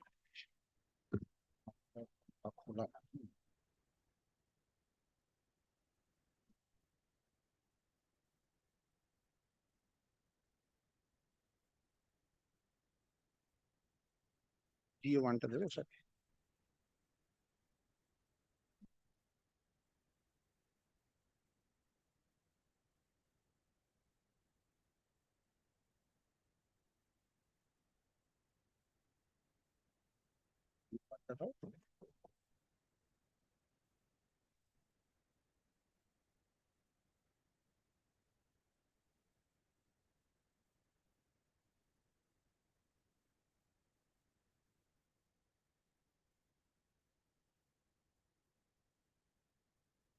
Yes. So whether affidavit filed in this matter? Yes, lordship, they have filed an affidavit. In the Ready. affidavit, yes, lordship. The ready matter. Yes. And what about the suit? Suit, they have filed their written statement, lordship. They filed the written statement. Discovery inspection completed? No, my lord. No. My lord, the applications were pending, my lord, for that reason, my lord. What application? My lord, GA1 was pending, and my lord, the restoration after My that. lord, passes direction for discovery and inspection, my lord. What? My lord, I'm being led by Mr. Ray, That's my why lord. another application? My lord, that was for the restoration. My lord, after that was allowed, my lord, this Restoration is, my lord, the suit, my lord. Suit is dismissed. My lord, it has been allowed, my lord. That has been disposed of, my lord. After that, my lord, the suit has not appeared in the list, my lord. Today is appearing. Yes, my lord. So, my lord, in that case, my lord. Okay, I am fixing a date for hearing of J1, and I am fixing I am giving a direction for discovery and inspection of the court, because Yes, yes, my lord. court as well as the interlocutor, so both has to be done together. Yes. My lord. Why the suit be kept pending? Let they file the And lordship, in that case, yes, lordship, in that case, we can expedite the matter. In fact, in hearing injunction, same point will come. Injunction I will come first, but in direction will be given, and we'll see to that. Yes. No problem. Grateful, my lord. So and so and suffering for the plaintiff, so and suffering for the defendant. Plaintiff has filed an application being GA1 of 2022, praying for interim relief. It is submitted that in connection with GA1, pleadings have been completed and is ready for hearing. In view of the above, let GA1 of 2022 be placed for hearing on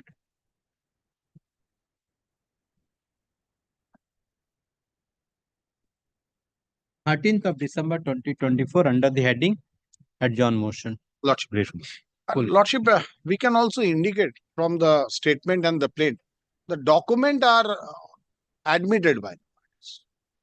The police. It is also found that in the suit, the defendant had already filed written statement, but discovery and inspection of the document is not yet completed. In view of the above, the parties are directed to complete the discovery and inspection of the document within 3 weeks. Full stop. Affidavit of admission and denial of the document will be filed within a week thereafter. The plaintiff is directed to file judge's brief of document within a week thereafter. Full stop. In the meantime, the parties are also directed to file their suggested exchange their suggested issues. List the matter on 10th of January 2025. For the suit, Lordship.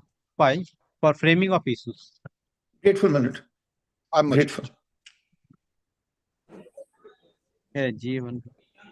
Next. Grateful. 6 matter 8. 39. 39. Yes. Yes, but I appear for the plaintiff. Yes. The GA1 of 2022 is pending. Suit essentially challenging the invocation of a bank guarantee. Yeah. Lordship will see the initial order that was passed in this matter was on 30th of August 2022. The order of injunction restraining the defendants from giving any effect to the invocation letter. Then? The banks have been served. Only the Indian bank, that is the defendant number 2, has been served. So far as the other, because order dated 30th of August 2022.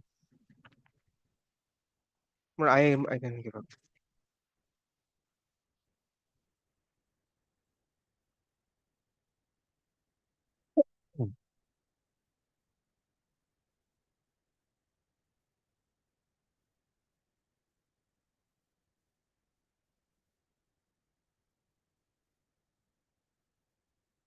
So invocation of bank guarantee is straight. Yes. And that the order is in effect till disposal of the interlocutory application, GA1 of 2022. Correct. So who's for the defendant? The defendant number 2 was represented on 13th of February 2023, as well as on 9th of January 2023, that is Yes Bank. Yes. But however, the defendant number 1 is still unrepresented. What we have done, since physical service was not possible because it is the Afghanistan party, we had served by an email. Defendant number? Defendant number 1 through embassy we had served. Afghanistan. Yes, the Afghanistan Breshna Shadkat is the defendant number 1. And there is an affidavit of service affirmed on 3rd of November 2022.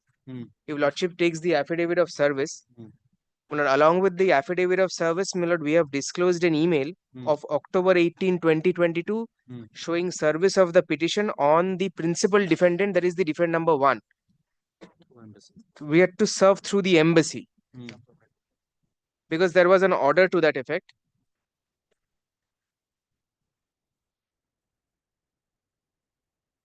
But the interim order which was passed on 30th August, no? Yes. 30th August in prayer A and D.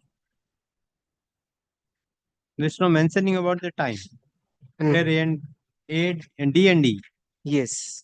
Correct. But 18 January 2023, interim order already passed in GA1 of shall continue till 28 February 2023. But if Lordship takes the 30th August, a copy of 30th August. Yes, take.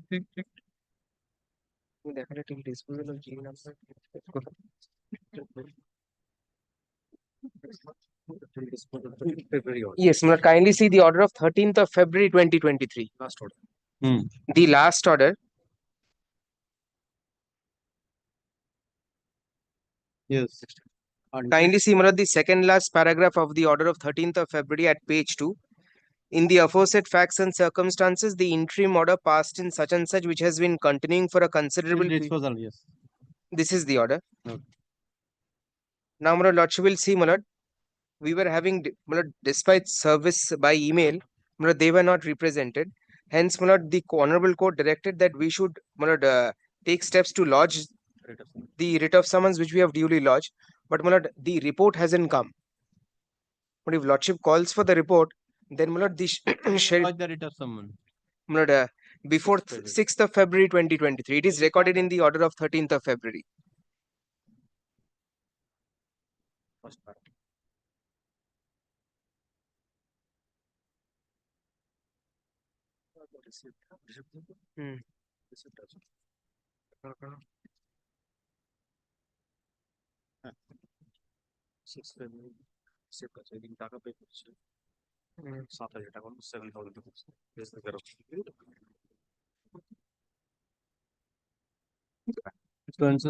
about the defendant number 2?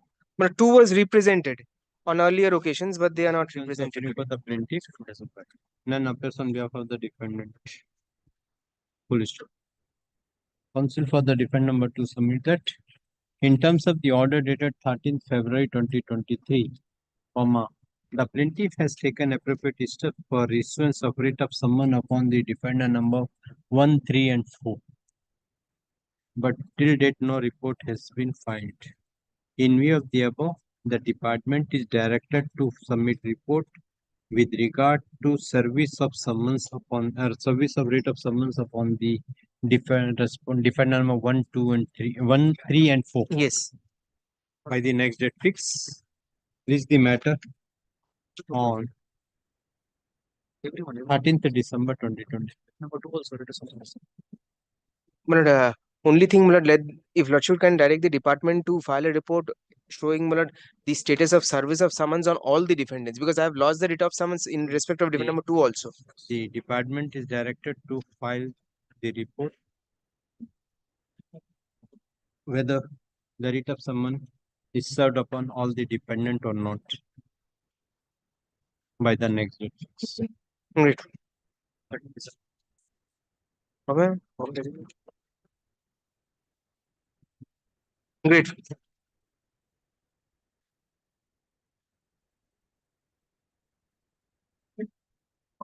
Lord, I appear for the plaintiff. Before your lordship, there are 4 applications, 1 to 4, GA 1 to 4. Yes. Lord, I just got informed by my...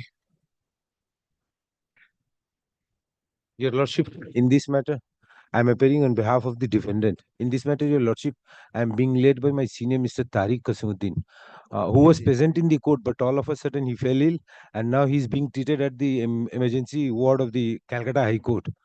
So I am praying for. I met him just 10 minutes back. We're discussing. Are you Now ready in he the is matter? having pain in the left Still I'm hand coming. and heart. 2:45 I met him. Are you ready in the matter? Yes, I'm ready. And then I heard this. In fact, yesterday night he shared 8 to 10 judgment around 2 in the midnight that for tomorrow matter take print out of all this. But all of a sudden he has fell ill and he's being treated at the medical ward of the High Court. So what you want? I'm praying for time, Your Lordship. At least 10 days time may be granted, or at least 7 days. The interim order in GA1, which I'm enjoying, is expiring. Is till 29th of November. Is the next week, my lord. Now that may be extended, the interim order, and the applications are. Mine is an injunction. His is one a section 10. Other one is order. All affidavits completed? Yes, Completely. all Your affidavits. Lordship, there is one thing to mention, Your Lordship. They have filed one application being GA number 4. There was a direction by Your Lordship to file the affidavit in opposition, and they were directed to file the affidavit in reply. We have served the copy of the affidavit in opposition upon them. They have served the copy with the reply. But that opposition is beyond the time provided by Your Lordship. I'm filing it. The brief is lying with in my chambers, Your Lordship. I'm filing with the record. My reply. counsel for the defendant has filed affidavit in reply in connection GA4. 4. of 2024. Others we are filing the department. It is submitted that with regard to the other connected applications, pleadings have been completed and is ready for hearing. In view of the submission made by the counsel for the respective parties, let the matter appear on 20 December 2022 for hearing of all the connected applications. Counsel for the plaintiff submitted the interim order granted earlier is going to be expired on 29th of November 2020. In view of the above, the interim order granted earlier is extended till 24th of December 2024 or until further order, whichever is authorized. Your Lordship, liberty may be given to file the opposition. I'm filing. The matter is fixed on 20 December. 20th December. But any time, And then you go to January. then January will come back on 20th. It will maybe called on in normal way. I'm grateful, Your Lordship. Can the interim order be after vacation? Then I will come and mention in the last day at 4:15. 19 it is fixed. 19 is fixed for hearing. That's why interim order till 24. It is 24. not Otherwise, that- I'll come and mention. 20th is fixed. 19th bol do. 20th. 20 December. 20. 24.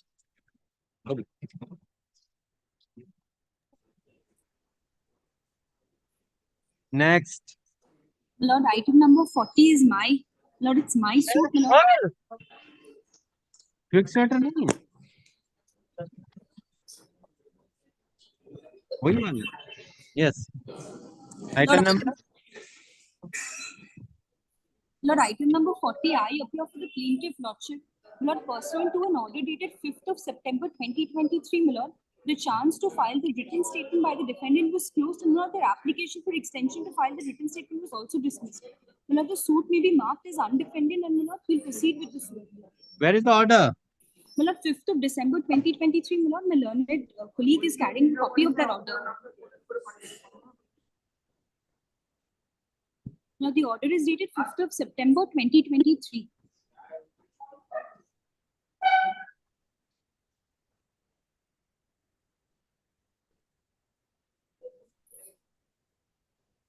Lordship, I apologize. I'm not carrying a copy of the order. Your colleague has not carried your order 5th September. Well, maybe come back tomorrow in that event. There is no order in the file. Well, the order was passed by the coordinate bench taking up interlocutory application. There is no order in the record today. Lord, in that, Lord, we'll come back tomorrow with the order. Not today. Next. I'm grateful.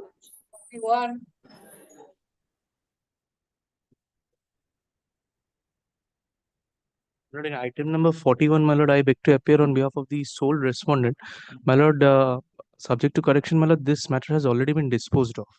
Disposed of? My lord. By which order? My lord, I'm a little handicapped. I do not have the brief today. Check karo, check karo. Check in the computer. CS 230 of 2022.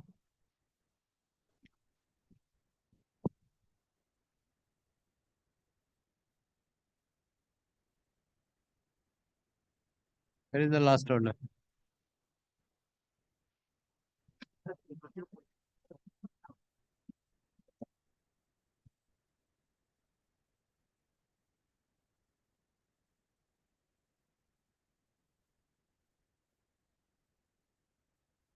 GI is disposed of.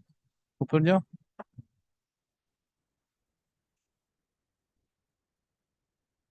If your lordship kindly takes up, my lord, the para just before the last paragraph, the penultimate paragraph, my lord.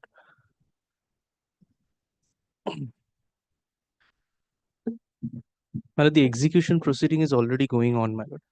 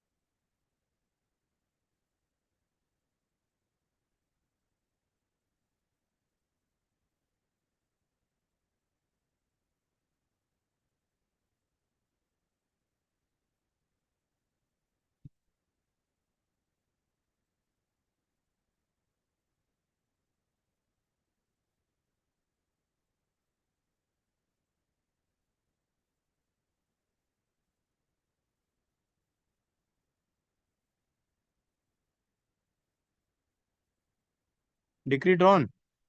My lord, I am appearing for the respondent, my lord. The execution proceeding, my lord, is going on, my lord.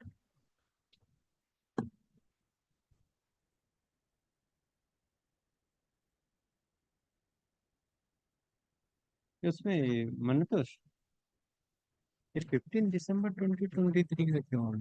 Consequence to the extent order 15 December or 15 December 2022.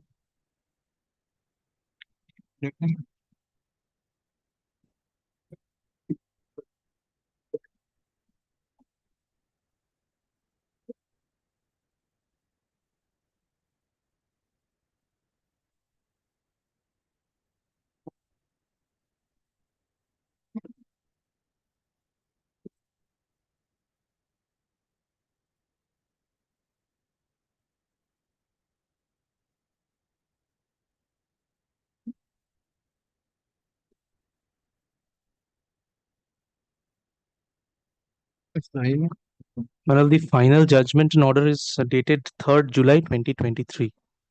3rd July? नहीं तो है नहीं ये तो 12 December ওটা বোধহয় আপনি last অর্ডারটা বের করেছেন লাস্টের আগের অর্ডারটা हाँ वही वाला नीचे जाओ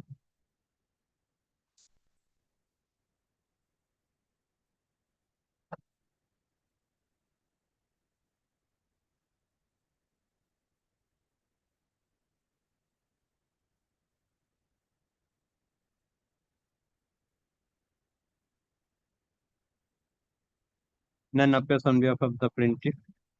Sense appearing for the defendant. Counsel for the defendant submit that the suit filed by the plaintiff already disposed of by this court by an order dated 3rd July 2023. Full stop. Considering the submission, full stop. क्या बोला? No. By an order dated 12th December 2023. Consider the submission made by the counsel for the plaintiff, counsel for the defendant. Peruse the order dated 3rd July 2023 and order dated 12th December 2023. This court find that this court has already passed an order for drawing of decree in terms of the order dated 3rd July 2023. Full stop. Counsel for the defendant submitted the plaintiff has also initiated an execution proceeding in terms of the decree. Accordingly, CS 230 of 2022 is disposed of. I'm so grateful. Next. 42.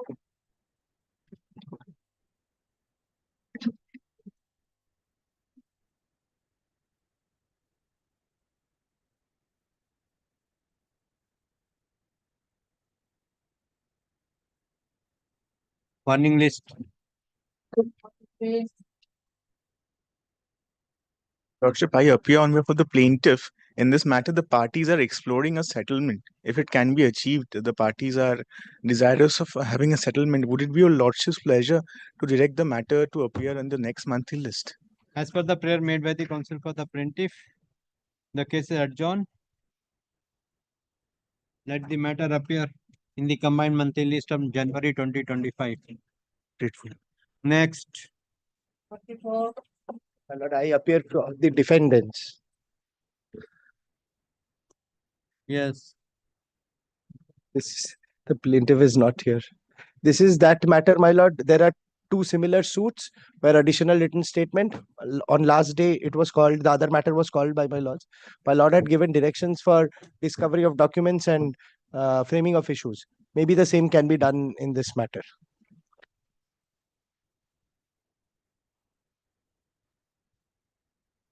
Because they are out, their appeal is pending. For the defendant, none appears on behalf of the plaintiff. It is submitted that the defendant has filed written statement along with the counterclaim. The even after receipt of the counterclaim, the plaintiff has not filed written statement within the outer time limit of 120 days. Counsel for the defendant submit that the case is covered with the order passed by this court dated 19th August 2024. Dated 19th August 2024 in the case of same. Yes, yes. In the case of Ashok Kumar Ghosh, AK Ghosh, AK Ghosh and company versus Biman Bose and Biman others. Bose and others. In CS number? CS number, No. CS new number, CS com number 440 of 2024. This is a 440. Yes. So this is the matter where it has been done. So already they are rejected. Yes, it is rejected. ना ऊपर शुरू से पढ़ो ना ऊपर पढ़ो sense appearing for the defendant none appears on behalf of the plaintiff.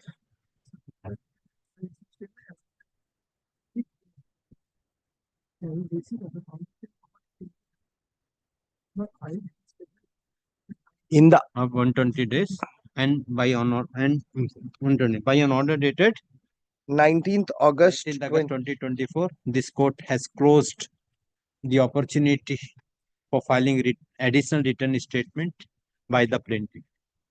In view of the above, the parties are directed to complete the discovery and inspection of the document within 2 weeks, 3 weeks. My lord, there are some old documents. Kindly give me a month. Within 4 weeks. Within 4 weeks from date. Full stop. Affidavit of admission and denial will be admission and denial of the document will filed within shall be filed within 2 weeks thereafter. Full stop. The plaintiff is directed to file judge's brief of document within a week thereafter. In the meantime, the parties are no, there is no issue. No, issue hai. it The has parties to are be clear. directed to exchange their, in the meantime, the parties are directed to exchange their suggested issues. Full stop. List the matter on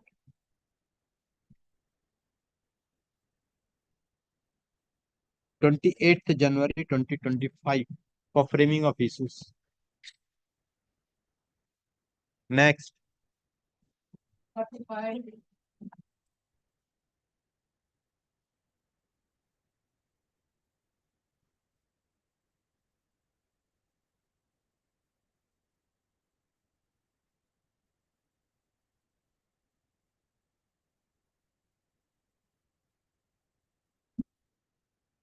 Warning list.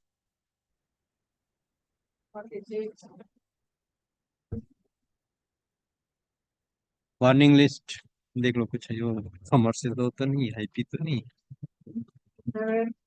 Just a minute yes warning list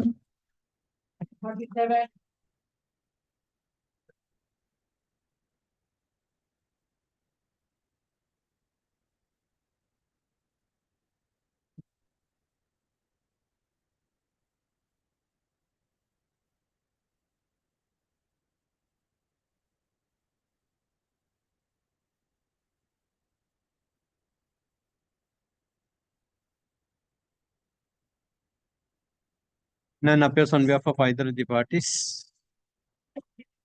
This court find that this suit is connected with the intellectual property matter and filed in the year 2022. Accordingly, CS number CS.com 444 of 2024 within bracket old CS 287 of 2022 is released from the list of this court. The department is directed to assign the new number of intellectual property matter and to place before the appropriate court. Place before the appropriate court. Next. Okay. 48, Your Lordship, I am for the plaintiff. It's an insurance claim matter. Now, Your Lordship, what happened, Your Lordship, this written statement, Your Lordship, was allowed to be filed. Against that, Your Lordship, we preferred a special petition before the Honorable Supreme Court. And the Honorable Supreme Court, Your Lordship, has issued the notice. And hearing the matter, Your Lordship, whether, Your Lordship, on the date of Your Lordship affirmation before or taking out of a master summons, whether it will count, Your Lordship, 120 days or not. That is the situation, Your Lordship, so that, Your Lordship, the suit has not proceeded with. Now, there is no stay on the suit. Written statement is already on record. The counter statement has been filed by Your Lordship, the insurance company, before the Honorable Supreme Court. Should be if Your Lordship company filed a counter statement, Your Lordship, there against the SLP. Who is for the defendant? Mr. This court has Showman, allowed. yes, Written Your Lordship, this statement. court has allowed, Your Lordship. Because 118 days, Your Lordship, they have taken out as master summons. But, Your Lordship, the application has been filed beyond 120 days. So I took a point, Your Lordship, that no, master summons is just a notice. Unless until you file it, Your Lordship, that particular date will not stop. So, Your Lordship, if Your Lordship, some time may be granted to us so that we can. So appearing for the plaintiff. None appears on behalf of the defendant. Counsel for the plaintiff submit that the order passed by this court allowing the defendant to file written statement is the subject matter of SLP, and the Honorable Supreme Court has already issued notices. Counsel for the plaintiff press for adjourn the matter adjourn the matter. In view of the submission made by the counsel for the plaintiff, the case adjourned. Let the matter appear on 7th of January 2025. Next. 49, my lord, I appear for the defendant. Yes. Which is a suit filed by the plaintiff, my lord, challenging a repudiation of an insurance claim. I'm for the insurance company. We filed written statement pursuant to an order passed by this honorable court, my lord. 3rd October 2023, the order was passed and we filed. We complied with it. We filed a written statement. It's been accepted. So they're not appearing today. You are for the defendant. I'm for the defendant insurance company. Sole. Sole defendant. Written statement, no counterclaim. No counterclaim, my lord. So appearing for the plaintiff. Defendant, no? You are defendant. I'm for the defendant. Defendant. None appears on behalf of the plaintiff. It is fine from the record. Defendant has already filed written statement. Full stop. The parties are directed to complete the discovery and inspection of the document within 3 weeks from date. Full stop. Affidavit of admission and denial be filed within 2 weeks thereafter. The plaintiff is also directed to file the judge's brief of document within 2 weeks after serving the copy to the learned counsel for the defendant. In the meantime, the parties are also directed to file to exchange the suggested issues. List the matter on 24th January 2025 for framing of issues. My lord. Next.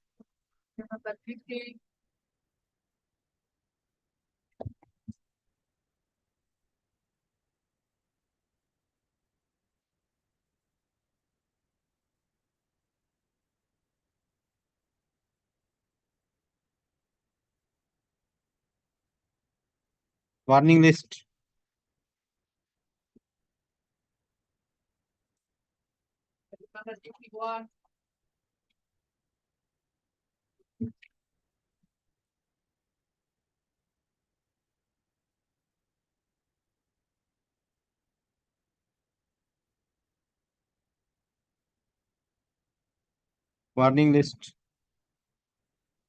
Warning list.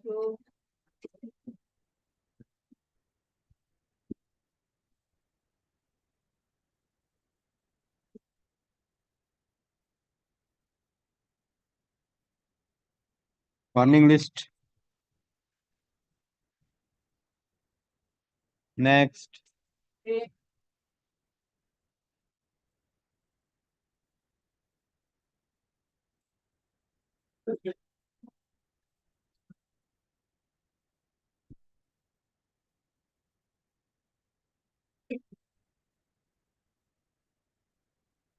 Warning list.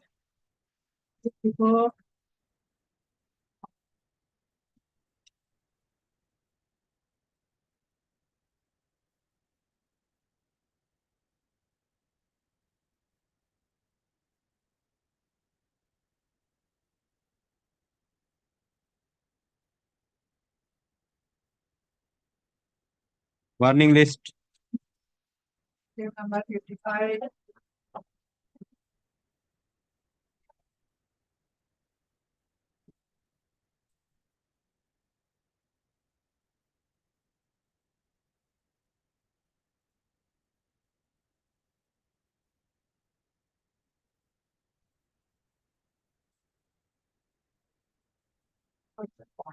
None appears on behalf of either of the parties. No accommodation is sought for. It is fine from the record. The suit is of intellectual property matter and filed in the year 2023.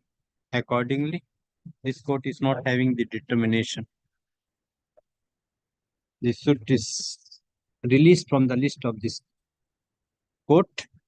Full stop. Department is directed to assign the IP number in the suit and to place before the appropriate court having determination.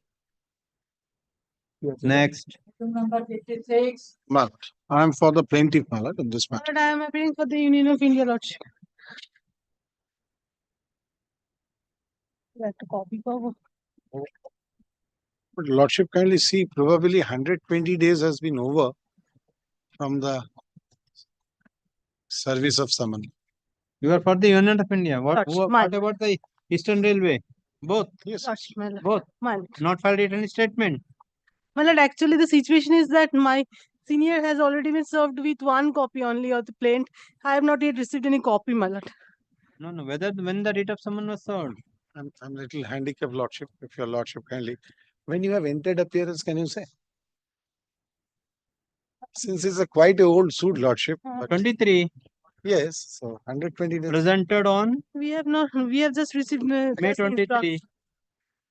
When you receive the writ of summons. Lordship, if he has received the instruction on July 2023, that means they received. And this has been served by the belief of the court, Lordship, because that is within the jurisdiction. Have you obtained report? Lordship, I haven't, but then the jurisdiction is within the local limits, all the parties. So, Lordship, since all the parties are within the local limit, and he received the instruction on that day, so it clearly shows that it is beyond 120 days.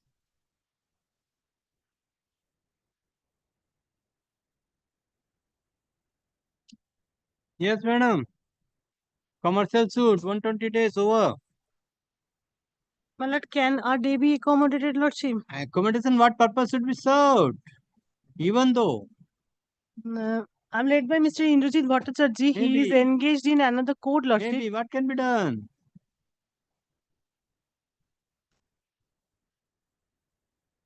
Let us come back, my lord. Okay, you obtained report. I mean, that's all right, but his own instruction from the government body shows that it is beyond 120 days. Lordship, kindly see his instruction. So-and-so appearing for the plaintiff, so-and-so appearing for the defendants. Counsel for the plaintiff submitted that the suit was presented on 11th of May 2023, and immediately thereafter the plaintiff has taken steps for issuance of writ of summons. Full stop. Counsel for the defendant submit that they have received the instruction from the defendants to appear in the matter, and the defendants have submitted some documents by way of letter dated 26th of July 2023. Full stop. From the communication dated 26 July 2023 by the Chief Administrative Officer of the Eastern Railway, Calcutta, to the advocate on record of the defendant, it is found that the writ of summons was duly served upon the defendant in the month of July 2023, and on receipt of the writ of summons, the department has duly instructed the advocate on record for taking appropriate steps. The department has duly forwarded the parawise reply to the advocate on record, but till date, written statement is not filed. ACPC there.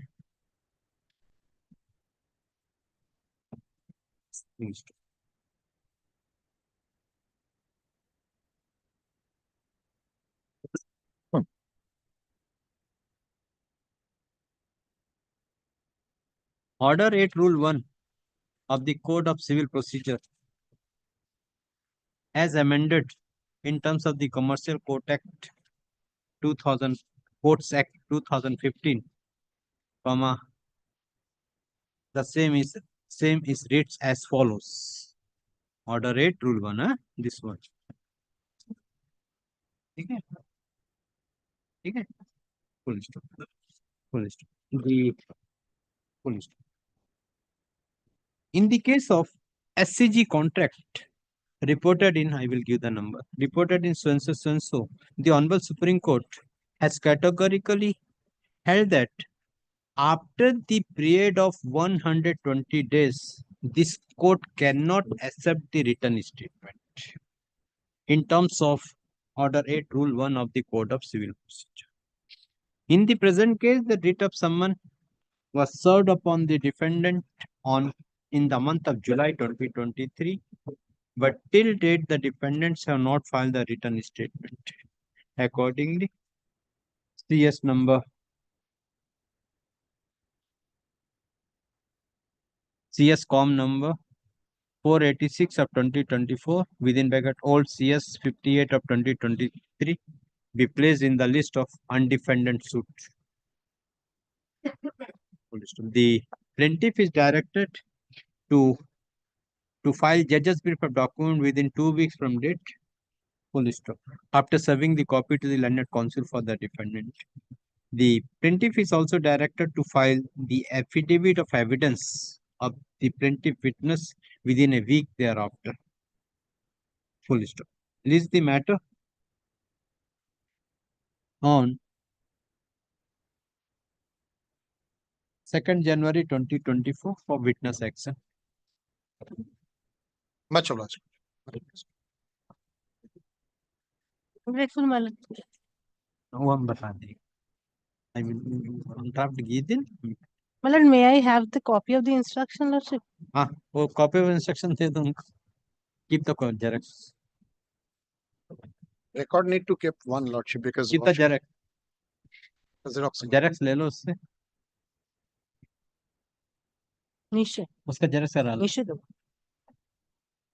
Yes, next. My lord, can a one line be added, lordship? I have not been served the copy. What, sir? My senior has received the copy of the suit, but It is marked to you. my lord, but I don't have any copy of the suit, so yeah, I have Suit? request. So the written someone will go to the department, not to the advocate, madam. I have requested my learned senior friend He to gives serve a copy. Of course, I mean, unofficially to say, of course. Unofficially it can be. Of course. Grateful, lord. Yes, item number. Your Lordship, the 57, I'm for the. Kindly release it because it is. I am appearing on behalf of defendant number 18, Lordship. This is an IP matter, Lordship. It has to be released. IP matter.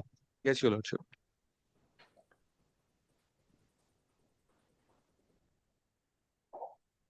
So suffering for the plaintiff, so suffering for the defendant. This court find that this matter is connected with the intellectual property in year 2023, and thus this court is not having the determination. Accordingly, CS.com 488 of 2024 within bracket old CS 66 of 2023 is released from the list of this court.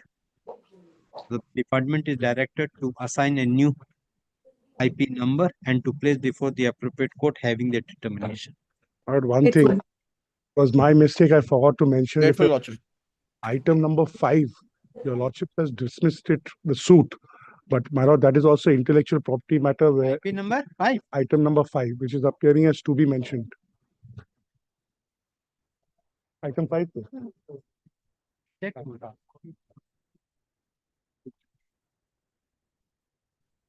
No. No. It will come tomorrow as to be mentioned. I will pass an order for transfer. Very good. Because that's why I kept today.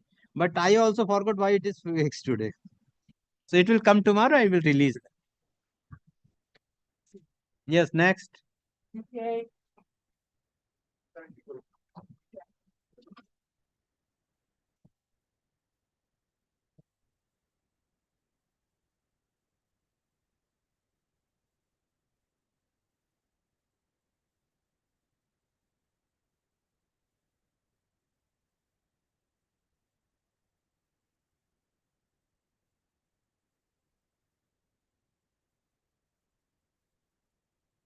None appears on behalf of either of the parties. No accommodation is sought for. The matter was listed on 18th of January 2024. On the said date also, even on the second call, none appears on behalf of either of the parties. Accordingly, the case is adjourned. Today also, when the matter is called, none appears on behalf of either of the parties. No accommodation is sought for. This court finds that the plaintiff is not interested to proceed with the matter. Accordingly, CS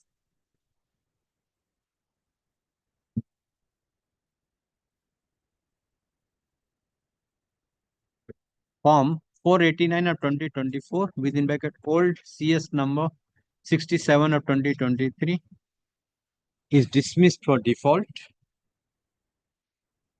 Interim order, if any, stand vacated. All connected applications are also dismissed for default. Yes, next. 59, my lord, I beg to appear on behalf of the plaintiff. Lordship, in terms of the mode of service received from the office of the sheriff, the defendant has received summons by way of hand delivery on 6th of June 2023 and by way of speed post, Lordship, on 22nd of May 2023. No written statement has been filed, my lord. Where is the report? You are having Lordship, I have a copy of the report, my lord. The endorsement should appear on my lord's copy of the plaint in the writ of summons itself. The sheriff has, Lordship, endorsed the dates of delivery on the writ of summons itself. No, whether the writ of summons was served? Yes, my lord. Yes, my lord. And it was served? My lord, it was served by speed post on 22nd of May of 2023, my lord, and by hand, my lord, on 6th of June 2023. Sole defendant? Yes, my lord, sole defendant. So appearing for the plaintiff through virtual mode. None appears on behalf of the defendant. Counsel for the plaintiff submitted. The writ of summons was duly served upon the defendant by speed post on 22nd of May 2023 and through the sheriff on 6th of June 2023. They submit that in spite of receipt of writ of summons, the defendant failed to file written statement till today. Consider the submission made by the counsel for the plaintiff. The defendant has to file written statement within a period of 30 days, or it can be extended for the period of 90 days. But in the present case, the defendant has not filed any written statement till the completion of the auto period of 120 days. Consider the submission made by the consider the above. This court find that consider the above. Let CS Com 491 of 2024 within bracket old CS 73 कौन सा है 69, my lord. Old CS number 69. 91 बोला ना 491 2024 old CS 69 of 2023 be placed in the list of undefended suit. Full stop. The plaintiff is directed to file judge's brief of document within 2 weeks. Full stop. Affidavit of evidence be filed within a week thereafter. Full stop. This is the matter on 7th of January 2025 for witness action. I am deeply obliged, my lord. Next. Number 60.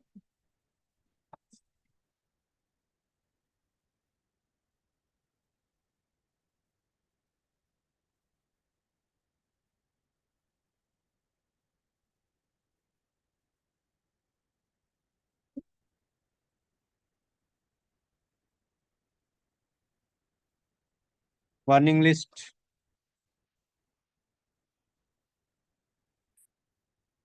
Number 51.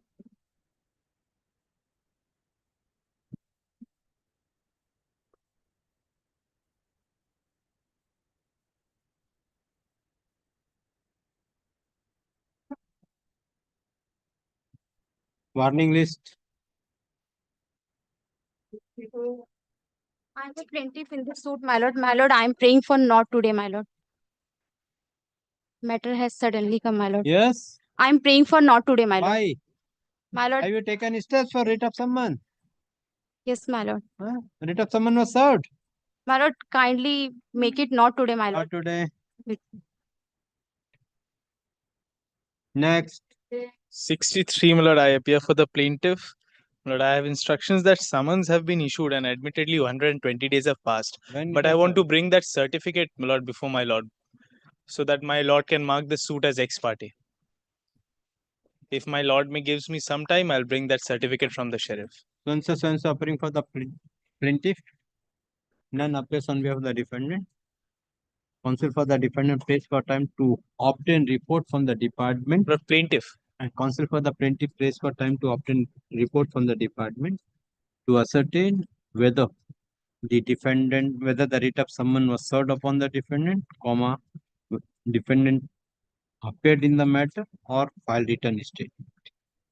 In view of the submission made by the counsel for the plaintiff, let the matter appear on 10th of December 2020. Lord, just one more indulgence, Lord. Item 51 I missed. Item 51, Lord, the defendant is to file their written statement. They haven't filed it yet. They are within 120 days. Your Lordship may kindly don't keep the matter in the warning list. Your Lordship may already gone. Your Lordship may kindly gives me this indulgence, Lord. I missed. Mention it, then we'll see. Very well, Lord. Next. Your Lordship, I appear on behalf of the plaintiff, Your Lordship. Yes. Your Lordship, I humbly pray for a note today. Why? Your Lordship, because the handling advocate looking after this matter, he is traveling, Your Lordship. I am releasing the matter. It's an intellectual property, IP matter. What is the matter about? It is an intellectual property matter, Yes. sir. Yes, Your Lordship. Correct. Yes. Top line. Rupa, Euro. That's one. Yes. So appearing for the plaintiff. This court find that this suit is connected with the intellectual property matter filed in the year 2023. Thus, this court is not having determination. Accordingly, CS Com 511 of 2024 within bracket old CS 106 of 2023 is released from the list of this court. The department is directed to assign the IP number and to place before the appropriate court having determination. Next. Obliged, Your Lordship. 65, my lord, I appear for the defendant. Yes.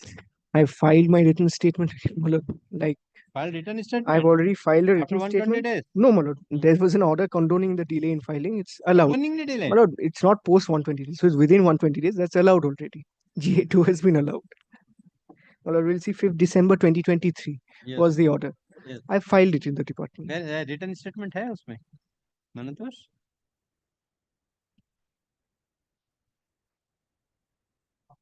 है so appearing for the defendant, none appears on behalf of the plaintiff.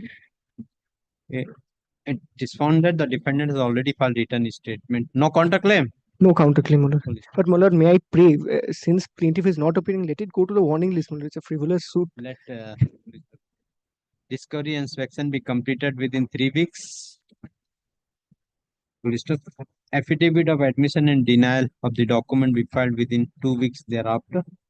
The plaintiff is directed to file judge's brief of document within 2 weeks thereafter. In the meantime, the parties are also directed to exchange their suggested issues. Place the matter on 24th of January 2025 for framing of issues. Okay. Next. This matter. Yeah. Controversial, item number 6873. Well, I had completed my submissions. I think Mr. Thakkar had started. Which one? That one?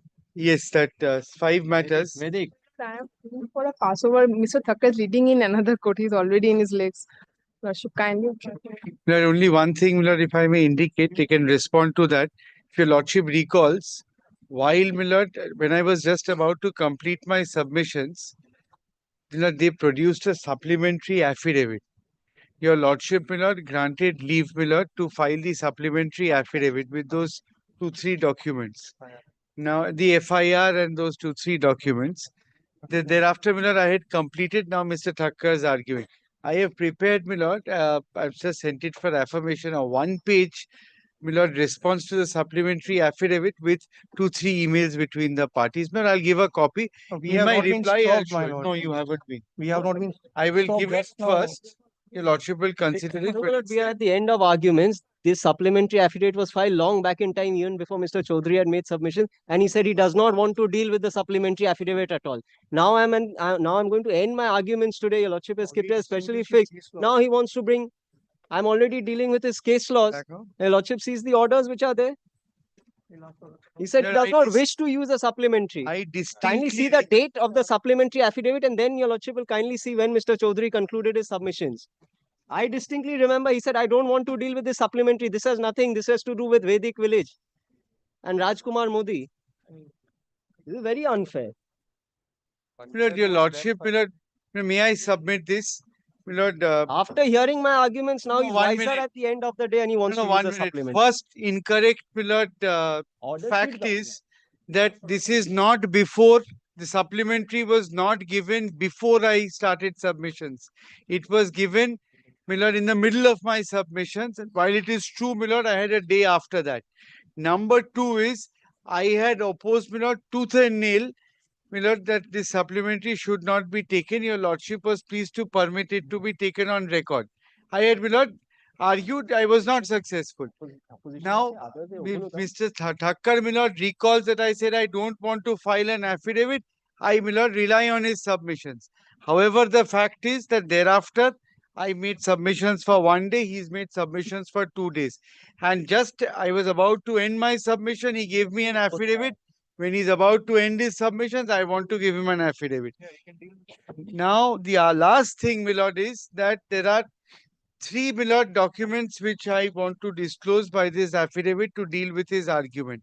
Number 1, he says vociferously that the original agreement should be produced by me. There are inter-party emails which show, Milord, my requests asking for, Milord, copies of the original, clearly reflecting originals are with him. Number 2, now, Milord, we have found that he's paid, Milord, interest on the loan. He's paid income tax at section 194. One has to, Milord, put in TDS on interest on loan. He's paid that also. That document is also there. And thirdly, Milord, the fact that both of us treated it as a loan and I kept demanding payment, Milord, from a certain time, that's also there. 3 or 4 emails, 1 or 2, Milord, public documents. Let Mr. Thakkar complete. We'll see to that. Let Mr. Yes. Thakkar complete. And then let him, Milord, consider. Yes. But if in the middle of my submissions, defendant can file supplementary, then middle Okay, of my that's what I'm submission. telling. Let Mr. Thakkar complete. Very We'll well. see to that. Yes. Look, Mr. Chaudhary had vehemently opposed filing affidavits. Correct. Those affidavits are not allowed to be taken on record. Those affidavits which are not permitted to be taken on record, I still have. They are the affidavit in opposition of D2, D3 in each of the matters. They were not permitted to be taken on record. Now, my lord, coming back to the case at hand. When is this? This is totally inaccurate. Oh, When was this has never, Milord, been served upon me also. It has already been served. He's not It has aware. been served. I correct myself, but this wasn't attempted to be filed. We've never seen this come. Because they didn't see it come because it was opposed. Anyway, let's not get into all that. Well, kindly have. I was dealing with the judgments which Mr. Chaudhary had cited. Kindly have, my lord. Adhunik Ispat Limited. Adhunik Ispat Limited versus Triveni Infrastructure. 2011 SCC Online Calcutta 119. This has been cited by them, my lord. Several judgments they've cited. I have to deal with 3 more. Rest I've done, my lord. Yes, Adhonik Ispat. Your Lordship has Adhonik Ispat. Kindly see paragraph 2, my lord. The suit was on account of price of goods sold and delivered. Kindly see paragraph 2. The plaintiff claims to have supplied TMT bars to the defendant's Faridabad construction site. Plaintiff has relied on the 2 purchase orders issued by the defendant and various challan-cum invoices that the plaintiff raised, which the defendant received without any protest. So entirely different transaction. Factum of the transaction, there is no dispute that the transaction between the parties was for price of goods sold and delivered. There is no dispute. I'll show you, Lordship, because this is where I say that this judgment in fact supports my case, and I'm grateful to him for showing it. First, there must be an admission of the jural relationship between the parties as to what was the transaction between them. That must be unequivocally admitted first. Only after that is admitted comes the balance test or the second test, that okay, if there is an admission, to what extent is the admission and what is the quality of admission. So there's 2 tests, which the Supreme Court has also said. He has found a Calcutta High Court. I'll show your Lordship the Supreme Court. So here your Lordship will see, suit for price of goods sold and delivered, there is no dispute about the transaction between the parties. Now kindly see the last but one page, my lord. Last but one paragraph. At paragraph 14 of the petition, the plaintiff has detailed the payments made by the defendant against the total billed amount of rupees 2 crores odd. The defendant is said to have made payment of rupees 56 lakhs, leaving the balance unpaid. The claim in the suit is for such balance price of goods sold and delivered. So part payments made, balance not paid. Now I'm not troubling your lordship with the arguments. Kindly come to the third page there, my lord.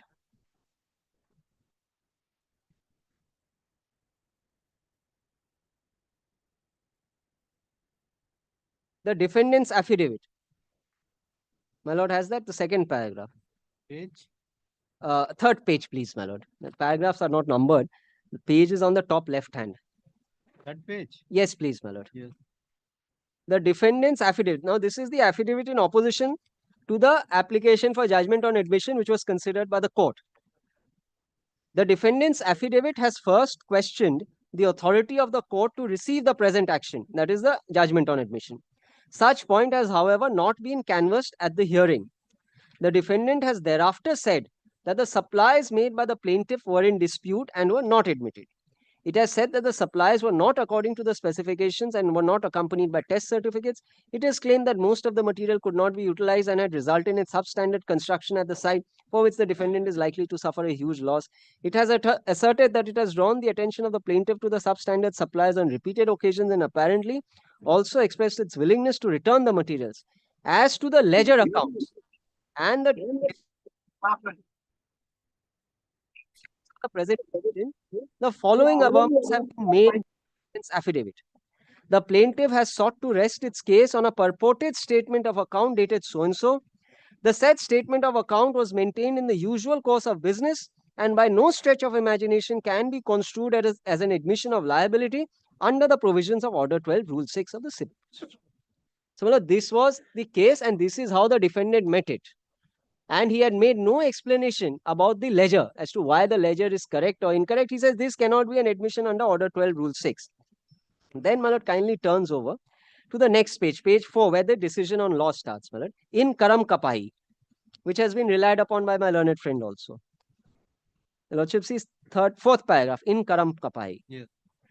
And before that is Uttam Singh Duggal, which also he has relied upon. Now, if your lordship sees Karam Kapai, in Karam Kapai, the Supreme Court referred to several English and Indian decisions on such aspect and observed that the 54th Law Commission report suggested that amendment that is now reflected in the rule to further the ends of justice and give the provision a wider sweep to use it ex debito justitiae. The Supreme Court, however, cautioned that the court retained a discretion in the matter of pronouncing judgment on the basis of the rule. In Jeevan Diesels, the Supreme Court held that as to whether there was any clear admission could not be decided on the basis of any judicial precedent, but had to be assessed on the facts of each case. So it's matter of fact, basically. Now, how, my lord, on Order 12, Rule 6 application is to be decided, the court holds further. Kindly see the next paragraph. For an admission to be made, For an admission to be made the basis of a judgment against the person making it, the admission has to be clear, unequivocal, and unambiguous. An admission has also be taken as a whole and cannot be divorced from any condition attached thereto. The principle recognized in Order 12, Rule 6 of the Code is founded on the fundamental rule of evidence that admission is the best form of evidence. Section 17 of the Evidence Act 1872 defines an admission to be a statement, oral or documentary, or contained in an electronic form which suggests any inference as to any fact in issue or relevant fact, and which is made by any of the persons and under the circumstances as referred to in the fact. Now, this is what I rely on, my lord. There are two elements as to judgment on admission. The first is the factum, and then there is the inference drawn from the fact and the liability consequent thereupon. If the factum is established, the maker of the admission is afforded an opportunity to explain it away or dispute the liability that is the corollary to the admission. If the factum is not proved, the matter ends. It is only upon the factum of admission being established that the maker thereof is called upon to explain how the logical consequence thereof should not fasten upon such maker. Now, Malad, kindly now, apropos this, I'm so sorry, Malad, now kindly see the ledger which he wants to rely upon. Kindly take GA, the GA once, please, Malad. This is the only document which he relies upon as factum of admission. Kindly take GA1, Malad, in CS 120.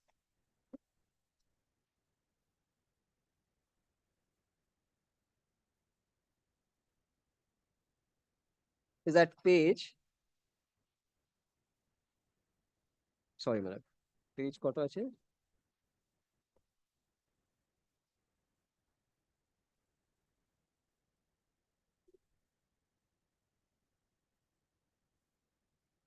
Where is the document? Kindly give me a minute, Malad. 555, 56 onwards, please, Malad. 56 onwards, please, Malad. Yes. It's confirmation of account. Yes, it is says confirmation of accounts. Given below is the details of your accounts as standing in my or our books of accounts for the above mentioned period. Kindly return 3 copies stating your IT permanent number duly signed in confirmation of the same. Please note that if no reply is assumed, so and so. There is a debit balance, there is no credit, there's a closing balance of 7,50,000. This does not say, my lord, what is the factum of this confirmation for that this is a loan account. Does not say loan account. His whole case rests on this document. This document doesn't say it's a loan account. This just says I have received so much money from you and this much money I have. I have not repaid anything. Where does he read into this the loan account, which was the basis of this judgment? The ledger account showed the balances, the invoices and the payments made against them. This document doesn't say loan account. Then kindly see 58. Doesn't say loan account.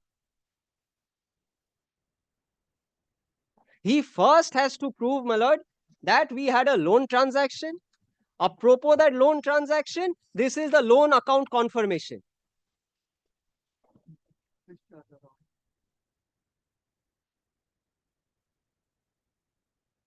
Document doesn't say this is a loan account.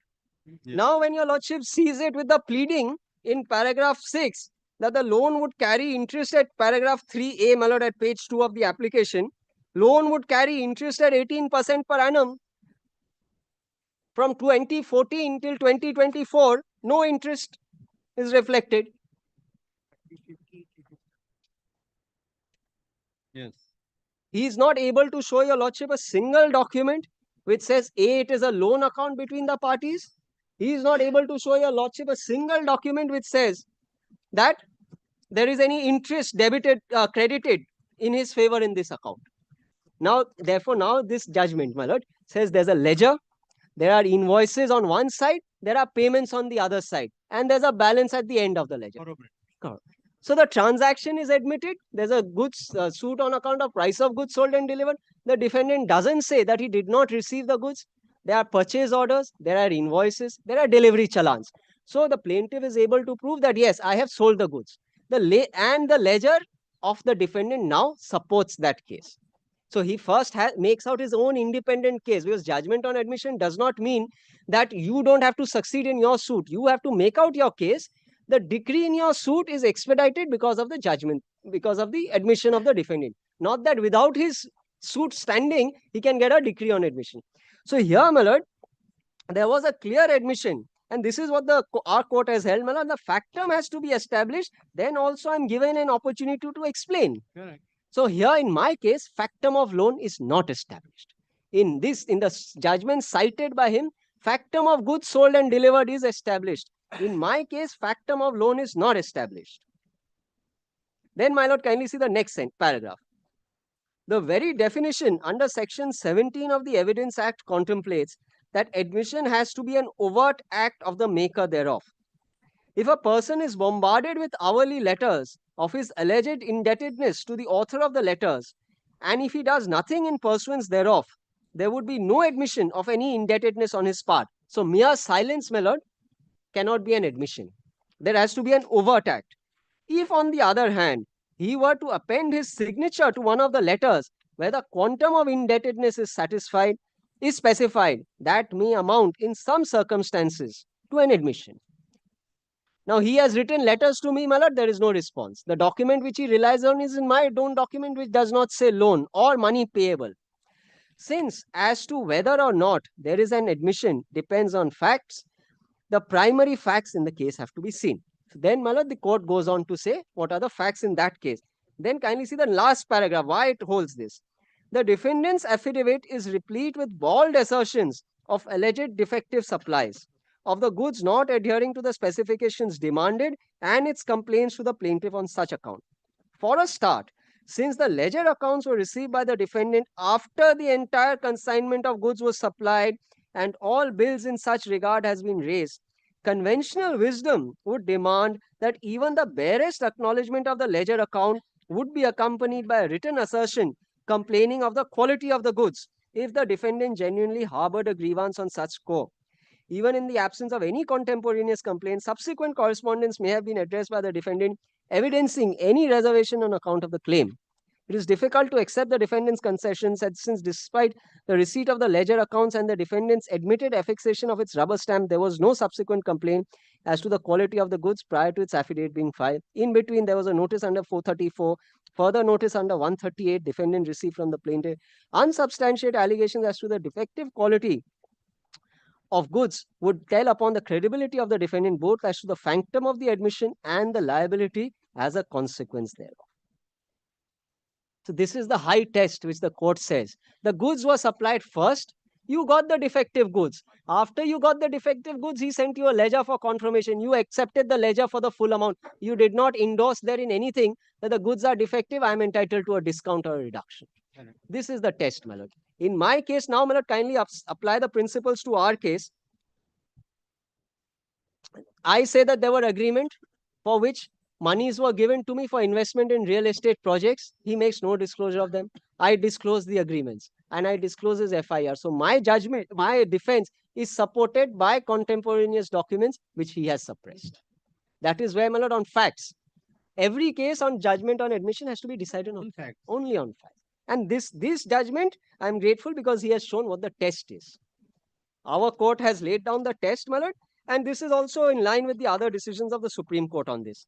Now, my lord, he has relied on Rishabh Bengani versus Jaideep Halwasia, 2020, SEC Online, Calcutta 382.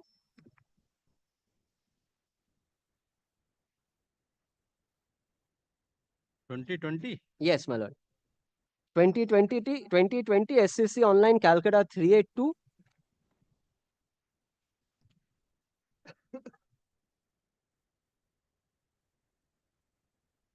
Here was a simpliciter case of money lent in advance. Defendant did not dispute the advance. What is the name of the party? My lord, it is Rishabh Bengani versus Jaideep Halwasia. Yes.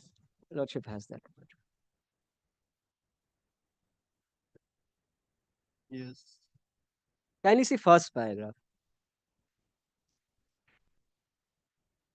In a suit for recovery of money lent in advance, plaintiff seeks judgment and decree on admission for a sum of rupees. This is only on facts, so I don't know why it was cited. Anyway, paragraph 2, learned advocate appearing for the plaintiff submits that the defendant executed the liability by executing balance confirmation, and then your lordship sees paid tax deducted at source on the same. So again, the transaction was admitted. According to him, last balance confirmation is on so-and-so. Defendant did not repay the sum of so-and-so. Plaintiff issued a demand notice. Defendant denied his liability. Defense has no claim. Then kindly come to paragraph 4.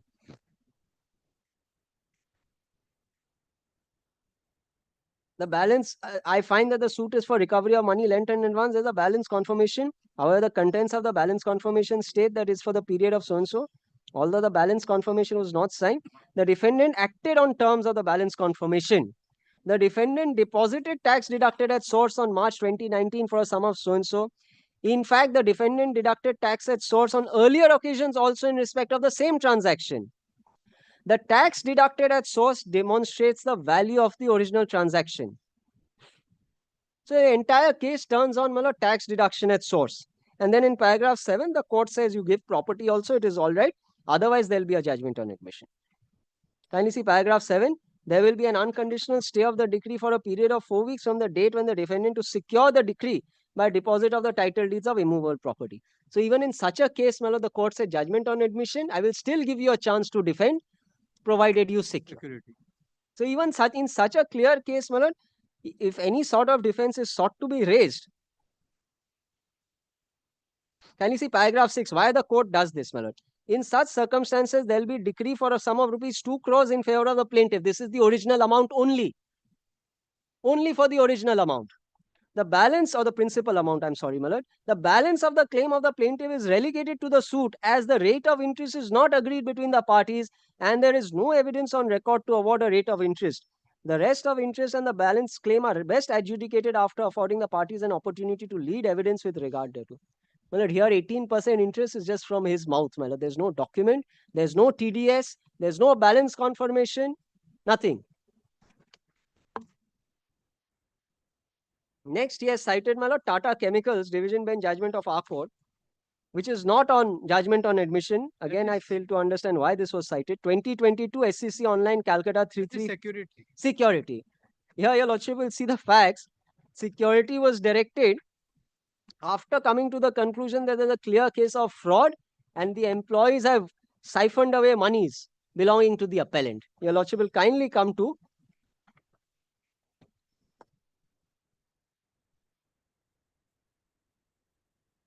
paragraph 13.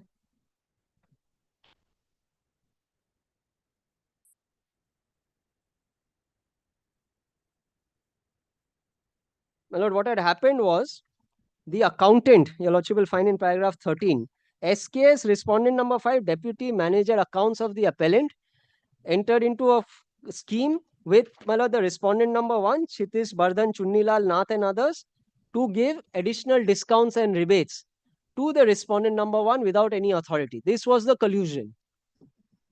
The appellant has stated that in order to promote sales, it used to give rebates or discounts marked as credit to KBCN. The amount of the rebate was predetermined. Price circulars issued by the appellant. Price circulars are notified and supplied to the sales manager. Appellant has never given any extra discount or rebates in any other manner. Those then price circular.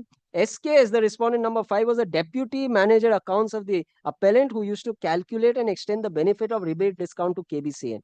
The credit notes were issued based on price. All these were managed through the systems software.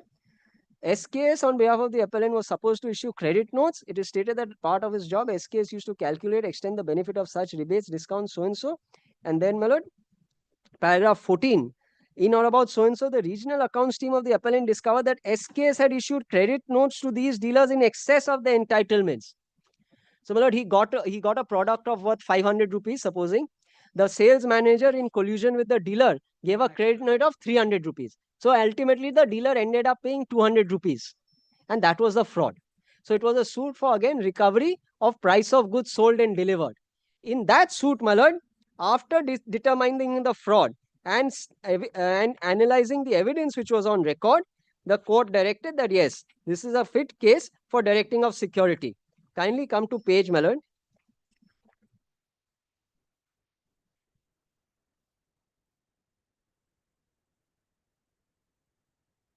119.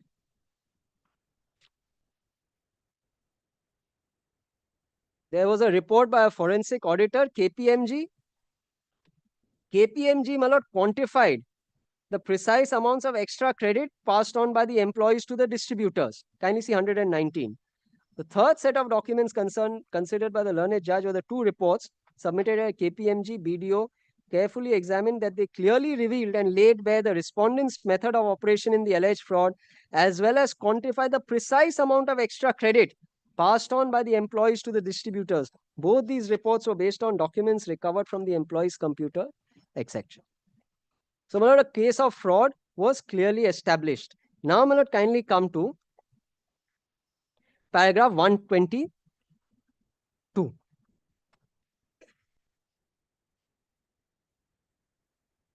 122 at page 36.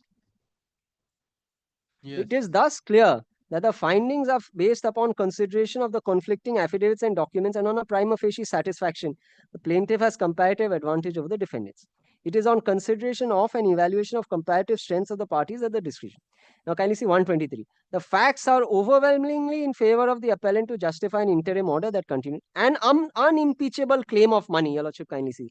An unimpeachable claim for money being established, the court, in our view, is entitled to pass an order of injunction so that the decree passed ultimately may not be rendered nugatory. It, however, shall depend on the facts and circumstances. So, the plaintiff's money claim is found to be absolutely unimpeachable.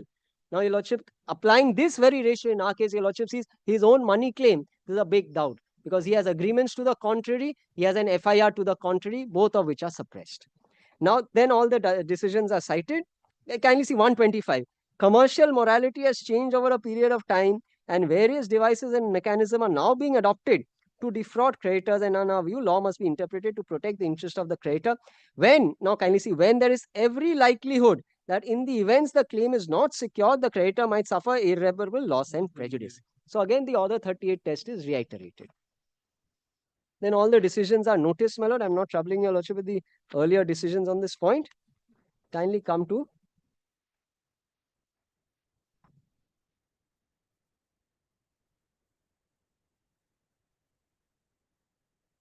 (138). After noticing Rahul S. Shah, what matters? After noticing Rahul S. Shah, what matters is whether there is a sufficient likelihood that a judgment will be obtained. That is the first test. So the plaintiff's case must succeed on its own. That a judgment will be obtained, that is the first, and it will be rendered ineffective unless the court grants an injunction. Now, my lord, if after all these projects, the accounts are settled, it is seen that I have repaid monies, which also he admits that, yes, you have repaid monies, nothing is due and payable. It's ultimately a question of reconciliation of account. It's not that the judgment will be obtained for certain. Then, my lord, the second test, it will be rendered ineffective unless the court grants an injunction. This does not arise unless the first test is satisfied, that there will be a judgment in his favor. And your lordship will see how in the facts of this case, the court concluded at 139, page 42, please, my lord, last sentence. The plaintiff is also able to make, page 42, please, my lord, paragraph 139, where it ends. After analyzing the facts in that case, now your lordship will kindly see the last sentence. Plaintiff is able to make out a strong prima facie case. This is, after all, the test. You must have a strong prima facie case. Now, his case, my lord, is riddled with suppression. And now your lordship sees, now if I may just trouble your lordship with one decision before I deal, I think that is all he has dealt with. All his decisions I've dealt with. One decision on prima facie case, if I may trouble your lordship with, 2010 1 SCC 689. 2010? Yes, madam. This is I'm citing, madam. On prima facie case. 2010 1 SCC 689.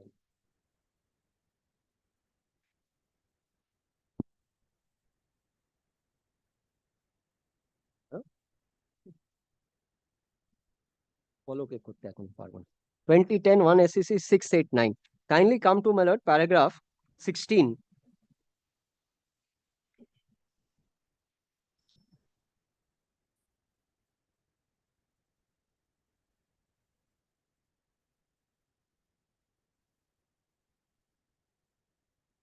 Yes. Paragraph 6. I'm not troubling you, Lordship. The fact this is the law, my lord. 16. It is well settled. Your Lordship has that.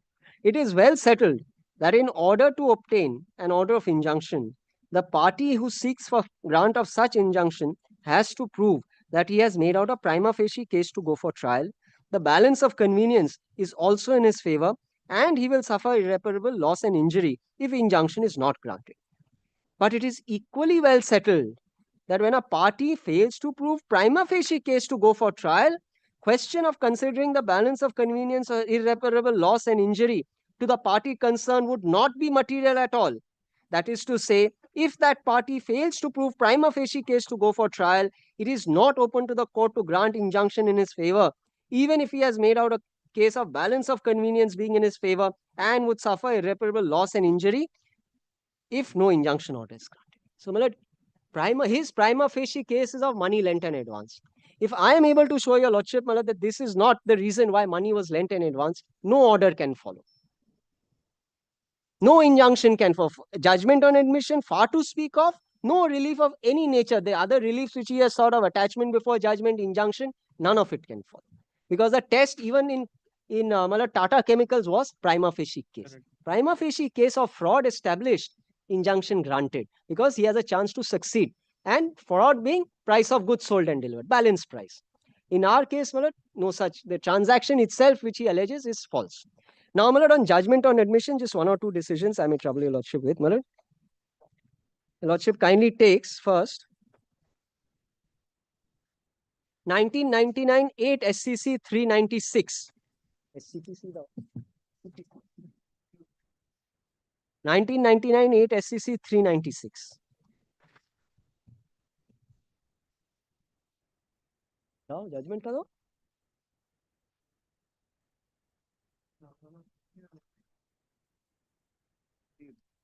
हाँ 396.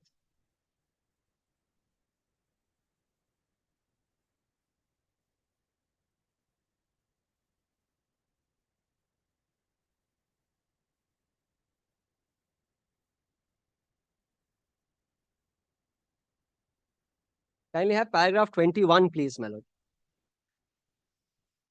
Razia.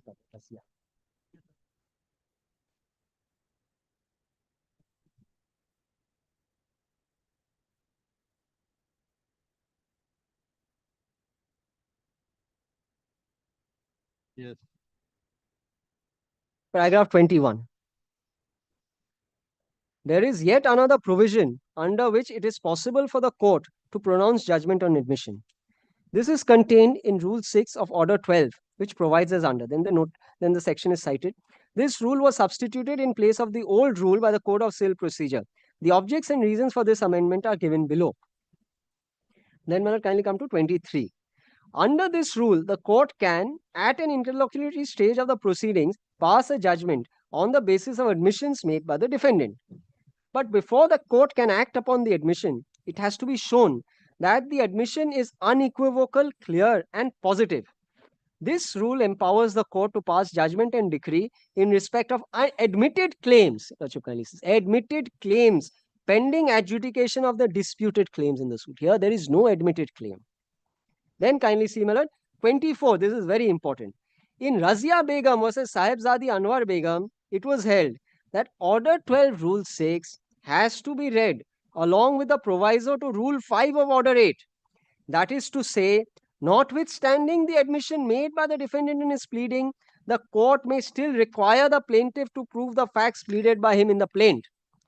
Then, thus, in spite of admission of a fact having been made by a party to the suit, the court may still require the plaintiff to prove the fact which has been admitted by the defendant. Kindly see the height test which is there. It is not mandatory that you must give. Your lordship can still insist that you prove what he is saying. This is also in consonance with the provisions of section 58 of the Act, which provide as under. No fact need be proved in any proceeding which the parties thereto or their agents agree to admit at the hearing, or which before the hearing they agree to admit by any writing under their hands, or which by any rule or pleading in force they are deemed to have admitted, provided that the court may in its discretion require the facts admitted to be proved otherwise than by such admission. The proviso to this section specifically gives the discretion to the court to require the facts admitted to be proved otherwise than by such admission, the proviso corresponds to the provisions, corresponds to the proviso to to Rule 5. 1 of Order 8. Yes, 1 Order 8 CPC. In view of the above, it is clear that the court at no stage can act blindly or mechanically while enabling the court to pronounce judgment. In a situation where no written statement is filed, the court has also been given the discretion to pass such order as it may think fit as an alternative. And here your lordship will also find, may I just read Order 12, Rule 6 once, please? The court may at any stage, either on the application of any party or of its own motion, and without waiting for the determination of any other questions between the parties, make such order or give such judgment as it thinks fit, having regard to such admission. So it's all may, and may give such order even on its own motion without an application. So this, the Supreme Court says, has to be read in conjunction with, my lord, the other proviso. Having regard to the provisions of Order 12, Rule 6, Order 5, Rule 8, especially the proviso thereto, and also Section 58 of the Evidence Act, this court in Razia Begum observed as under. In this connection, our attention was called to the proviso of Order 12, Order 6 of Order 12, Rule 6 of Order 12 of the Code, which lays down that upon such admission as having been made by the plaintiff, in this case, the court would give judgment for the plaintiff.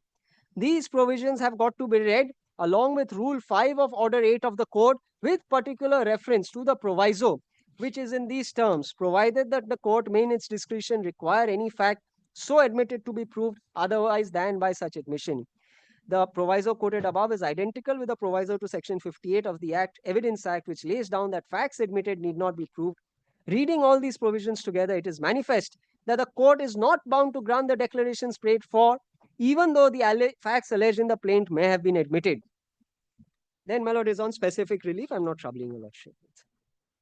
Then paragraph 26, as pointed out earlier, the court has not to act blindly upon the admission of a fact made by the defendant in his written statement, nor should the court proceed to pass judgment blindly merely because a written statement has not been filed by the defendant, traversing the facts set out by the plaintiff in the plaint filed in the suit. So even if there's no written statement, my lord, and even if there's an admission, the court does not, my lord, make a judgment blindly. Even if there is an admission, your lordships always have the discretion to prove the fact, even if admitted by such admission. Next, your lordship will kindly have 2010 6 SCC 601, Jeevan Diesel.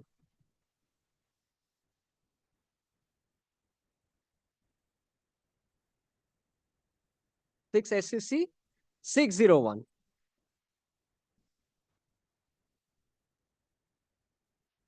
तुम दिया था क्या? याद नहीं आ रहा है. अच्छा दे रहा तुमको, दे दो भाई, कॉपी दे दो. हैंड করেছো? दे रहा गुस्सा मत करो, दे 2010 6 SCC 601 আমারটাতে মার্কটা আছে তো, ওটাই দেবো, সুবিধা হবে ওটাই দিচ্ছি. দাঁড়াও. Kindly come to paragraph 6, please. This was a suit for eviction of a tenant. Then kindly see the admission which is sought to be relied upon. Paragraph 6. In the written statement, your lordship has that? Yes. Page 603. Yes.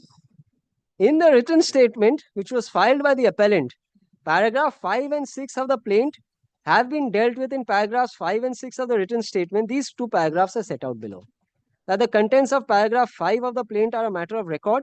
It is submitted that tenancy has neither expired by efflux of time nor it has been terminated. That in reply, it is submitted that the defendant is in possession of the properties, there has been no determination of tenancy. Then kindly see paragraph 7. It is clear from a perusal of the averments made in the written statement that the appellant has disputed the fact of expiry of tenancy by efflux of time. The appellant has also disputed that there has been a determination of tenancy. So far as receipt of the notice, there is nothing. Then the learned counsel for the appellant also argued before us that the lease deed cannot be terminated in view of certain clauses contained in the lease. Said argument was opposed by learned counsel, but the fact of the matter, judgments are passed. Then they did not file. Then kindly come to paragraph 10, 11. All this Karam Kapai is noticed. Kindly come to 10, placitum D of paragraph 10. The principles of law laid down in Karam Kapai, your lordship has it, Mel? Yes, yes. The principles of law laid down in Karam Kapai can be followed in this case only if there is a clear and unequivocal admission of the case of the plaintiffs by the appellant. case of the plaintiffs has to be admitted, my lord. Whether or not there is a clear and unambiguous admission by one party of the case of the other party is essentially a question of fact, and the decision of this question depends on the facts of this case. This question, namely whether there is a clear admission or not, cannot be decided on the basis of a judicial precedent. Therefore, even though the principles in Karam Kapahi may be unexceptionable, they cannot be applied in the instant case in view of totally different factual situation. So, my lord, this is the law. Then your lordship sees paragraph 13 till paragraph 19. The Supreme Court has noticed all the previous decisions, the English decisions, the decisions of a division bench of our court in paragraph 17 and 18, and held that the admission must be clear. If your lordship then comes to page 606, made a plain admission entitling the former to succeed. The test is, my lord, this rule applies wherever there is a clear admission of the facts on the face of it, which it is impossible for the party making it to succeed. This is a division bench judgment of our court, my lord, which the Supreme Court has cited with approval. Yeah. So this is a test, my lord, impossible for me to succeed. This judgment, my lord, will come to my help, that larger bench reference, where the ones... Yes. This is some other matter, Mr. Chaudhary. Next, your lordship will have... All judgments, my lord, are in his favor. And he is 2015 grateful 9 for SCC. all judgments that I cite. 2015 9 SCC 287. That's why Justice Gupta used to tell, okay, you cite 20, I will cite 40. Then decide with the 20. No, Lord, after this matter, my lord, in this matter, your lordship would have noticed all the judgments on Order 12, Rule 6. This side, that side. One judgment of yours will be enough. Lordship will have a ready reckoner of everything. Like Justice Sinha's judgments in the Supreme Court. Ready reckoner of all judgments. On judgments. Thanks to Mr. Chaudhary. All thanks to him. 2015 9 SCC 287, your lordship will have, my lord. Now, my lord, this was also suit for eviction. Here, my lord, the defendant took a stand. Now, kindly come to paragraph 2. This is where I say, my lord, the factum test is very important. Kindly come to paragraph 2. The brief facts which led to the filing of these appeals are as under. The respondent landlord is the owner of the disputed premises, which has this area. The appellant tenant contended that the respondent landlord entered into a registered agreement at a monthly rate of so-and-so. After expiry, another registered lease was entered into. Now, my lord, kindly see next page, very important. According to the appellant, during the subsistence of the second lease, as the respondent landlord was in financial crisis, the respondent landlord and the appellant tenant entered into an agreement for sale in respect of the same tenancy premises for an amount of rupees 1.56 crores. The appellant tenant is said to have advanced a sum of rupees 82.5 lakhs vide 6 payments. For the above payments, the respondent landlord is said to have issued 6 receipts acknowledging the receipt of money. The agreement for sale was executed and so and so. Then the landlord says there's a transfer of property, 106 suit, notice, etc. I am not concerned with all that. Then, my lord, kindly sees 4, the suit was decreed in favor of the tenant. Then he came up in appeal. Kindly come to paragraph 6, please, my lord. Per contra. Now, here, my lord, at the appeal stage, the tenant had also given an undertaking that he will vacate the premises. Even that did not come in his way at the Supreme Court stage. Per contra, the learned counsel for the respondent landlord submitted that it is clear from the order that the advocate appearing from the appellant in the High Court had only sought for time to vacate the premises and did not press the appeal on merits. Contention at the hand of the landlord, it is that it's quite unbelievable that the appellant had paid a huge sum of rupees 82.5 lakhs by cash. Payment made by cash. Yet it is upheld by the Supreme Court, my lord, kindly see. Huge sum of 82.5 lakhs by cash, and the alleged agreement for sale is a fabricated one. And since the appellant does not have a substantial defense, the trial court rightly passed the decree under Order 12 Rule 6, and the impugned orders, that is the trial court as well as the division bench, do not suffer from any infirmity warranting interference. We have carefully considered, kindly see 8. The words in Order 12 Rule 6 may and make such orders show that the power under Order 12 is discretionary and cannot be claimed as a matter of right. Judgment on admission is not a matter of right, and rather is a matter of discretion of the court. Whether defendants have raised objections which go to the root of the case it should not be appropriate to exercise the discretion under Order 12 Rule 6. So objection to the root of the case, agreement for sale, property to be sold, you cannot evict me. That was, and kindly consider the objection which I have raised. My objection goes to the root of the matter. It is not a money lending transaction. The said rule is an enabling provision which confers discretion on the court in delivering a quick judgment on admission and to the extent of the claim admitted by one of the parties. In a suit for eviction filed by the appellant tenant has admitted, now my lord kindly see, appellant tenant has admitted the relationship of tenancy and the period of lease agreement, but resisted the respondent land plaintiff's claim by setting up a defense plea of agreement for sale and that he has paid an advance of 82.5 lakhs, which of course is stoutly denied by the respondent landlord. The appellant has also filed a suit for specific performance, which of course is contested by the landlord. When such issues arising between the parties ought to be decided, mere admission of relationship of landlord and tenant cannot be said to be an unequivocal admission to decree the suit under. So even where the relation was admitted but was sought to be displaced by a subsequent agreement, the court said it goes to the root of the matter, cannot be done. In my case, there is no admission of a money lending transaction. Next, your lordship will kindly have copy chai. 2022 10 SCC 496. Oh, copy chai to you have to reply the bole. Oh, well, may I just complete? It'll take me 5-10. Yes. 2010 10 SCC 496.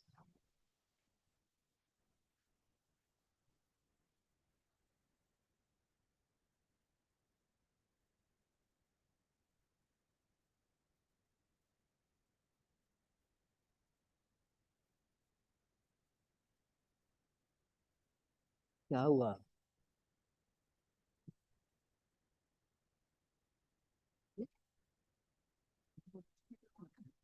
(2010) 2022 10 SCC 496. Karan Kapoor, Madhuri Kapoor. 4? Only 4. 2022 volume 10 SCC page? Volume 10 SCC 496, please. 496. 4.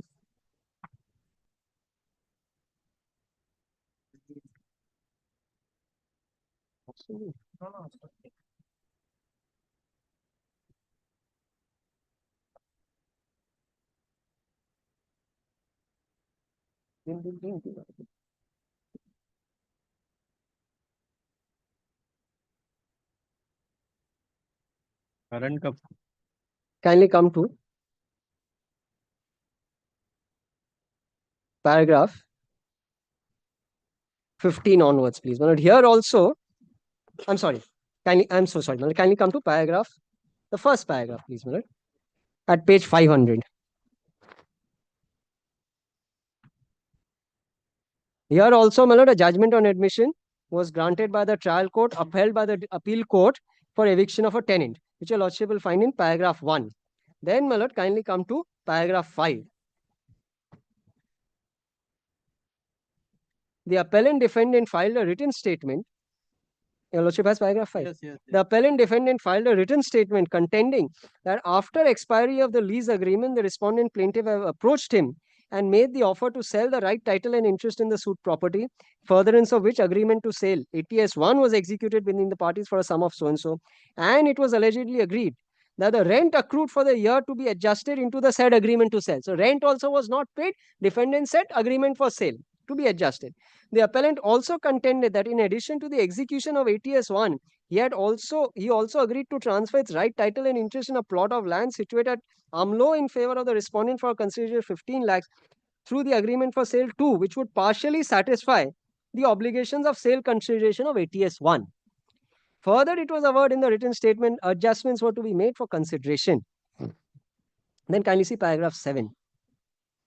The contention for the respondent plaintiff before the trial court was that looking to the admissions made with respect to the landlord-tenant relationship, rate of rent, and defense taken by the defendant in the written statement is sham, as no consideration was exchanged, while on the other side contended that it had had concealed the material facts regarding existence of ATS 1, 2, and 3, that is the agreement for sales 1, 2, and 3, though the two lease agreements were not denied. It was said that only on the expiry of the term of the extended lease agreement, respondent plaintiff approached the defendant and offered to sell the suit.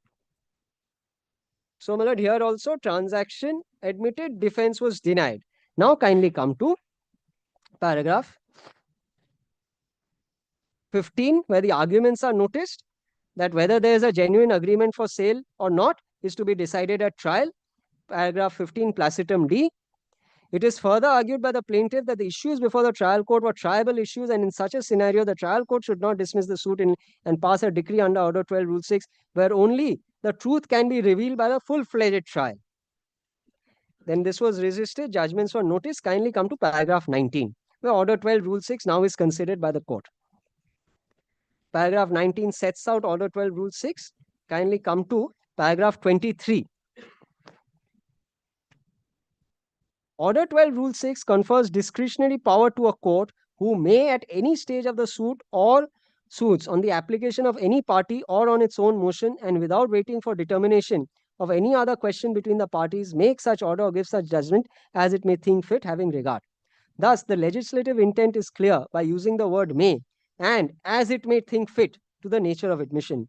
The said power is discretionary, which should be only exercised when specific, clear, and categorical admission of facts and documents are on record.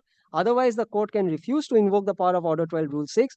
The said provision has been brought with intent that if admission of facts raised by one side is admitted by the other, and the court is satisfied to the nature of admission, then the parties are not compelled for full-fledged trial, and the judgment and order can be directed without taking evidence. Therefore, to save the time and money of the court and the respective parties, the said provision has been brought into the statute. As per above discussion, it is clear that to pass a judgment on admission, the court, if it thinks fit, may pass an order at any stage, in case the judgment is pronounced, etc. Then, my lord, kindly come to 26. On that issue of discretion to pass judgment on admission, then I have placed before your lordship, my lord, 3-judge bench of S.M. Asif, I have already placed. Then kindly see 27. I'm sorry, 27 is also discussing Asif. I'm not troubling your lordship with, my lord. Asif, kindly come to 33.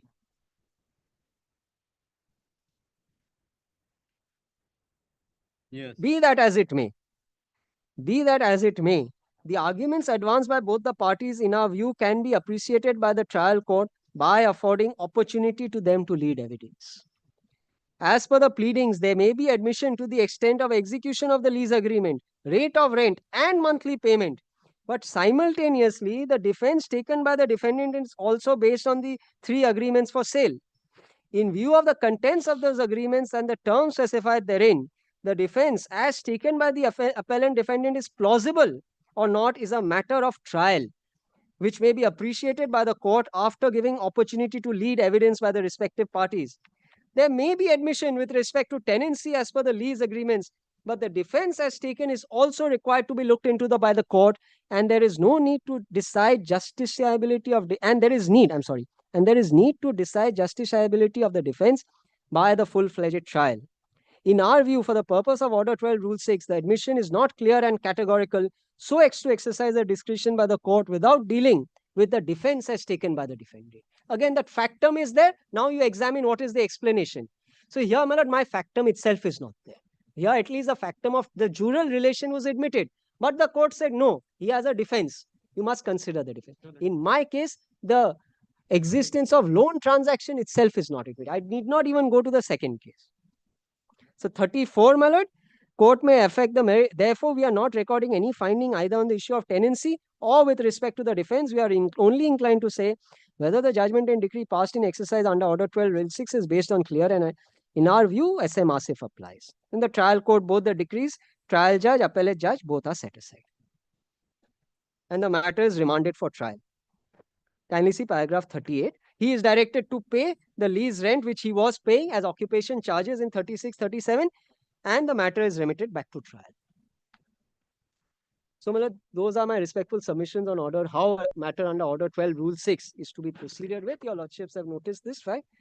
Fairly clear. Yes. And then, if there is no case, my lord, no prima facie case, if his prima facie case on the basis of money lent and advance transaction fails, then there's no case for attachment before judgment, nor is there any case for injunction under Order 39, Rule P. Then may I come back here to give my... If it's possible, my lord, any time, my lord, this week, if it's possible, because it's fresh on my lord's mind. Fine. Tomorrow? Yes. He's finished. It's Tomorrow 2 p.m. At the learned counsel for the respective parties. Police. So appearing for the plaintiff, so appearing for the defendant. Counsel for the defendant has concluded his argument in connection with GA1 of 2023. Counsel for the plaintiff placed for time to give reply. And due to paucity of time, counsel for the plaintiff could not give reply. The counsel for the plaintiff could not give reply. Let the matter be listed on 26 November at 2 p.m. Grateful. Well, not due to paucity of time because it's already 4:45. Just on some other issue. I wasn't coming to court for a week, so my juniors had mentioned a trial next week before your lordship. But now I am back. If your lordship has not assigned it to anybody, we will be here to continue. What was the date? I think it was Wednesday, I think change, no? No, date wasn't changed. Your lordship said come back on that day. Who is the other side? Other side, I'll ask him. Inform me, brother. I'll inform him. कोई case assign And we'll नहीं take किया? a chance, my lord. कोई case assign किए? Then you We'll continue. Grateful. Grateful, deeply.